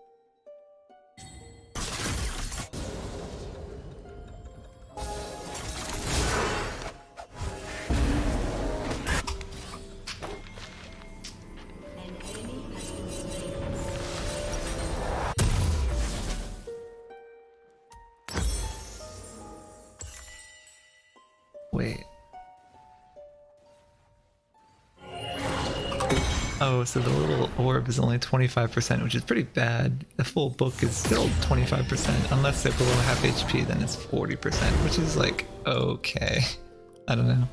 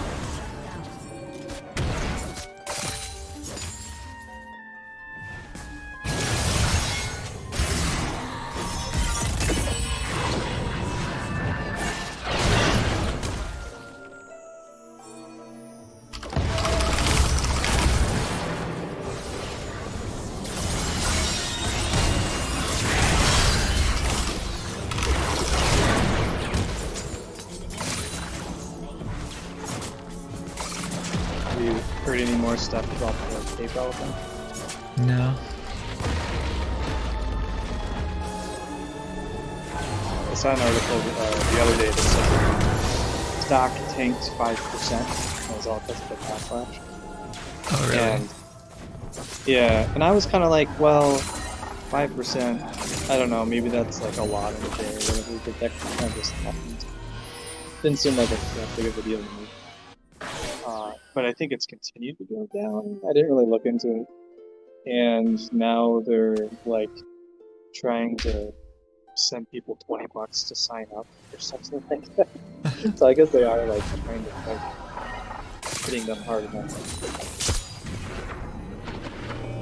And I was just like, oh, it just prompted me to go cancel mine.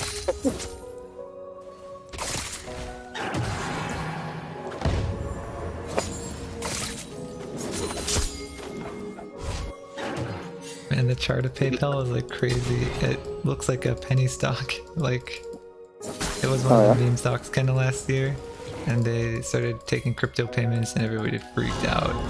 It's like nuts. And now it's way down. I think it's down like 80% from the peak. Oh wow. Yeah. All these like old darlings are like Nvidia and stuff. They're all like way down. You sent me that graph. That seemed to me like it was 90% unrelated to the recent like scandal, you know? So that's where I'm like, I want to believe it. All this, and obviously a lot of people do. But I don't know if it's enough to make a big enough difference or not, and this might just be, you know, part of that continuing trend or something, you know? So, yeah. I'm not really sure. But I already don't use PayPal. I just happen to have an account, and I'm like, well, I really don't like that they put that out there. I feel like it's a Freudian slip. Like, you don't just update your terms of service like willy-nilly, like, oh, whoops, we just actually put something in there that was like, you can confiscate a bunch of your money. You know, like, it doesn't seem to me like that makes it through other lawyers and like policy team or whatever they got going on.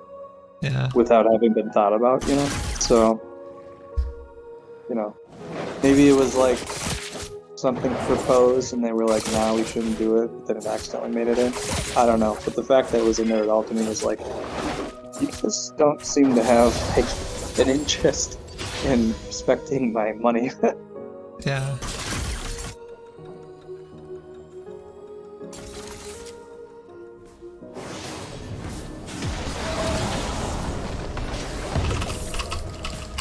And then like Venmo,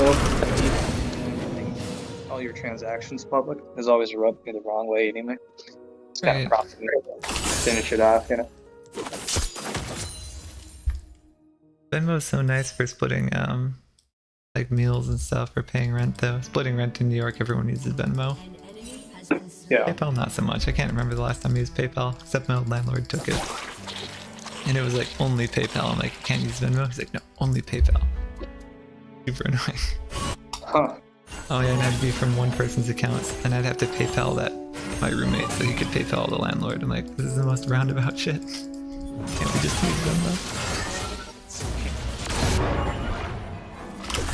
I'd just give him a check. It'd be like, dude, it's legal tender. Figure that. I did do a check for the deposit, and my roommates didn't know what it was. I think I told you that. They're like, what? Yeah. You're boomers, man. Holy shit.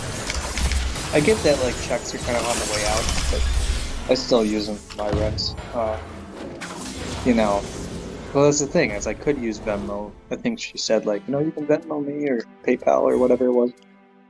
I'm like, well, if you don't mind, I just like using the checks, because it's like, it's all going to be in my bank statement. It's like right here in my checkbook, and I can show you like, oh yeah, I did this. Or I gave you one.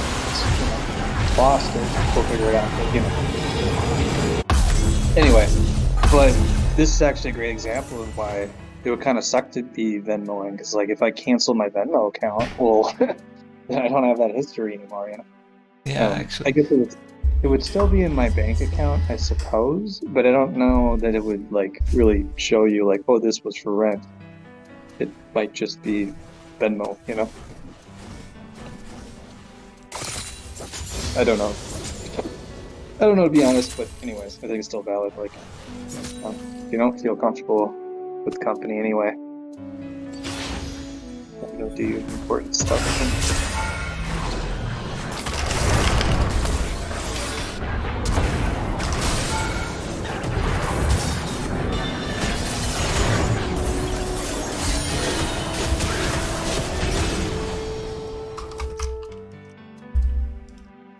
Oh, dude, I don't want to say lazy, but I've kind of been lazy. I haven't been going to the gym. But this week, this cross default stuff, I'm kind of, it's not, like, kicking my ass is not the right way to put it either. It's just so tedious because, like, you know, the analysis is old, it's hard to read, doesn't line up with the code. The code's kind of convoluted in some ways. So it's just lots of little nitpicky, like, why isn't this matching? Is it supposed to be matching? I don't know. But it just wiped out.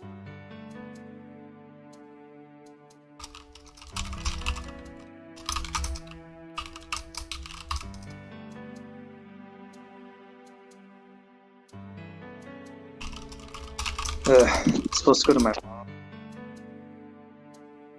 tomorrow night, I think.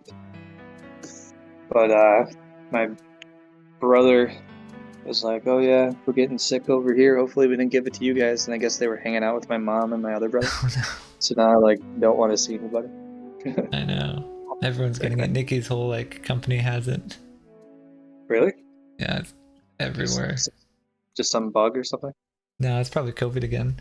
But like, I don't know if it's the same Omicron or another Omicron, but you know, there's like, the immunity only lasts like 6 months or whatever, so you're just gonna get it twice a year, which sucks. But whatever. Yeah. I guess you could just always get it again, but I don't know if it's that. Well, I guess his wife has just like got a bit of a fever and the chills, but I mean, it's super generic, you know, it could be anything. Yeah. I was 50-50 on whether I had it this spring, because I don't know if I had a fever, but I was like fatigued. Lost my voice actually for like a week. It's kind of about a 2-week thing. Had a headache and stuff for a week, and then for the second week I didn't really feel that bad, but I lost my voice. And roughly something like that. Anyway, I was like, you know, it could just be like some kind of freaking cold or something, like who knows, you know. But I was reading the symptoms like a week ago or something. I was looking it up again, just for the hell of it. And I guess the symptoms have changed to where it is like just a sore throat type of thing or whatever, right. Like current periods. I'm like, shit, probably was. Yeah, I know. I also had allergies this week though too. It's like, I don't know. Yeah. I don't know. I get like minor colds all the time. You can't help it when you take the train out here. You get sick every time you step foot in that train. Fucking China, man. Yeah. Automod. Allow. Wait, you can't even say fucking China. Oh, it's probably because it's China man, right? Oh, maybe. I don't know. Maybe. Or is it just China? I honestly don't I know. like how China gets to be an ethnicity, even though that they actually have like a bunch of different ethnicities, but they just fake that they're all one thing. Yeah. Because they're communists. We need the white people to fake that they're all one thing. We gotta stop with this Irish, Polish BS. I'm German, I'm Irish. No. You're white. You're white and you're guilty, bitch. You know how they say like East Asian and South Asian, you'd be like you're West white, you're South white. The Italians are like South white. Yeah. I'm Northern white. It's funny how stupid it sounds, but it's actually pretty much equivalent. Like, why does that sound stupid? It's just totally cultural, you know? Yeah. It's like It's white just power culture. versus power, right? Like, somehow black power, it's kind of edgy, but it's like somehow okay.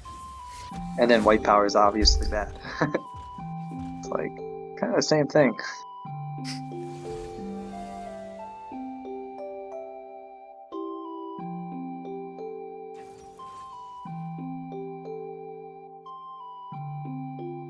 European Americans.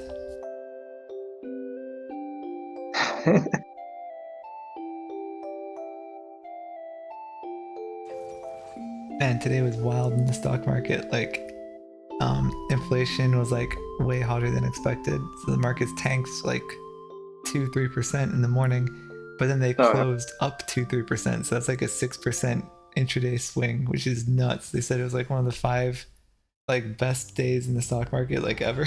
Like, it's kind of insane.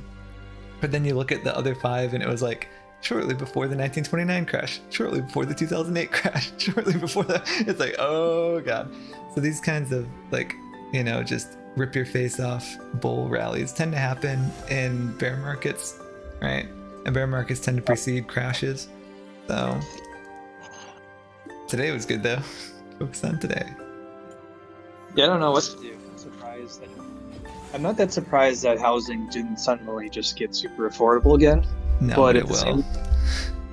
the same time, at least for right now, you're saying like it went from like below 400,000 average price with low interest rates to now it's high interest rates and above 500,000 average price.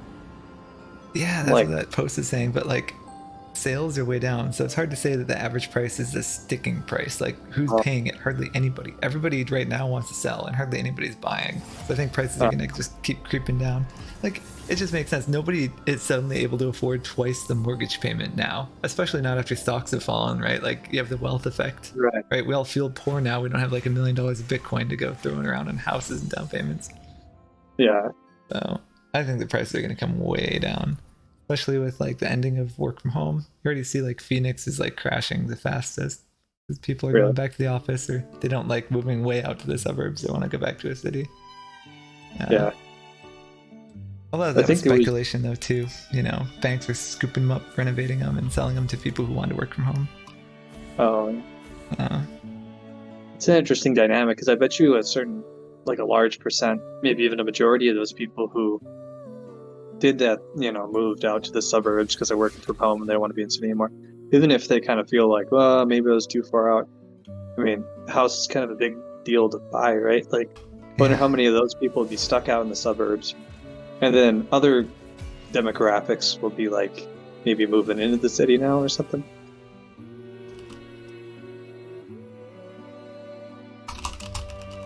I don't know. I definitely feel like way out in the suburbs can kind of suck, depending on what you like, you know? Yeah. I don't mind not being all mixed up in the city, but you get far out enough and like, you know, even your chain fast food options are spread out, you know? Yeah, right. So like, yeah, I don't want to go to McDonald's or Subway or anything, but then the farther out you go, it's like you don't even get both, you know? My coworker lives in Montana, like a small town in Montana, and he said there's like one restaurant in the downtown, which is like a 20-minute drive from him. Like, oh man. Wow. It's really out there. You gotta just cook for yourself. And there's probably one grocery store that might be like 2 hours drive away, but you go once a month for all your groceries, get a big haul, and cook a lot at home, I guess. You got a big plot of land though, like tons of land for your kids to play around on. He's got like 3 dogs and a few cats. Oh yeah. It's a lifestyle for sure. I feel like everyone always wants the other thing though. Like if you're in the city, you're like, I just want space, you know, like a big yard. But out in the country, you're like, there's nothing to do, and all I've got is this big yard. So yeah. And then if you want the best of both, in the middle of the suburbs, you pay a premium for these big houses, but they're expensive, and then you gotta commute to the city potentially and stuff. You still gotta commute even if you're in the suburbs.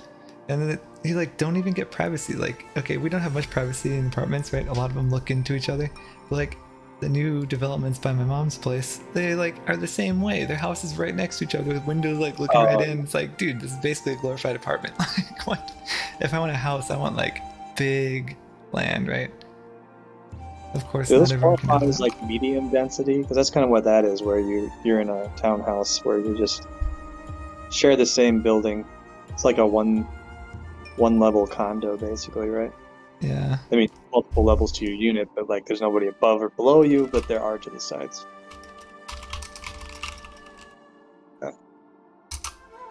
Yeah, what I don't like about those particular ones too that you're talking about is that the front doors are facing the sidewalk, but then the garages are on the back of the house. And, you know, maybe that's kind of nice, but it's kind of weird too. Like, you know, people got to park in your backyard, but then your front doors in the front, especially delivering. And so maybe I'm just biased, but you know, you find the address like on the back side because you can drive there, and then you gotta go like park and go to the front. I don't know. It's just a weird thing.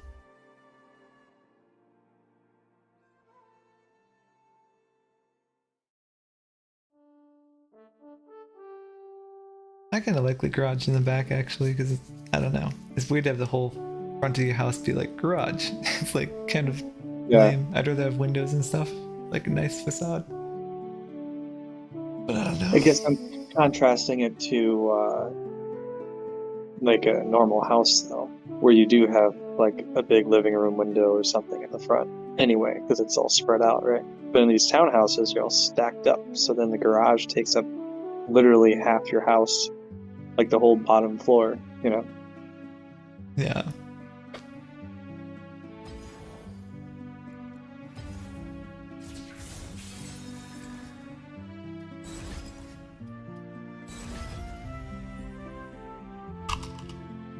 Just depends what you want, I guess. We looked at some over in that area, and there's a bunch of different floor plans, I think. But one of the ones we looked at, actually, I think this was somewhere else. It's probably also like same builder or something. But they had like a split level, so like the like main entrance area was like ground level, but then there was a base off to the left. There's like an upstairs and then a downstairs, and the downstairs is only halfway downstairs, you know. But then, like, I don't think there was even a door. It was just kind of like an open stairway. And then obviously upstairs, like where the bedrooms were, those all have doors, of course. But then downstairs area, that was just kind of like another living room. And, you know, I guess maybe you want that, but it seemed weird to me. Like you have one thing going on in one living room, and then it's sharing like the open space with another living room. Feels conflicting. Yeah.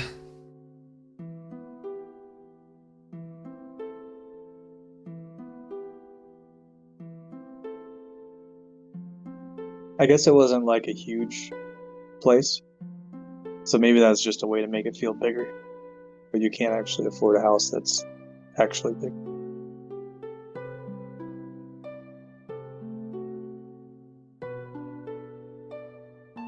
It's also weird because, you know, they had what I'm thinking of was the model home. So the garage area was like a lobby for the, they had people in there with like an office, you know, it's part of the garage taken up by this little office, so they can like give you marketing materials and stuff. Yeah. But then like the woman that was like kind of the one out front, and the other people, I don't know what they were doing, but they were doing paperwork or something. But she was like all dolled up, you know, like mega makeup and hairspray and everything. It's not like she looked bad or anything, but it kind of just, it felt weird. Like this is super marketing type of, you know, vibe.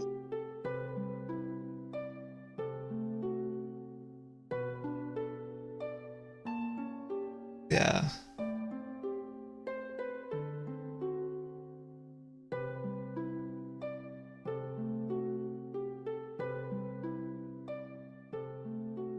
Must be a part of the culture, like buying a house is like a dream kind of thing for a lot of people, I guess. You know, sell it to you that way. Right. Just to me, it's like 50% a giant financial liability. So I'm like, I don't know, man. I know.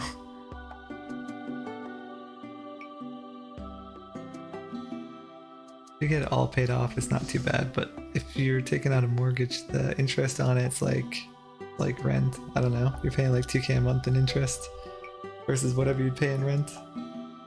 Well, I don't know if it's most people, but definitely a lot of people end up buying at the top, or maybe even a little bit over the top of their range that they figure out, right? Because everybody always wants a little more, right? Right. So you end up buying to your limit, at least for, you know, maybe 10 years or something, it's like kind of a struggle.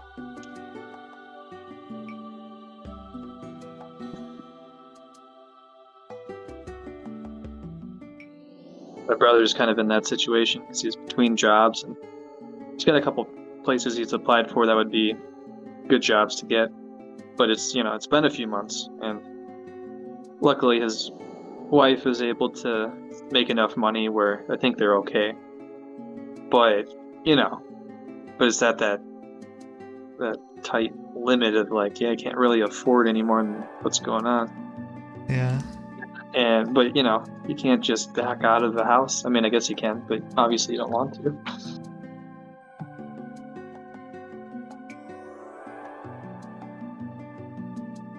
Man, the recession's gonna be wild. Like everyone's basically saying we'll have a recession next year in 2023. But Yeah. I just feel like it didn't need to happen. Like, dude, so the vaccine came out like March, April of 2021, right? But through the rest of the whole year, the Fed was still printing like loads of money. They were buying 120 billion of mortgage-backed securities every month. So like they spent almost $1 trillion on mortgage-backed securities throughout 2021 when the housing market's already on fire. It's like, why are you pouring more fuel on that? Like, what are you trying to save off, right? Like, COVID's over, right? Like, by April 2021, it'd been over for like a year, right? Like, in the first summer, people were basically back to normal, and then we had wave 2 in the winter. But then, like, that was gone by March and April when we had the vaccines. The wave was pretty much done. Yeah. So I'm just like, why were we doing that for no reason, right? They just kept saying, oh, we're just doing it until we see inflation. We expect it to be transitory, transitory. And, all 2021, markets were just ripping. You had like Come Rocket popping off. You had GameStop, all the fiascos, right, going on. And they're like, guys, are you going to like raise rates or quit, printing money? And they're like, oh, we're not even thinking about like, raising rates. And because they were just so not afraid of inflation, they were like, oh yeah, like it's not a thing. It's not going to happen. Never happens. Because historically it hasn't, right? Japan's had 30 years of like zero inflation, which is kind of crazy. And so they just didn't think it could exist. They didn't think they could manifest it. So they just kept going and going and going. And now it's like out of control. And even after the fastest rate hikes in history, like they've hiked a few times up to like 4%. And we're still getting increasing inflation. Like it's not even putting a damper on it. It's like, well, yeah, you're way behind the curve now. You don't want to get ahead of the curve. Right. So bad. Man, this Fed has been like the worst. Like we thought Ben Bernanke was bad. I look timid compared to Jerome Powell. Jerome Powell's like just the worst. Jerome Powell's like, but have you looked at them co-market prices? I can't believe Biden reappointed him because he was a Trump appointee and people were like, oh, he's super dovish, right? And Trump loves a roaring stock market. So Jerome Powell was even printing money before COVID, right? During Trump's administration. God knows why. I think they tried to like raise rates once and there was like a huge market crash in like 2018, I think it was. And yeah, they basically gave up after that. Like, well, I guess we'll have zero rates forever. It's like, dude, no, you have to get the crash over with at some point. Yeah. Take a small one now so you can avoid a big one later. Yeah, exactly. I feel like no one has this long-term thinking. It's so bad. And it's like both, Biden's fault and the Fed's fault because the Biden administration is spending like a drunken sailor too, right? And it's like, do we really need that? Like, California's giving out the inflation subsidies or whatever, $1,000 to every California resident. What? Like, hey, that worked in 2021. That's why we had the roaring markets. Yeah. It's so we have inflation, so they're printing, or at least spending money so that you can afford the inflation? Yep, exactly. It's like just pouring fuel on the fire. It's not as bad as printing money, to be fair. It's taxes, right? So it's already been taken from you, so your money coming back to you. But it's still inflationary. Like, I don't know. And the argument is like, okay, well, if inflation is from supply constraints that are going to go away anyway, then the demand is less of a factor than the supply, right? Oh, I see. But like, I feel like it's kind of both. I've read some research too. I like skimmed some papers and like, yeah, it is actually both going on right now, right? Like supply was fucked up. It's kind of fixed now, but we have crazy demand still. Except now I sent that chart. Inventories are like skyrocketing. So like this Christmas is probably going to be like steep discounts on things in like Target and Walmart. The thing is, those are like garbage quality. Like I'm not going to go buy a $200 TV from Walmart because it's on sale for $150. Like that's garbage. I hate Black Friday. I just like refuse to participate. And Cyber Monday. Man, I feel like Cyber Monday used to at least be good, but now you have Amazon's like Cyber Monday. It's just a bunch of like crappy shit for like a little bit off. I'm like, I would never buy this. Oh, do you want a little thingy that sticks in your bathtub, tells you the temperature of the water? It's like, nah. Like, yeah. And of course, Apple never does Black Friday. Like, nothing Apple ever goes on sale. Sometimes through resellers, you might get a little bit, like $100 off Best Buy. But that's so petty. Like, that's not a make or break thing. Yeah. I just hate deals, sales, and shit. Yeah. Where do Diana or Evelyn?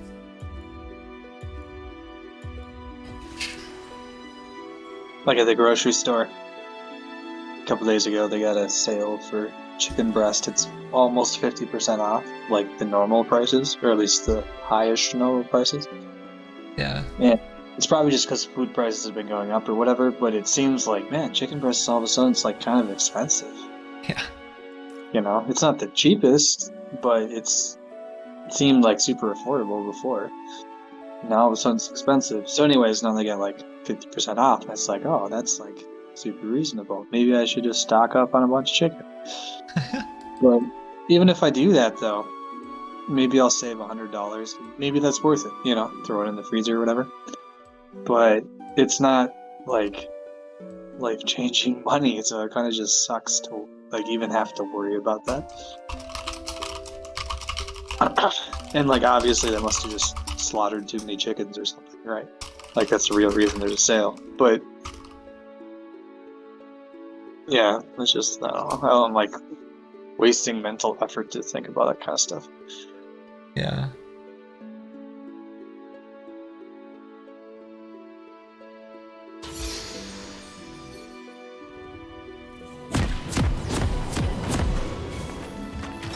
How is this possible? What? Our mid laner has lost the last 11 games in a row. Like, oh no. It's like, do you buy the dip? I have hope on this guy. Can gank his lane. What are the chances he flips tails again? Holy shit, dude. 11? Man, I'll have like losing streaks of sometimes like 5 or 6. I feel like it's crazy. But 11? Dude, that's like the probability of the universe spontaneously creating itself. Like, statistically, doesn't that suggest that he's just trying to de-rank or something? Maybe. Yeah, he is plat 3, maybe he's trying to go down. But that's, what is that, like 2 to the 11th?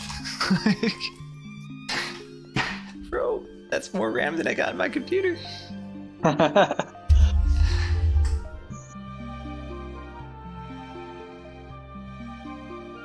Usually the statistics are like, well, it's still 50-50 this game, because, you know, you're just flipping that's what trips me up.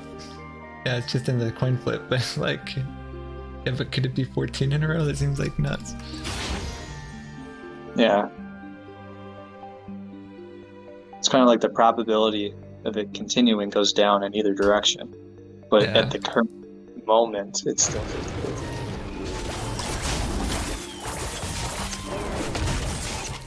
I got in I probably told you about this a long time ago actually, but I got in this like huge argument with my cousin about that. He's like, no, you know, the universe works in such a way that like you get on a streak and you gotta keep it going or whatever. I'm like, dude, it's not how it works. It's just statistics, man. 50-50 every time. You lose the lottery every day for your life, you better play it on your deathbed, because like, your odds will never be better. Yeah, it's so stupid. It's like, you can understand why you think that, but, you know, I don't feel like it's that hard to also reason about it and realize, at least, you know, having it explained to you, that, like, if you think about it, actually, no, not really. Yeah, actually, no.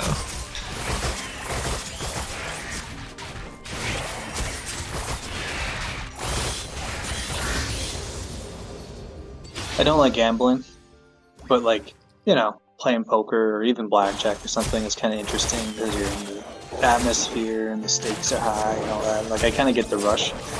Yeah. But personally, I just like totally don't get like lottery tickets and stuff. Oh yeah. I mean, I get how like maybe you're getting that rush because it's the biggest payout with the lowest chances. You just got it, yes, But it's like I don't know. I just always think like day to day when I go to the gas station and waste $5-10 a day on scratch offs or something. Like it just feels like such a waste. I know. Well, it is such a waste, but I mean, like to me, it doesn't even like entice me.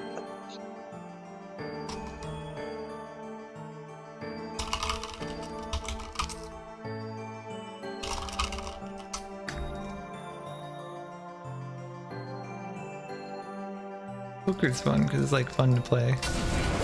Yeah. It's a kind of mind game, dude. Yeah. And casino's okay. Like I kind of enjoyed blackjack when we used to go back in the day. I had an alright. I didn't go with you guys, I think, that much at all, but I've been there a few times and it's been like fun, but I don't know. I think 50% of what I enjoy is just like one of the last bastions of, a place where you can smoke inside. Yeah. But otherwise, I don't know. I wasn't making a ton of money back then, so like, it just felt like a huge waste of money. And especially when you're not playing with like real big money, you can't really win too big anyway. And if you lose it all, it's not that big of a deal either, so you kind of just play for the deal.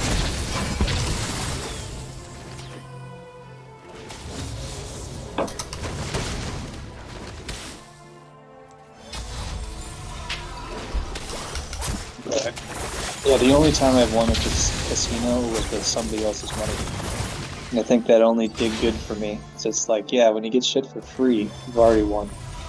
Right. Then you win some more, okay, whatever. But when you're spending your own money and you lose every time, like I know statistically it can go up and down, but at least on the emotional side, I got to like put a stake in that one, in the chest of that one right away. So I'm gonna have that like, oh, that one time when I won real big. Like I don't have that, so I don't even.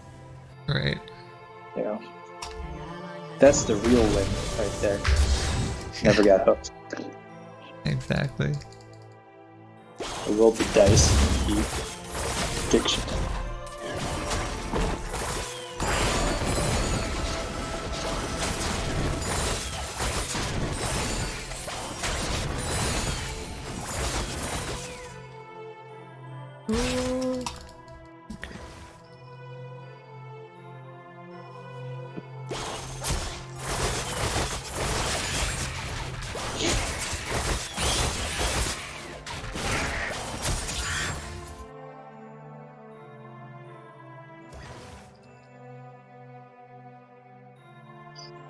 It's funny being older too. Like when you're a teenager, you used to go to casino movies, high rollers, mistakes. The mob is somehow involved. You're gonna beat the odds and walk away with the winnings and all this shit. And then being older, it's like, oh, you guys are just a bunch of addicts. Like, Right. I know it just never happened, but super depressing. It's not even like a cool thing to it's do. not even that cool, It's like, oof. Man, you wrap yourself up in the mess then. Even the like what's his name? Dan Brazilman. Oh wait, he lied about it though. I was gonna say even the guys who win big at poker, still not that cool. Like, I don't know. Yeah.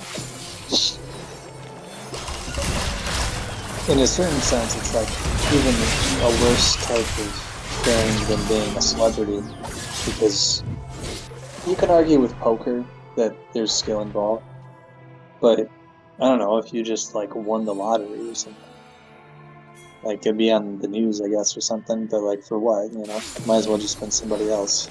You didn't really do anything for it, other than waste a bunch of money. Yeah. You're like, out of all the people that wasted a lot of their money, you're the one that just gets something for it. It's super depressing to me when I get it.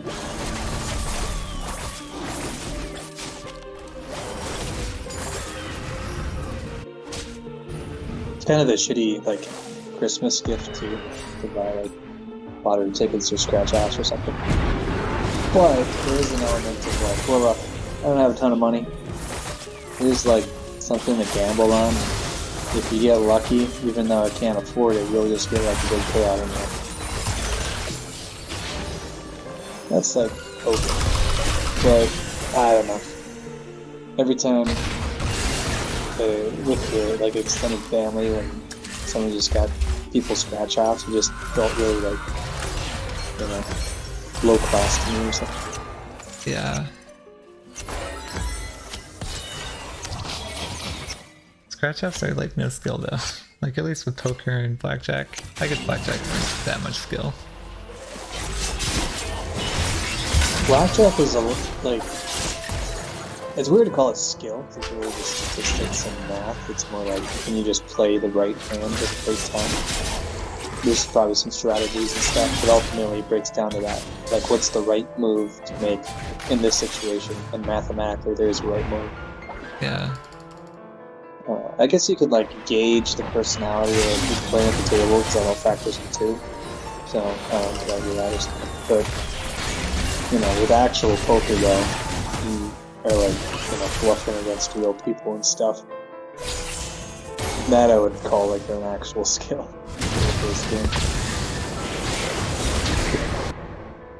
But if you're doing it at the casino, like the house is always taking a little bit off the top anyway. So you're like, you know, trying to win a ever-decreasing pie. Right. I mean, I suppose other people can come and go, so if you're winning, you can keep scraping off more pie from new people, I suppose.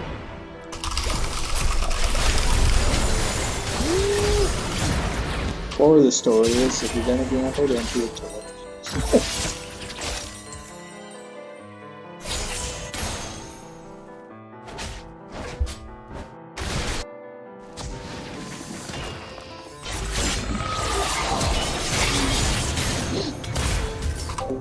Oh man, the thing is just tilted. Like that was such a floppy ultimate. Oh, what are you gonna do? Remember Troy at Roulette's Pizza? Yeah. He was really big into gambling.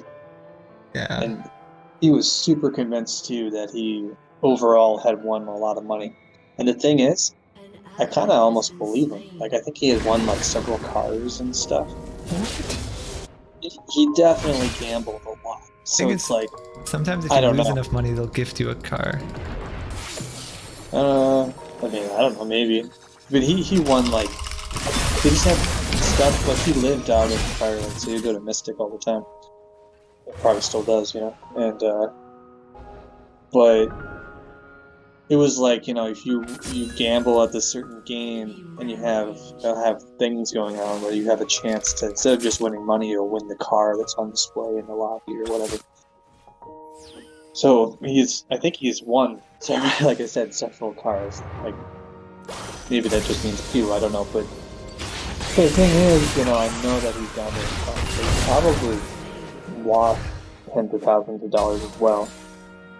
Whether or not he's overall up, you know, I don't know, he might be, but he seemed like one of those people though that was just like my cousin, convinced that like, you know, you can get on the streak and you can like just feel it out or whatever their thought process is.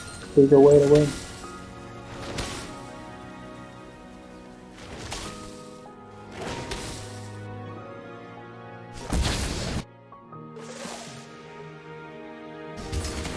That's the other funny thing is, I think usually blackjack is not winnable. They've broken it down to where usually it's like almost 50-50, but the house still has like a 1% spread advantage or something. Yeah. But, you know, at least in the past, you know, in theory, you could play all the right moves, and on average over time you would actually win if you played perfectly. So I could see how that could suck you in, but, you know, at the same time, most people aren't perfect. One might say nobody is perfect.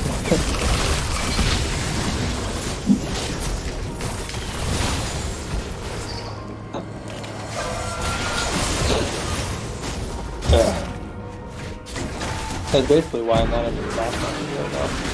I probably could be, but at the same time, like, I don't know, without actually doing any research, based on like what you're saying, it kind of feels like it could go either way. Might still be like a bad time to get in. Like it's gonna crash next year or going into next year, whatever.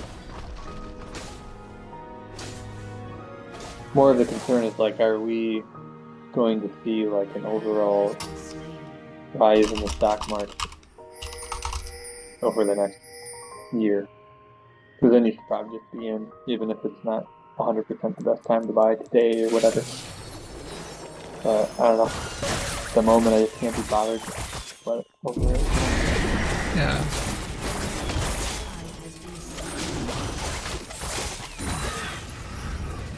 But that inflation, though, what's worse? Right.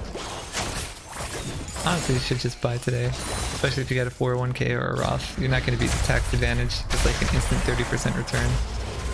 Oh, that's true. Like literally just too good. I should probably look into that.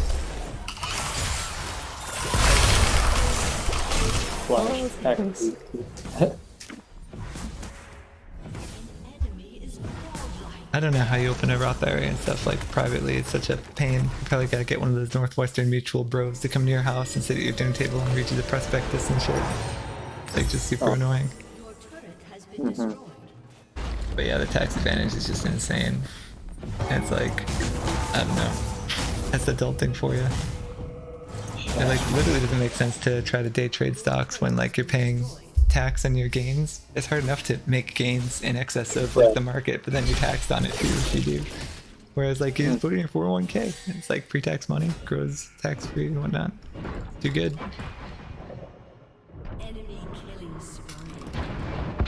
Yeah, in the past I haven't been too positive on that stuff. But that's probably just me being cynical too. Yeah.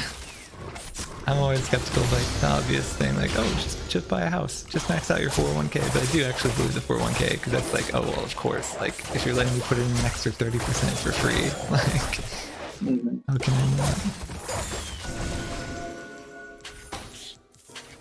I guess I haven't really thought about this in months, but I just realized, yeah, my thought process on this, like maybe a year ago, was like, well, you know, I just got into a position where I could actually put money into 401k rather than just force. But if I save up hardcore, I won't. Well, maybe there's ways to dip into like to buy a house. I don't know. But I can have enough money to buy a house in a year or two, and like more than enough money, like more than most people would, you know, actually set aside for.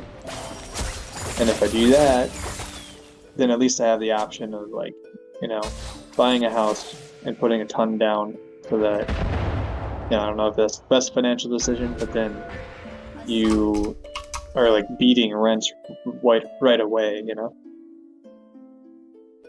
Yeah. And then you're like more secure over the medium term, I guess. So, but now it's been a year, so I should probably think about it again. Because like the housing prices have gone up, the interest rates are rising. Things have changed. I'm not sure if I could have got a house though like a year ago, because I don't have an extensive history, you know, making as good money and even in the industry and all that. So, I don't know, maybe everyone was euphoric because of the money printing and shit. Maybe they wouldn't have cared, I don't know.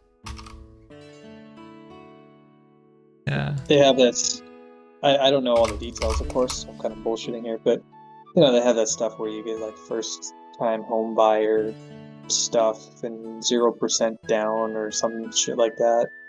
But then you gotta buy the mortgage insurance and stuff, and that's the type of stuff that just feels wrong to me. It's like, well, yeah, I mean, you can get in easy on your first purchase with no money down, but then you're also at the complete mercy of going underwater immediately if we like have a crash. Yeah. And that's the kind of stuff that wrecks people.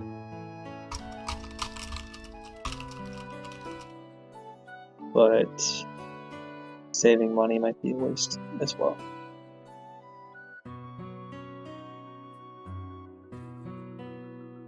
I think saving money for a recession is always a good idea. when jobs dry up and everything. You mean up to that point, or like during that period? No, like before, right? You can only make money before the recession, but then during the recession, like I remember in 2008, like Josh's fiance's dad was unemployed for like over a year. Oh, It's just kind of brutal. And I mean, he got unemployment benefits and stuff. He just played World of Warcraft all the time like us, like kids. He was way better too. He was grinding like a madman.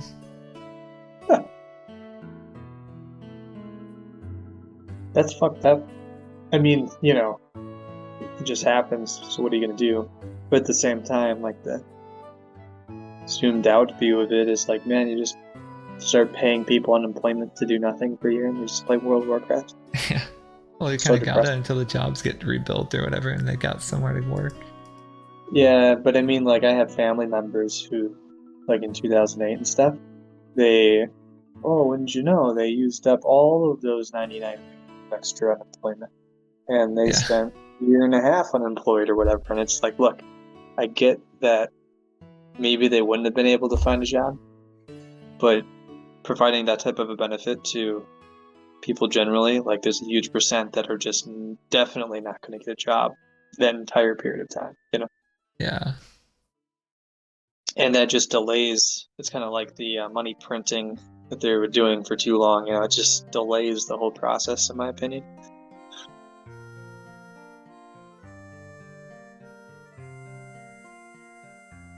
You heard Eigen? I think I told you they laid off like 20 or 25% of their staff. Oh, yeah? All these tech companies are having layoffs nowadays. Facebook froze hiring, and they put a policy in place where managers have to fire like one person on each team. Huh. Yeah, they're getting super stringent. But then they're also forcing people to use the metaverse, because apparently no one wants to use it. How can we expect our customers to be excited about the metaverse when we're not using it every day? Like, yeah, because it kind of sucks. Like, that's the open secret, buddy. No one wants to put on a freaking headset to go to a stand-up meeting. Like, dude, video calls are already bad enough. I don't want to, like, equip my headset. Yeah, I mean, feel we're, like the we're not battery's even low. on You just video miss your call meeting. right now. Yeah.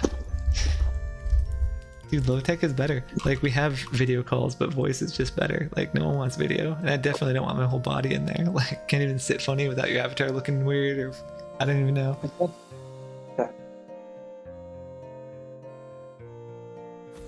Plus, I'm not even looking at my phone right now. I'm like imagining what we're talking about in space.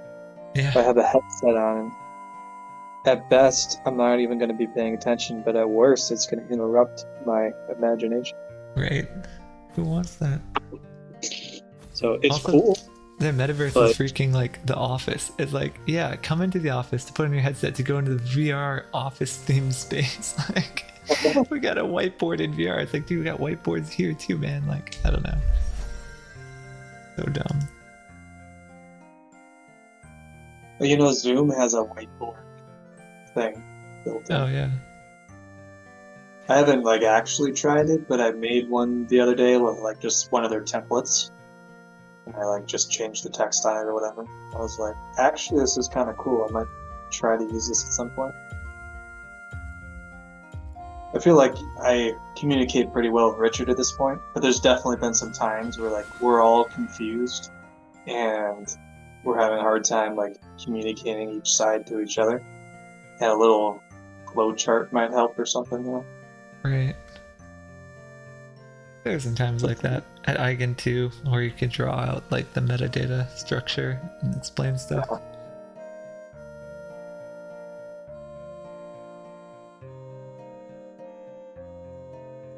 Oh yeah, you get a Dyna skin. I have 2 Dyna skins.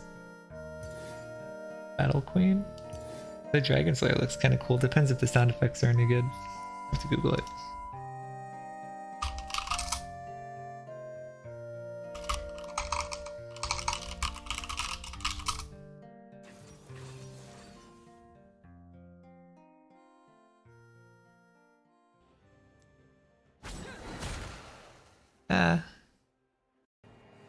Kind of just like the Infernal a little bit. Yeah, what's so special about that? Dragon Slayer's kind of meh. Yeah, the sound effects aren't super great either. Battle Queen might be cool. And there's a prestige one.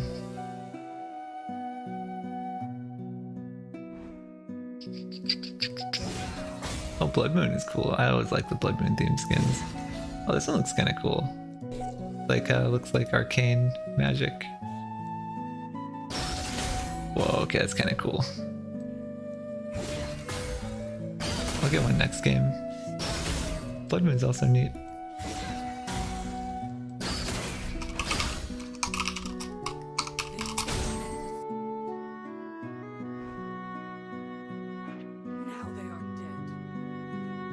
Oh, Blood Moon Dino looks like Blood Moon Akali a lot. Whoa, okay, that's really cool.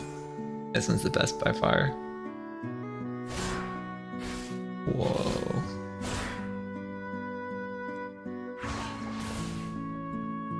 That is super cool. It's got like, the shield looks really nice. I like that. Yeah, this is one. Disappointed in the Dragon Slayer one.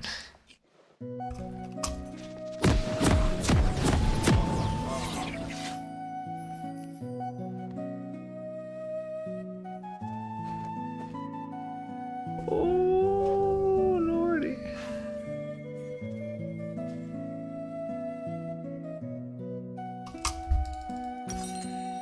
Welcome to Summer's Rift.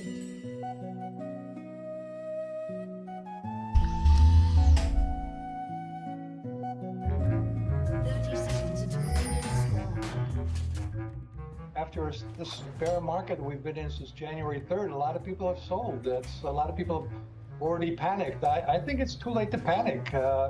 Obviously, it felt like the right thing to do this morning, but by the afternoon, that was not the case. I think that increasingly the market may be coming to the conclusion that we're not going to have a hard landing, we're going to have a soft landing. We're actually in a recession right now. It's just what I call a rolling recession, hitting different sectors at different times, and that could continue through year end into next year. And after today's number, I'm kind of wondering whether we I was on a short call today with Charles. A few moments later. I mean, it would be presumptuous, wouldn't it, for the market to think that this is, or moving higher today. He was trying to like, he's got, you know, some crazy workflow thing going on where he wants to like, I think he's kind of trying to do some of what you do where you have like iterative diffs just to kick off a whole bunch or something. Yeah. I think, I don't even know what this is. I should just say I don't know exactly what he's trying to do, but he might be trying to do like concurrent diffs or something. Wait, but you're already maxing out your CPU. What are you going to get out of that? Yeah, that's why I'm saying, like, it seems obvious to me, but maybe that's not actually consistent. But it felt like something of that nature. It really felt like. At any rate, though, you know how, like, when you do... Oh, no, actually, he said it was, like... You'd have to ask. But anyways, you know how when you do, like, Flask and then it looks at your environment variables and, like, runs the Flask app and stuff? Yeah. And his environment variable Flask app, he was like setting it to a certain file in, you know, one spot, and then when he would run that, it would use the existing, like the normal file anyways. And if you looked at the environment variables, it was like still set up the old way. He's like, what the hell? And he's just, you know, struggling with that. And I didn't like really figure it out for him. Exactly. I don't even know what we did. We kind of fixed it. But he was basically tripping over all the, you know, the different shells and subshells that he's got going on. And the environment variables not carrying over in the way that he thought and stuff. And I'm like, dude, I feel you there, man. Like, this is the type of stuff that I don't usually touch very often, and when I do, it gets all confusing. I understand it better now, but it's slog unless you are going to do this all day for like months, you know. Right. That's just how it is.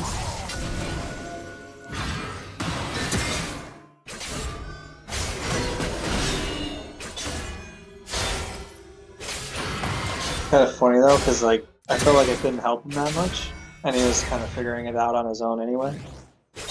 But I didn't feel that stupid for it. I was just like, Nah, you're just learning. Like, you got your own problems and you're learning how to fix them.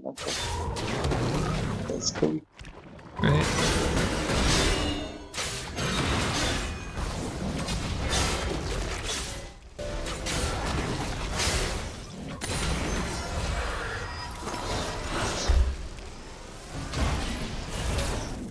It does seem like he just goes hard all day. Or he works fast or something. I don't know what. But, Right. like, is it because I'm in my 30s now that I like feel like I'm not keeping up with that or something? And he's just so plowing away like it's no tomorrow. I don't know. Yeah. It's going nuts though. He's probably on a bunch of nootropics and stuff too, though. That lion's mane and everything. Yeah. He always asks me about nootropics. It's funny, I'm like the nootropics guy. I know I did it like once for like, I don't know, I probably did it like a dozen times in my entire life. Yeah. Bro, give me that back. What the dude? Bro. Pretty unlikely that I would take anything that's supposed to be like an actual stimulant or something like that. But the lion's mane thing, unless it's like in pill form or they're putting a bunch of shit in it or whatever, you're just gonna like eat some mushrooms. That sound kind of cool. Like, might boost your brain cells or something a tiny bit if you just eat some lion's mane once in a while. Yeah. Might be worth doing. Lion's mane and chaga or whatever. All the hipsters drink all that stuff. It's like, oh, you don't need coffee, bro. You just have this like mushroom powder. It's like a bunch of mushrooms and put boiling water in it, and it's like as good as coffee. No, there's no caffeine in the mushrooms though. It's just got, I don't know, fungal superpowers. I have no idea what's in it, but everyone's raving about it. It's superpowers. It's like microdosing. It's mushrooms and microdosing. That's the whole thing now. Yeah. Chocolate, bro, and drinking your own piss. You watched the Channel 5 video? That was the funniest thing I've ever seen in my life. That was like truly shocking. But it kept getting worse and worse the whole way through. I was like, wait, what? They brought out like the paper with their goals on it, and they've all like ejaculated on the paper. Oh, like, yeah. Let it crust it. Whoa, dude, put that shit away. That video was edited perfectly too, because it just keeps getting like more and more absurd the whole way through.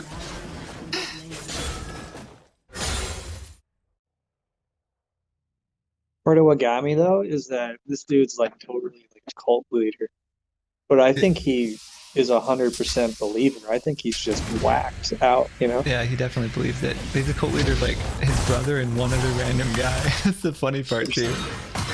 Yeah. Oh, it was like his brother? Oh. Yeah, one of the guys is his brother. That's what's like, so funny. It's like a lot of people too. It's weird to have you and your brother's cocks touch. It's like, yeah, it's, it's a little weird, man. Oh wait, she's still going up there? What? I foiled your gank already, dude. Go home. There's nothing for you there. Yeah, I felt bad because, like, you know, people are into like the mushrooms and stuff, right? Like channel the energy and it does this, you know, whatever, and it's all like kind of new agey shit. But this dude is like such a meme because he like almost does a new age thing, and then he's like, and you just gotta channel that cock and balls, man. It's like, are you hearing yourself right now? The rocket cock right here, you got it. And then like you can lengthen it. You just pull, and it gets longer. It's like what? I don't think that's how it works, man. Okay. It's like, even if that part is real, we're like so beyond practicality here. Like, what you're doing is fucking messed up.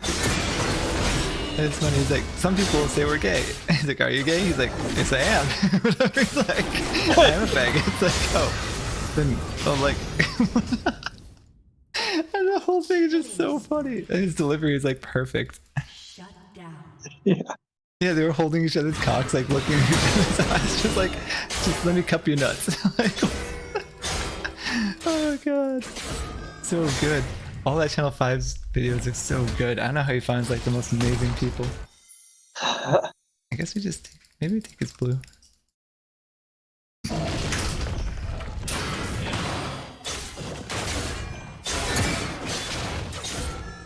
I watched some, I think it was like a video after that, so it's kind of like, you know, in the same vein almost or something.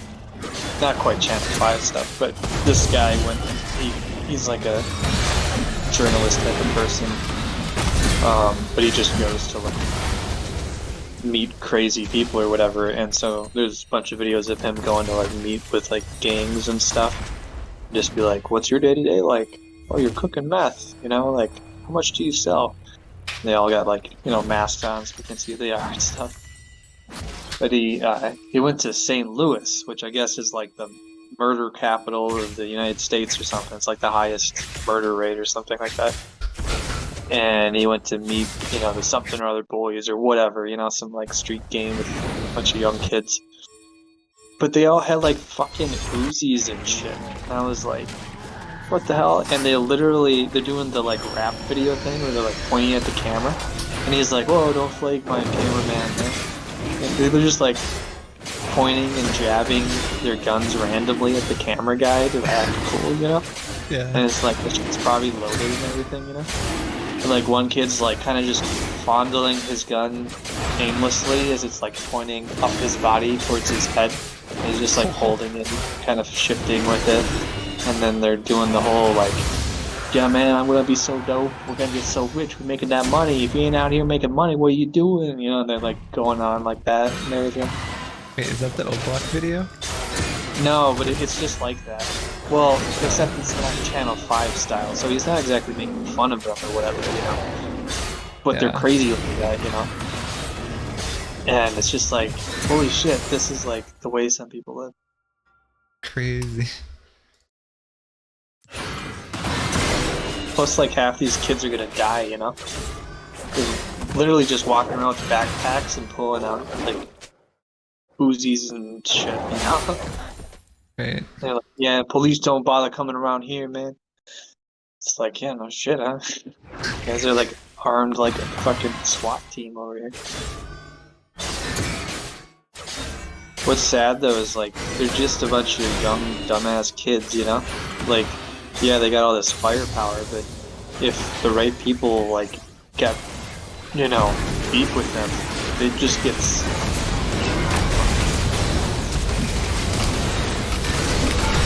I don't know if you've seen it's on YouTube somewhere. I think it was, like, back in the 80s or something. Maybe it wasn't quite that far long ago or something. But, it was, like, this, veteran guy, you know, went to war in Iraq or Afghanistan or something like that, and then he comes back like 4 or 8 years later or whatever, and due to the political situation and stuff, a bunch of gang members have moved into on his block. They're selling drugs openly and stuff because the mayor was soft on crime or whatever the deal was, and they've basically just taken over, and now the place is a hood, you know? Right. And so he's like this hardened military guy, and he's not cool with it. So he's like, I don't know if he's calling the police on them or something, but he's like, hey, you can't be dealing drugs out of here type of stuff, you know? And they're like, man, we're gonna come by and we're gonna smoke you, dude. You don't fuck with us, you know, and all this kind of stuff, right? Because they're just trying to sell their drugs on the street by his house, you know, or whatever. And so apparently it got heated at some point, and they're like, man, we're coming back. We're gonna ice you, dude, you know? And he's like, yeah, you just try, man. Get the fuck out of here. Whatever it was, like, some kind of conversation like that. So he called up all his veteran buddies. He's like, hey, man, we're going to have a barbecue, but bring your guns, just in case. And they're like, all right. So they, like, basically, like, 10 military guys are all having a barbecue. And then all of a sudden this car rolls by and starts shooting, you know, into the house or whatever. So they all get in the house and they're all like doing the military thing, right? And his gang members are like trying to shoot him up. And apparently somehow nobody died. I don't know if anyone even got hit. But basically these gang members are, you know, trying to do the gang shit, and this military guy just completely overpowered him. And I don't remember exactly what happened after that point, but like ended up, I think all those people ended up getting arrested because it was like attempted murder and shit, you know? So ended up cleaning up the place. and police started cracking down and stuff. It was kind of cool because it's like it's a military, not taking any shit kind of guy. Takes back his neighborhood. Police weren't doing anything, you know. Yeah. Sounds like that Clint Eastwood movie or whatever. The old guy. The Yeah, old racist guy. exactly. Yeah.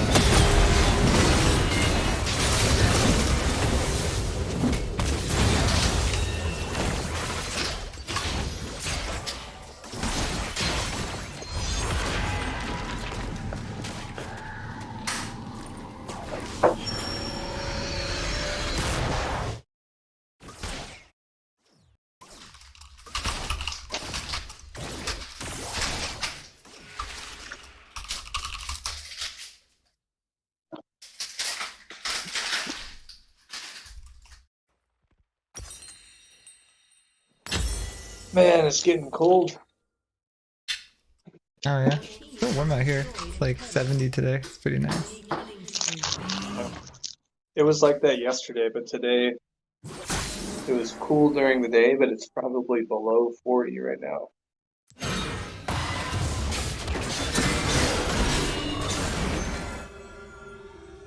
Below 40, man. That's like freezing. Yeah, actually it's 31 degrees, so it is pretty. Probably a little warmer than that in here, but yeah, it's like the smoking room or whenever the windows are open. It's pretty cold.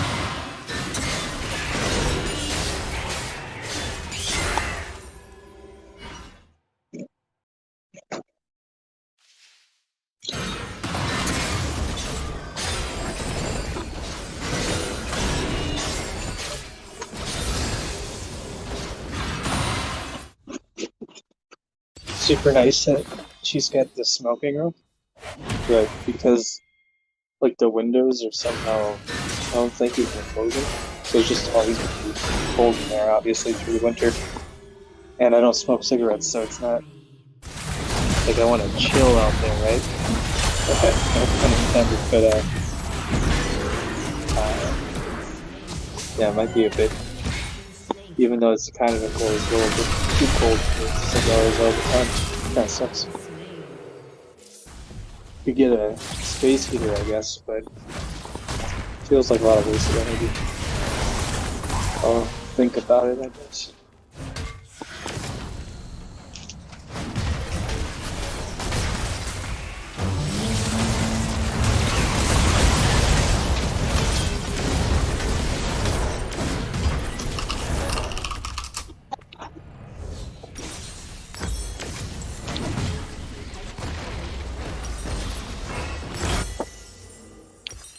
Back in 1 minute.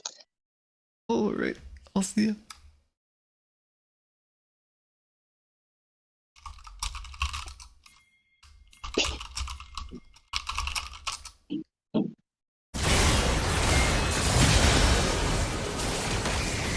Killing spree.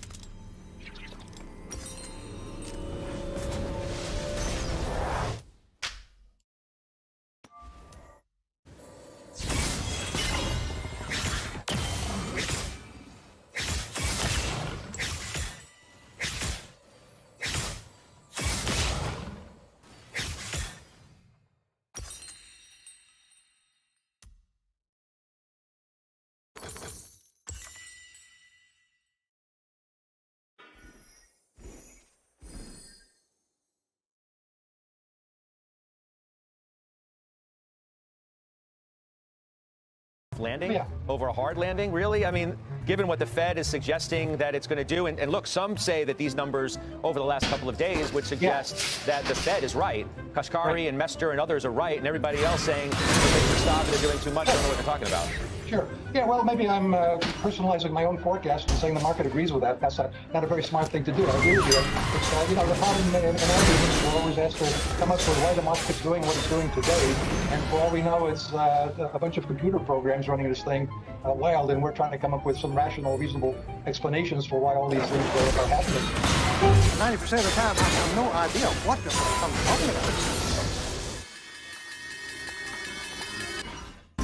Today is Thursday, the 13th of October, and this is a recap for the stock market activities today. Folks, I got a good one for you tonight. Happy CPI Day. And what a day it was. Unbelievable stuff. You see, yesterday we brainstormed a lot of scenarios on how the stock market is going to react to the release of the CPI, also known as the CPI. And despite the government's cooks' best efforts to reduce the true nature of inflation in the report, I mean, these government cooks have better cooking skills than Jeffrey Dahmer. But despite all of that, the CPI did show that inflation moved higher year over year, but most importantly, even month over month. And the stock market immediately reacted the way we thought it would by dropping down big. Shortly thereafter came the mysterious rescue operation. Folks, we can entertain the theories. This was the one protection team. This was some midterm funny activities, the drop of the stock market before the elections. I get all of that, but at the end of the day, it doesn't matter why. What matters is the market handed us a certain piece of action and the puzzles that come with it. And our job is to do what we have right now, piece the pieces of the puzzle together and interpret what the market is saying, but most important, what the evidence says regarding the road ahead. And just a word of caution here. You're going to hear a lot of these Wall Streeters, the firm of pumpers, MTV, and the sole job is to walk their books and pump their portfolios higher. I get all of that. We all want the stock market to go higher. That's how we make money. But the most important question is, does it make sense to say that this is the stock market bottom and higher we go from here? And all of these worries and concerns that they've been talking about in the last few weeks, well, they're now gone all of a sudden. For whatever reason, fill in the blank reason. This is what they've been doing all along. In the beginning, it was, peak inflation, and then when we got the evidence that there is no peak inflation, they said, perhaps a pivot because a financial accident is looming, and when it became clear that the Fed is not going to pivot anytime soon, and now they're back at, maybe the soft landing is back. They even dubbed it as the last gasp of inflation before it cools down. Oh wait, this is the peak once again. They keep going back and forth, they're confused, they have no idea what they're doing. And you heard the intro, of course, an example of HRD saying that we are in a polling recession. A few months ago, he said there is no recession. I find myself in the uncomfortable position of actually agreeing with Fed officials, particularly Fed Chair Powell has recently said consumers are in good shape, businesses are in good shape, the banks are in great shape. There's no particular reason why this economy is going to go into a recession with interest rates coming down. It was a soft landing, there's no soft landing, there's back to soft landing. They have no idea what they're talking about. But folks, most importantly, if the market continues to rally, because there is program. But assuming the market rallies for a little while, another bear market rally. All of these folks have been coming out in the last few days and saying, the Fed is over tightening, they're risking a recession, the pivot is going to happen, the Fed will be forced to pivot. All of a sudden, they're going to go crickets. No more talk about pivot. They're actually going to go, the seasonality is good now before the midterms. Or perhaps the soft landing is going to happen after all, because we got a good earnings report or two. Or maybe the economy can handle higher interest rates. And then the market goes down. Trying, begging the Fed to stop down the market. It's still amazing. As the market is bad, you have no idea how many calls I got. Clients who say, hey, maybe it's time to buy. You see the market is down, the CPI report came out, and the market reversed either way. High gold. This is the bottom. I say, look, you want to buy, go ahead and buy. I'm not going to stop you. But if you want me to buy something for you intelligently, using the data and the information that we got today, I can find something for you to buy. We can hold it for a week or two, for months or two, doesn't matter to me. But we can find something to buy and play this week. We'll be happy. Exactly. Without further ado, we're going to focus on rescue operation. Looks maybe fair and that's present both sides. Both views. Both again. This is it. This is the bottom. This is the beginning of legitimate rally. What are the arguments by the bears that say, hey, this is yet another bear market rally, and there we go. We're going to present both sides of the evidence, and by then see who has the better argument. Because we know the bears have the better argument when it comes to fundamentals. So we have to talk about inflation and the CPI because we got a new report today and we have to cover it. And the CPI is one of the items in the bears argument. So we're going to start with the bears. And the bears are arguing this is yet another day. Number one, look at the CPI. The headline reads, prices rose again in September, ensuring more interest rate hikes. Now, we are at the point here. Everybody was saying this is steep inflation. Inflation should not go higher month over month. See the impact, interest rate hikes. But look at what's happening here. Month over month, inflation is moving higher again. The trend is clear. We got down to zero in July. The president came out and said zero inflation. Now we're going back higher again. So there is no argument for inflation anymore. That's trash. That's garbage. Inflation is moving higher, and the likelihood is it will continue to move higher as we see energy prices moving higher. Another look at it. Look at this. The headline CPI in Orange pretty much consolidated. So that diff completed, of course, and no changes. So my logic held. Total sign update. But it had an overall improvement in the runtime of 21%. So I'm not exactly sure how the math works here to calculate, but something like a 20%. But more critically,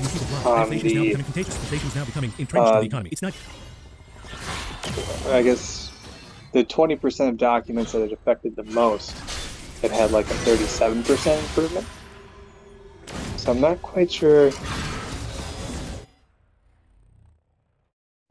I'd have to look at how those numbers are calculated. But anyways, either way you calculate it, it's a good chunk.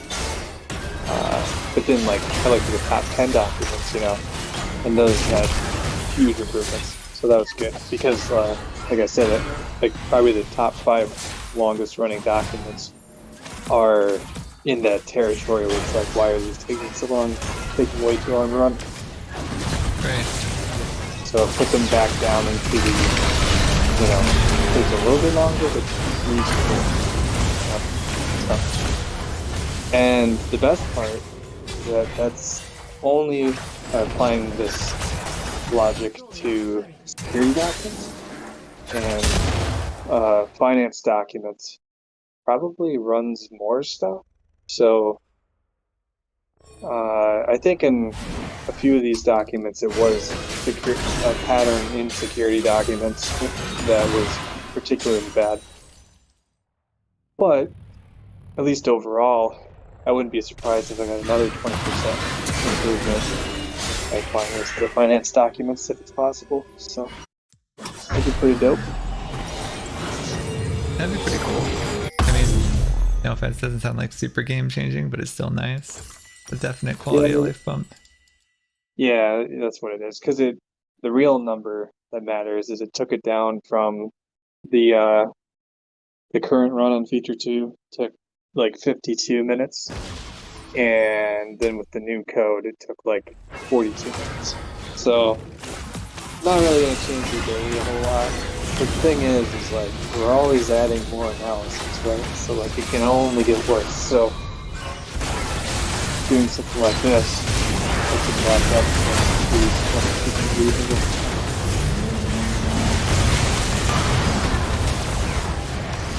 The biggest bump though is because on my old computer with all the new documents and shit, it was taking like an hour and a half to run a snapshot. So just the new computer shaves off 40 minutes. And then so I guess you could say this 10-minute improvement would be like 15 minutes on the old laptop, maybe more than that. Which would be definitely more sensible.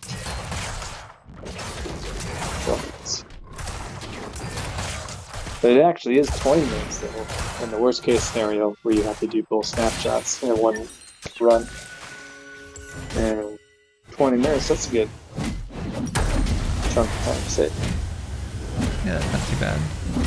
Better than like 4 hours or whatever. Yeah, exactly.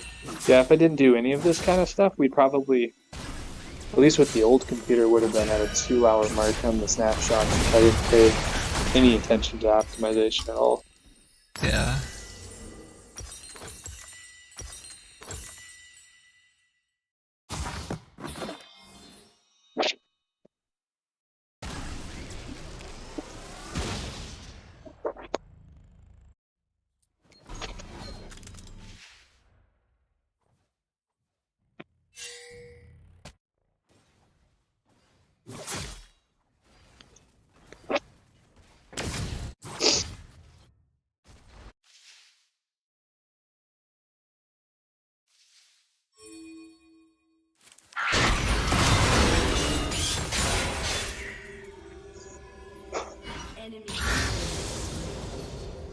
I haven't like broken down this stuff too much, but I think one of the big slowdowns is creating that cache of variables with all the definitions / identifiers.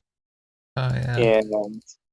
And unfortunately, I think that'd be way harder to optimize. It's like kind of convoluted logic, and ultimately you have to run them all anyway. So I could try to do like a DAG thing and only calculate the ones I need for each particular analysis, but you know, once you get to the later ones anyways, they have to run everything else, so it's not going to save much time unless you fundamentally change it.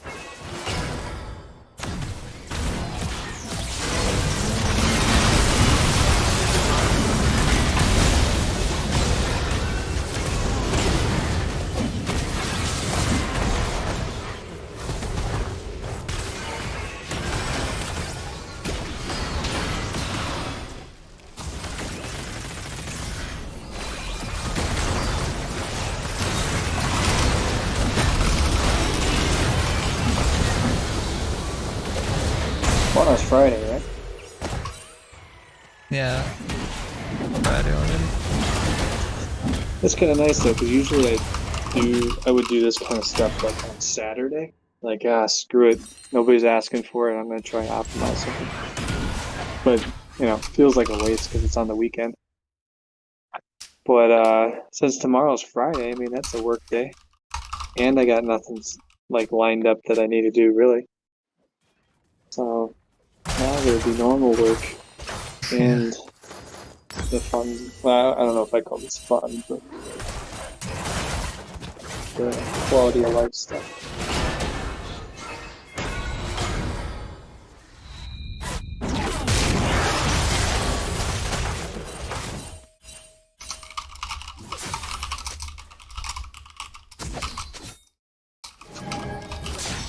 Yeah, Menace said that my diffs are like a master class, and I was like, hell yeah.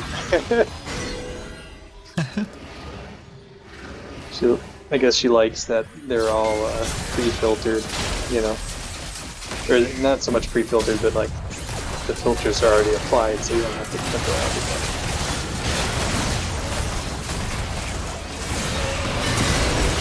Yeah, dude, when I want to look at a diff, it's because I want to know something specific usually. I don't want to sit there for an extra 30 seconds setting up all the filters and stuff and forgetting what I'm doing. Right. And setting all the widths and everything. Super annoying. Oh yeah, that too. You kind of have to meet in the middle on that one, because sometimes the analysis you're working on has really short notes. And then sometimes, like one of the SLL ones, Richard's like, can you just put everything in the note? And I'm like, all right, sure. So it's got these long ass notes, and you're not going to fit that in a column anyway, Right.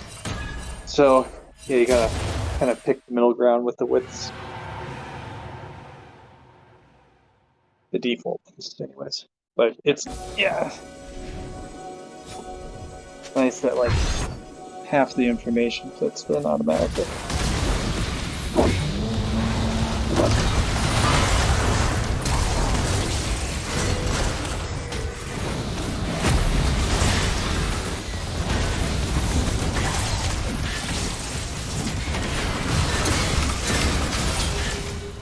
It's kind of amazing how much work I put into those diffs. Not just like PIDs or SLOs, but like both, and then also I had to make that one for the document structure stuff, which was a huge pain in the ass. But like now being on the other side of it, it's like, man, I don't want to do that again. That was a bunch of pain. Right. It's good for learning the code base, but you never want to do it a second time. You're like, oh no, let's do that.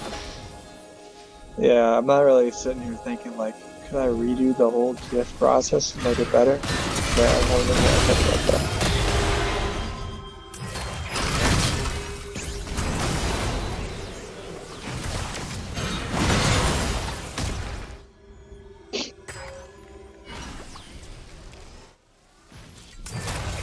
Got this new app on my phone and watch that actually I don't even know why I have it on the watch, but I'm doing things over there. But you put all your food into it, and it calculates calories and all that. But the like default Samsung one, it only shows you like a few of the main like vitamins and nutrients and stuff, which I don't really understand why it doesn't do a little bit more of a breakdown. But so it's like, basically good enough to track what you're eating if you're into that. But this new one called Chronometer, it apparently they don't even just, for a lot of stuff they probably take the manufacturer at their word, but they also they have like databases or something that they tap into to do the nutrient breakdown. So apparently it's like more accurate than even what you see on the labels on a lot of products, a lot of food. And take some other additional stuff into account, but mainly though it tracks literally all the nutrients. So I don't know that I'm going to do a whole lot with that information, but it's kind of fun, at least doing a once over and like, oh yeah, shit, everything is there. Yeah. That's pretty cool. Does it scan barcodes, or how do you do it? Yeah, this one will scan barcodes. Of course, I try not to eat stuff that has a barcode anyway. So, but you put in the amount of food and you ate, whatever, however you want to do it. But you can make recipes too, which is nice because like a lot of times you eat the same stuff, even if it's not like a real quote unquote recipe. Just have the same portions, so you might as well wrap it up into one thing.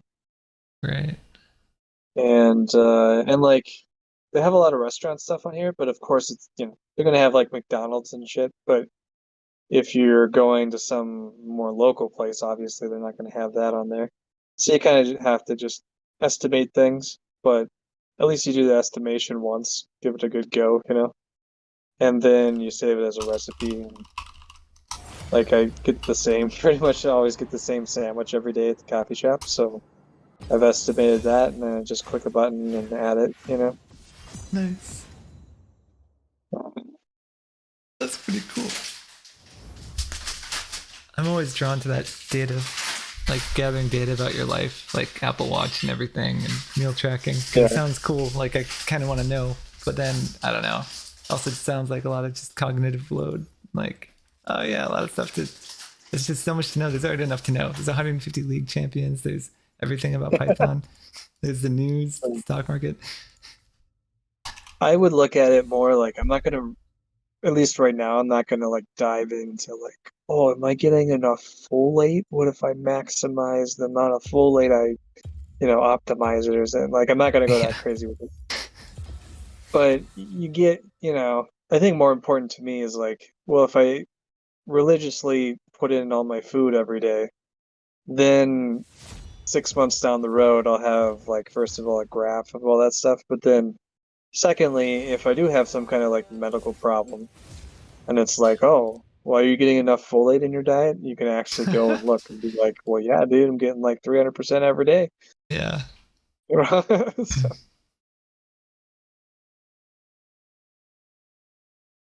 But yeah. I probably would have never done this, but I got motivated to like lose weight and stuff, so it's a really good way to track that.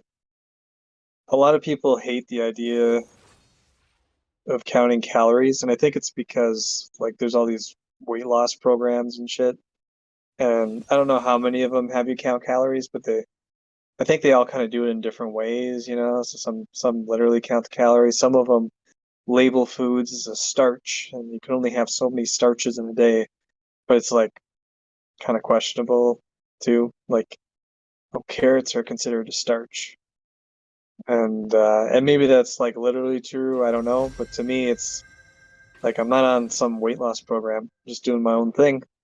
And if I eat some carrots, I log it on here, and then I look. I'm like, oh, well, maybe carrots have more calories than some other vegetables, but I got like 500% of my vitamin A today, so I mean that's pretty good, right? Yeah. So that's kind of my deal with it. But yeah, I really didn't want to find a new app. I was reasonably satisfied with the default one. It comes with, well, it sort of comes with the watch. It's just like Samsung Health or whatever, because I have, Samsung phone, Android, and all that. But there's a little few things, especially after using it for a while, that are a little rough around the edges or whatever. I'm not sure if this app necessarily beats it in some of those ways, but the fact that it actually tracks all of the nutrients is just nice because, like I said, you don't need to look at it every day, but at least you have a record of it. And with the Samsung one, it just like doesn't have that information. So if I ever feel like, I don't know, am I getting enough whatever, shit, like vitamin B12 or something every day, it just doesn't have the information. So it's really annoying. Yeah.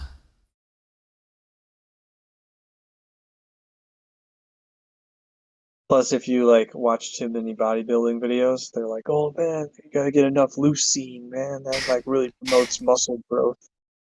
And it's like, Yeah. I don't know if I care enough to worry about it, but See, those I also bodybuilders are like, I know the type, right? Like, you can get so into optimizing stuff, right? Like, oh, you need to do 2 more squats and 3 more fish for dinner tomorrow night. So it's like, how much does it actually matter though? Getting out there and doing it's half the battle. And be so picky. yeah. I have to say though, a lot of the people I'm coming across on YouTube, or maybe it's also just because I select, what I watch in a certain kind of way or whatever. But I've come across a lot of YouTube people who do seem like actually reasonable. They're not telling you to do like anything too crazy. They're like, yeah, look, dude, like 80% of it's diet, 20% of it's working out, and then like 1% of it maybe is like vitamins and supplements and shit if you're already like in peak performance, Vitamins, I feel like you only notice if you're really deficient in something. Like, I'll be low energy if I'm deficient in like B12, which I get from 5-hour energy. Or you can get it from bananas, or like some other stuff. No, but it's also raining pretty bad. I can hear it on the window. Yeah, I'll take him out. Take him out. Yeah.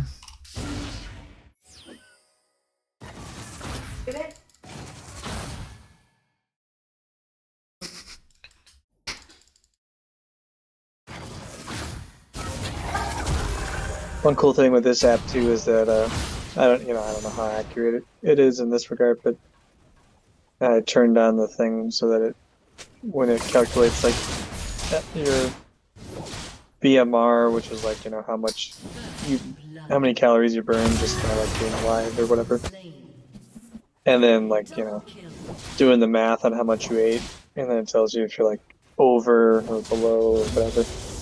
But it can take into account I forget what it's called. They abbreviate it as TEF, but it's like the thermal effect something, and it's basically like different kinds of foods take more or less energy to break down. So you could eat the same calories per day, but if it's all cake, like maybe that's instant fat, just like easy to digest, just sugar, Yeah. But then if you eat a bunch of chicken breast, then like I guess protein takes more energy to break down into energy, like usable energy for your body, right? So even though you ate the same number of calories, technically, you don't, not as much as is available. So you can, depending on what your goals are, you can gain or lose weight differently doing that.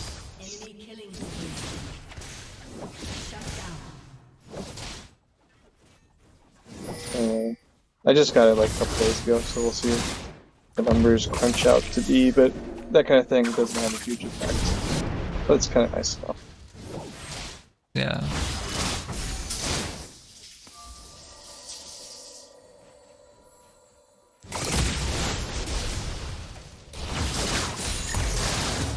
It's kind of like, nerd out on these numbers, or you can nerd out on the stock market, but if you don't live to be 65, you ain't gonna collect your retirement anyways. So. Put things in perspective, I guess.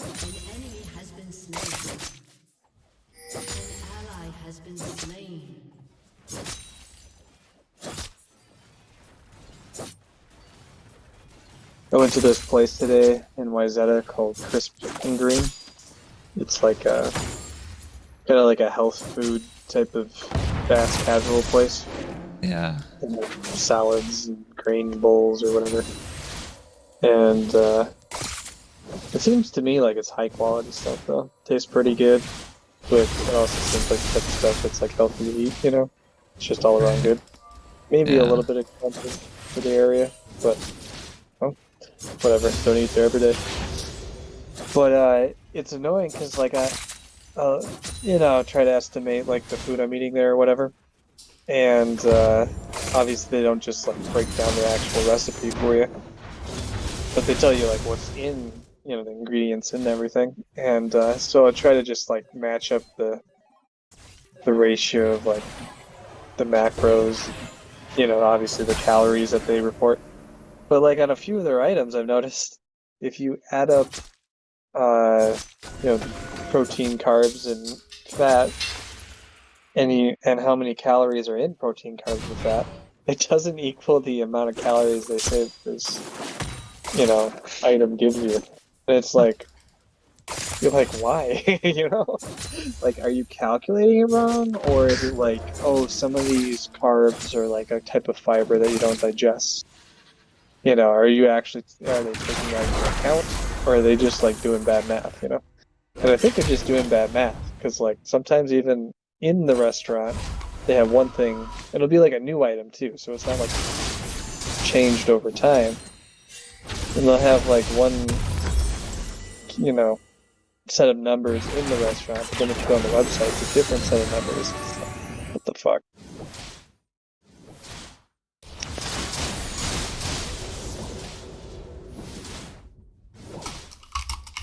Talking about that though, it's funny because it used to be, I'm still like kind of against the regulations, any kind of regulations that like, well, you have to report, you know, the calories in your food and stuff. The restaurants complain that, you know, it's just more overhead. But yeah, if you're like worried about this stuff, it's kind of critical. Like, you know, just go to a restaurant and just give you a big plate of whatever. Don't tell you anything about it. It's kind of hard to make good decisions. Right.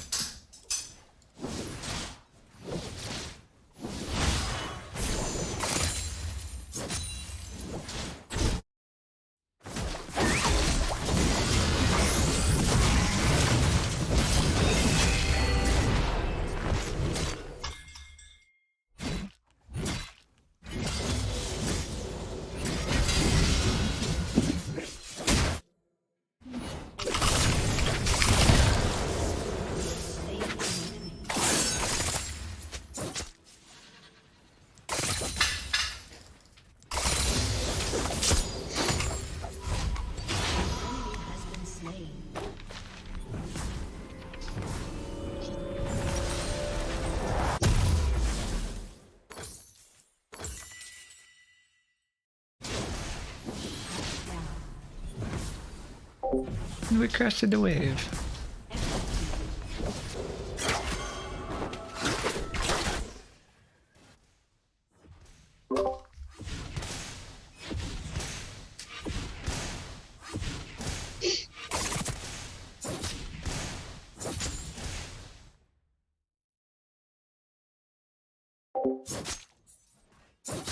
Like 20 minutes.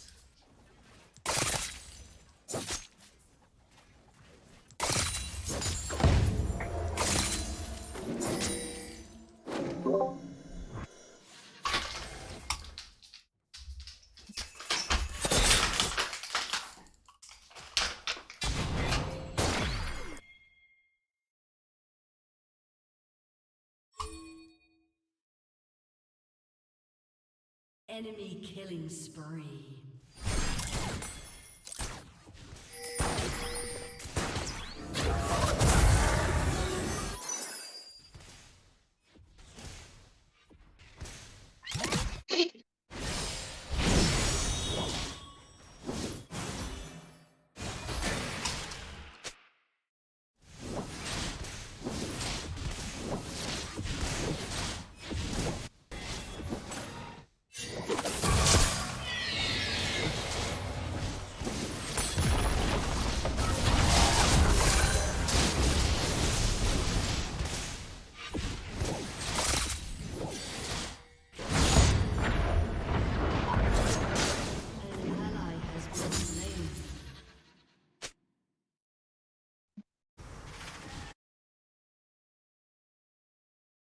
Killing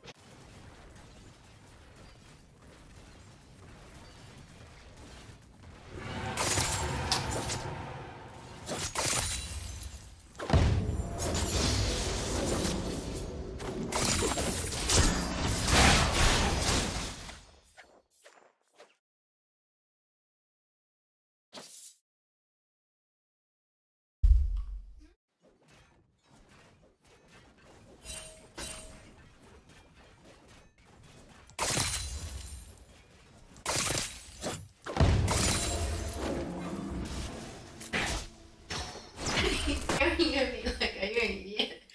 No.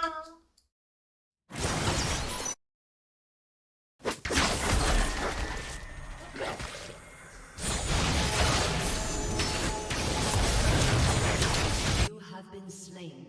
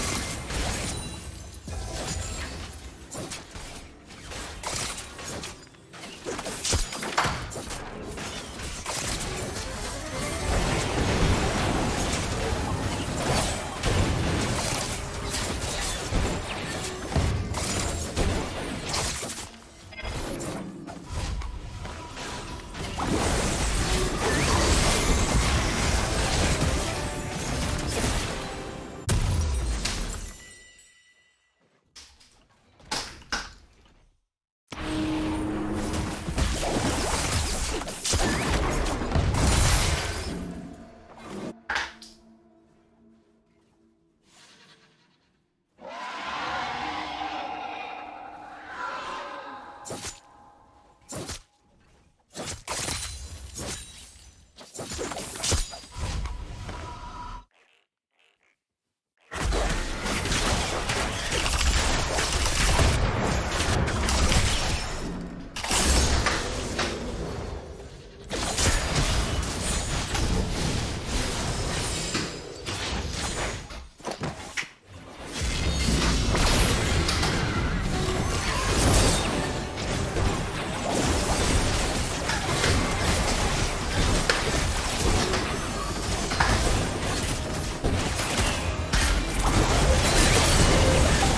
you shouldn't run that at 3 in the morning.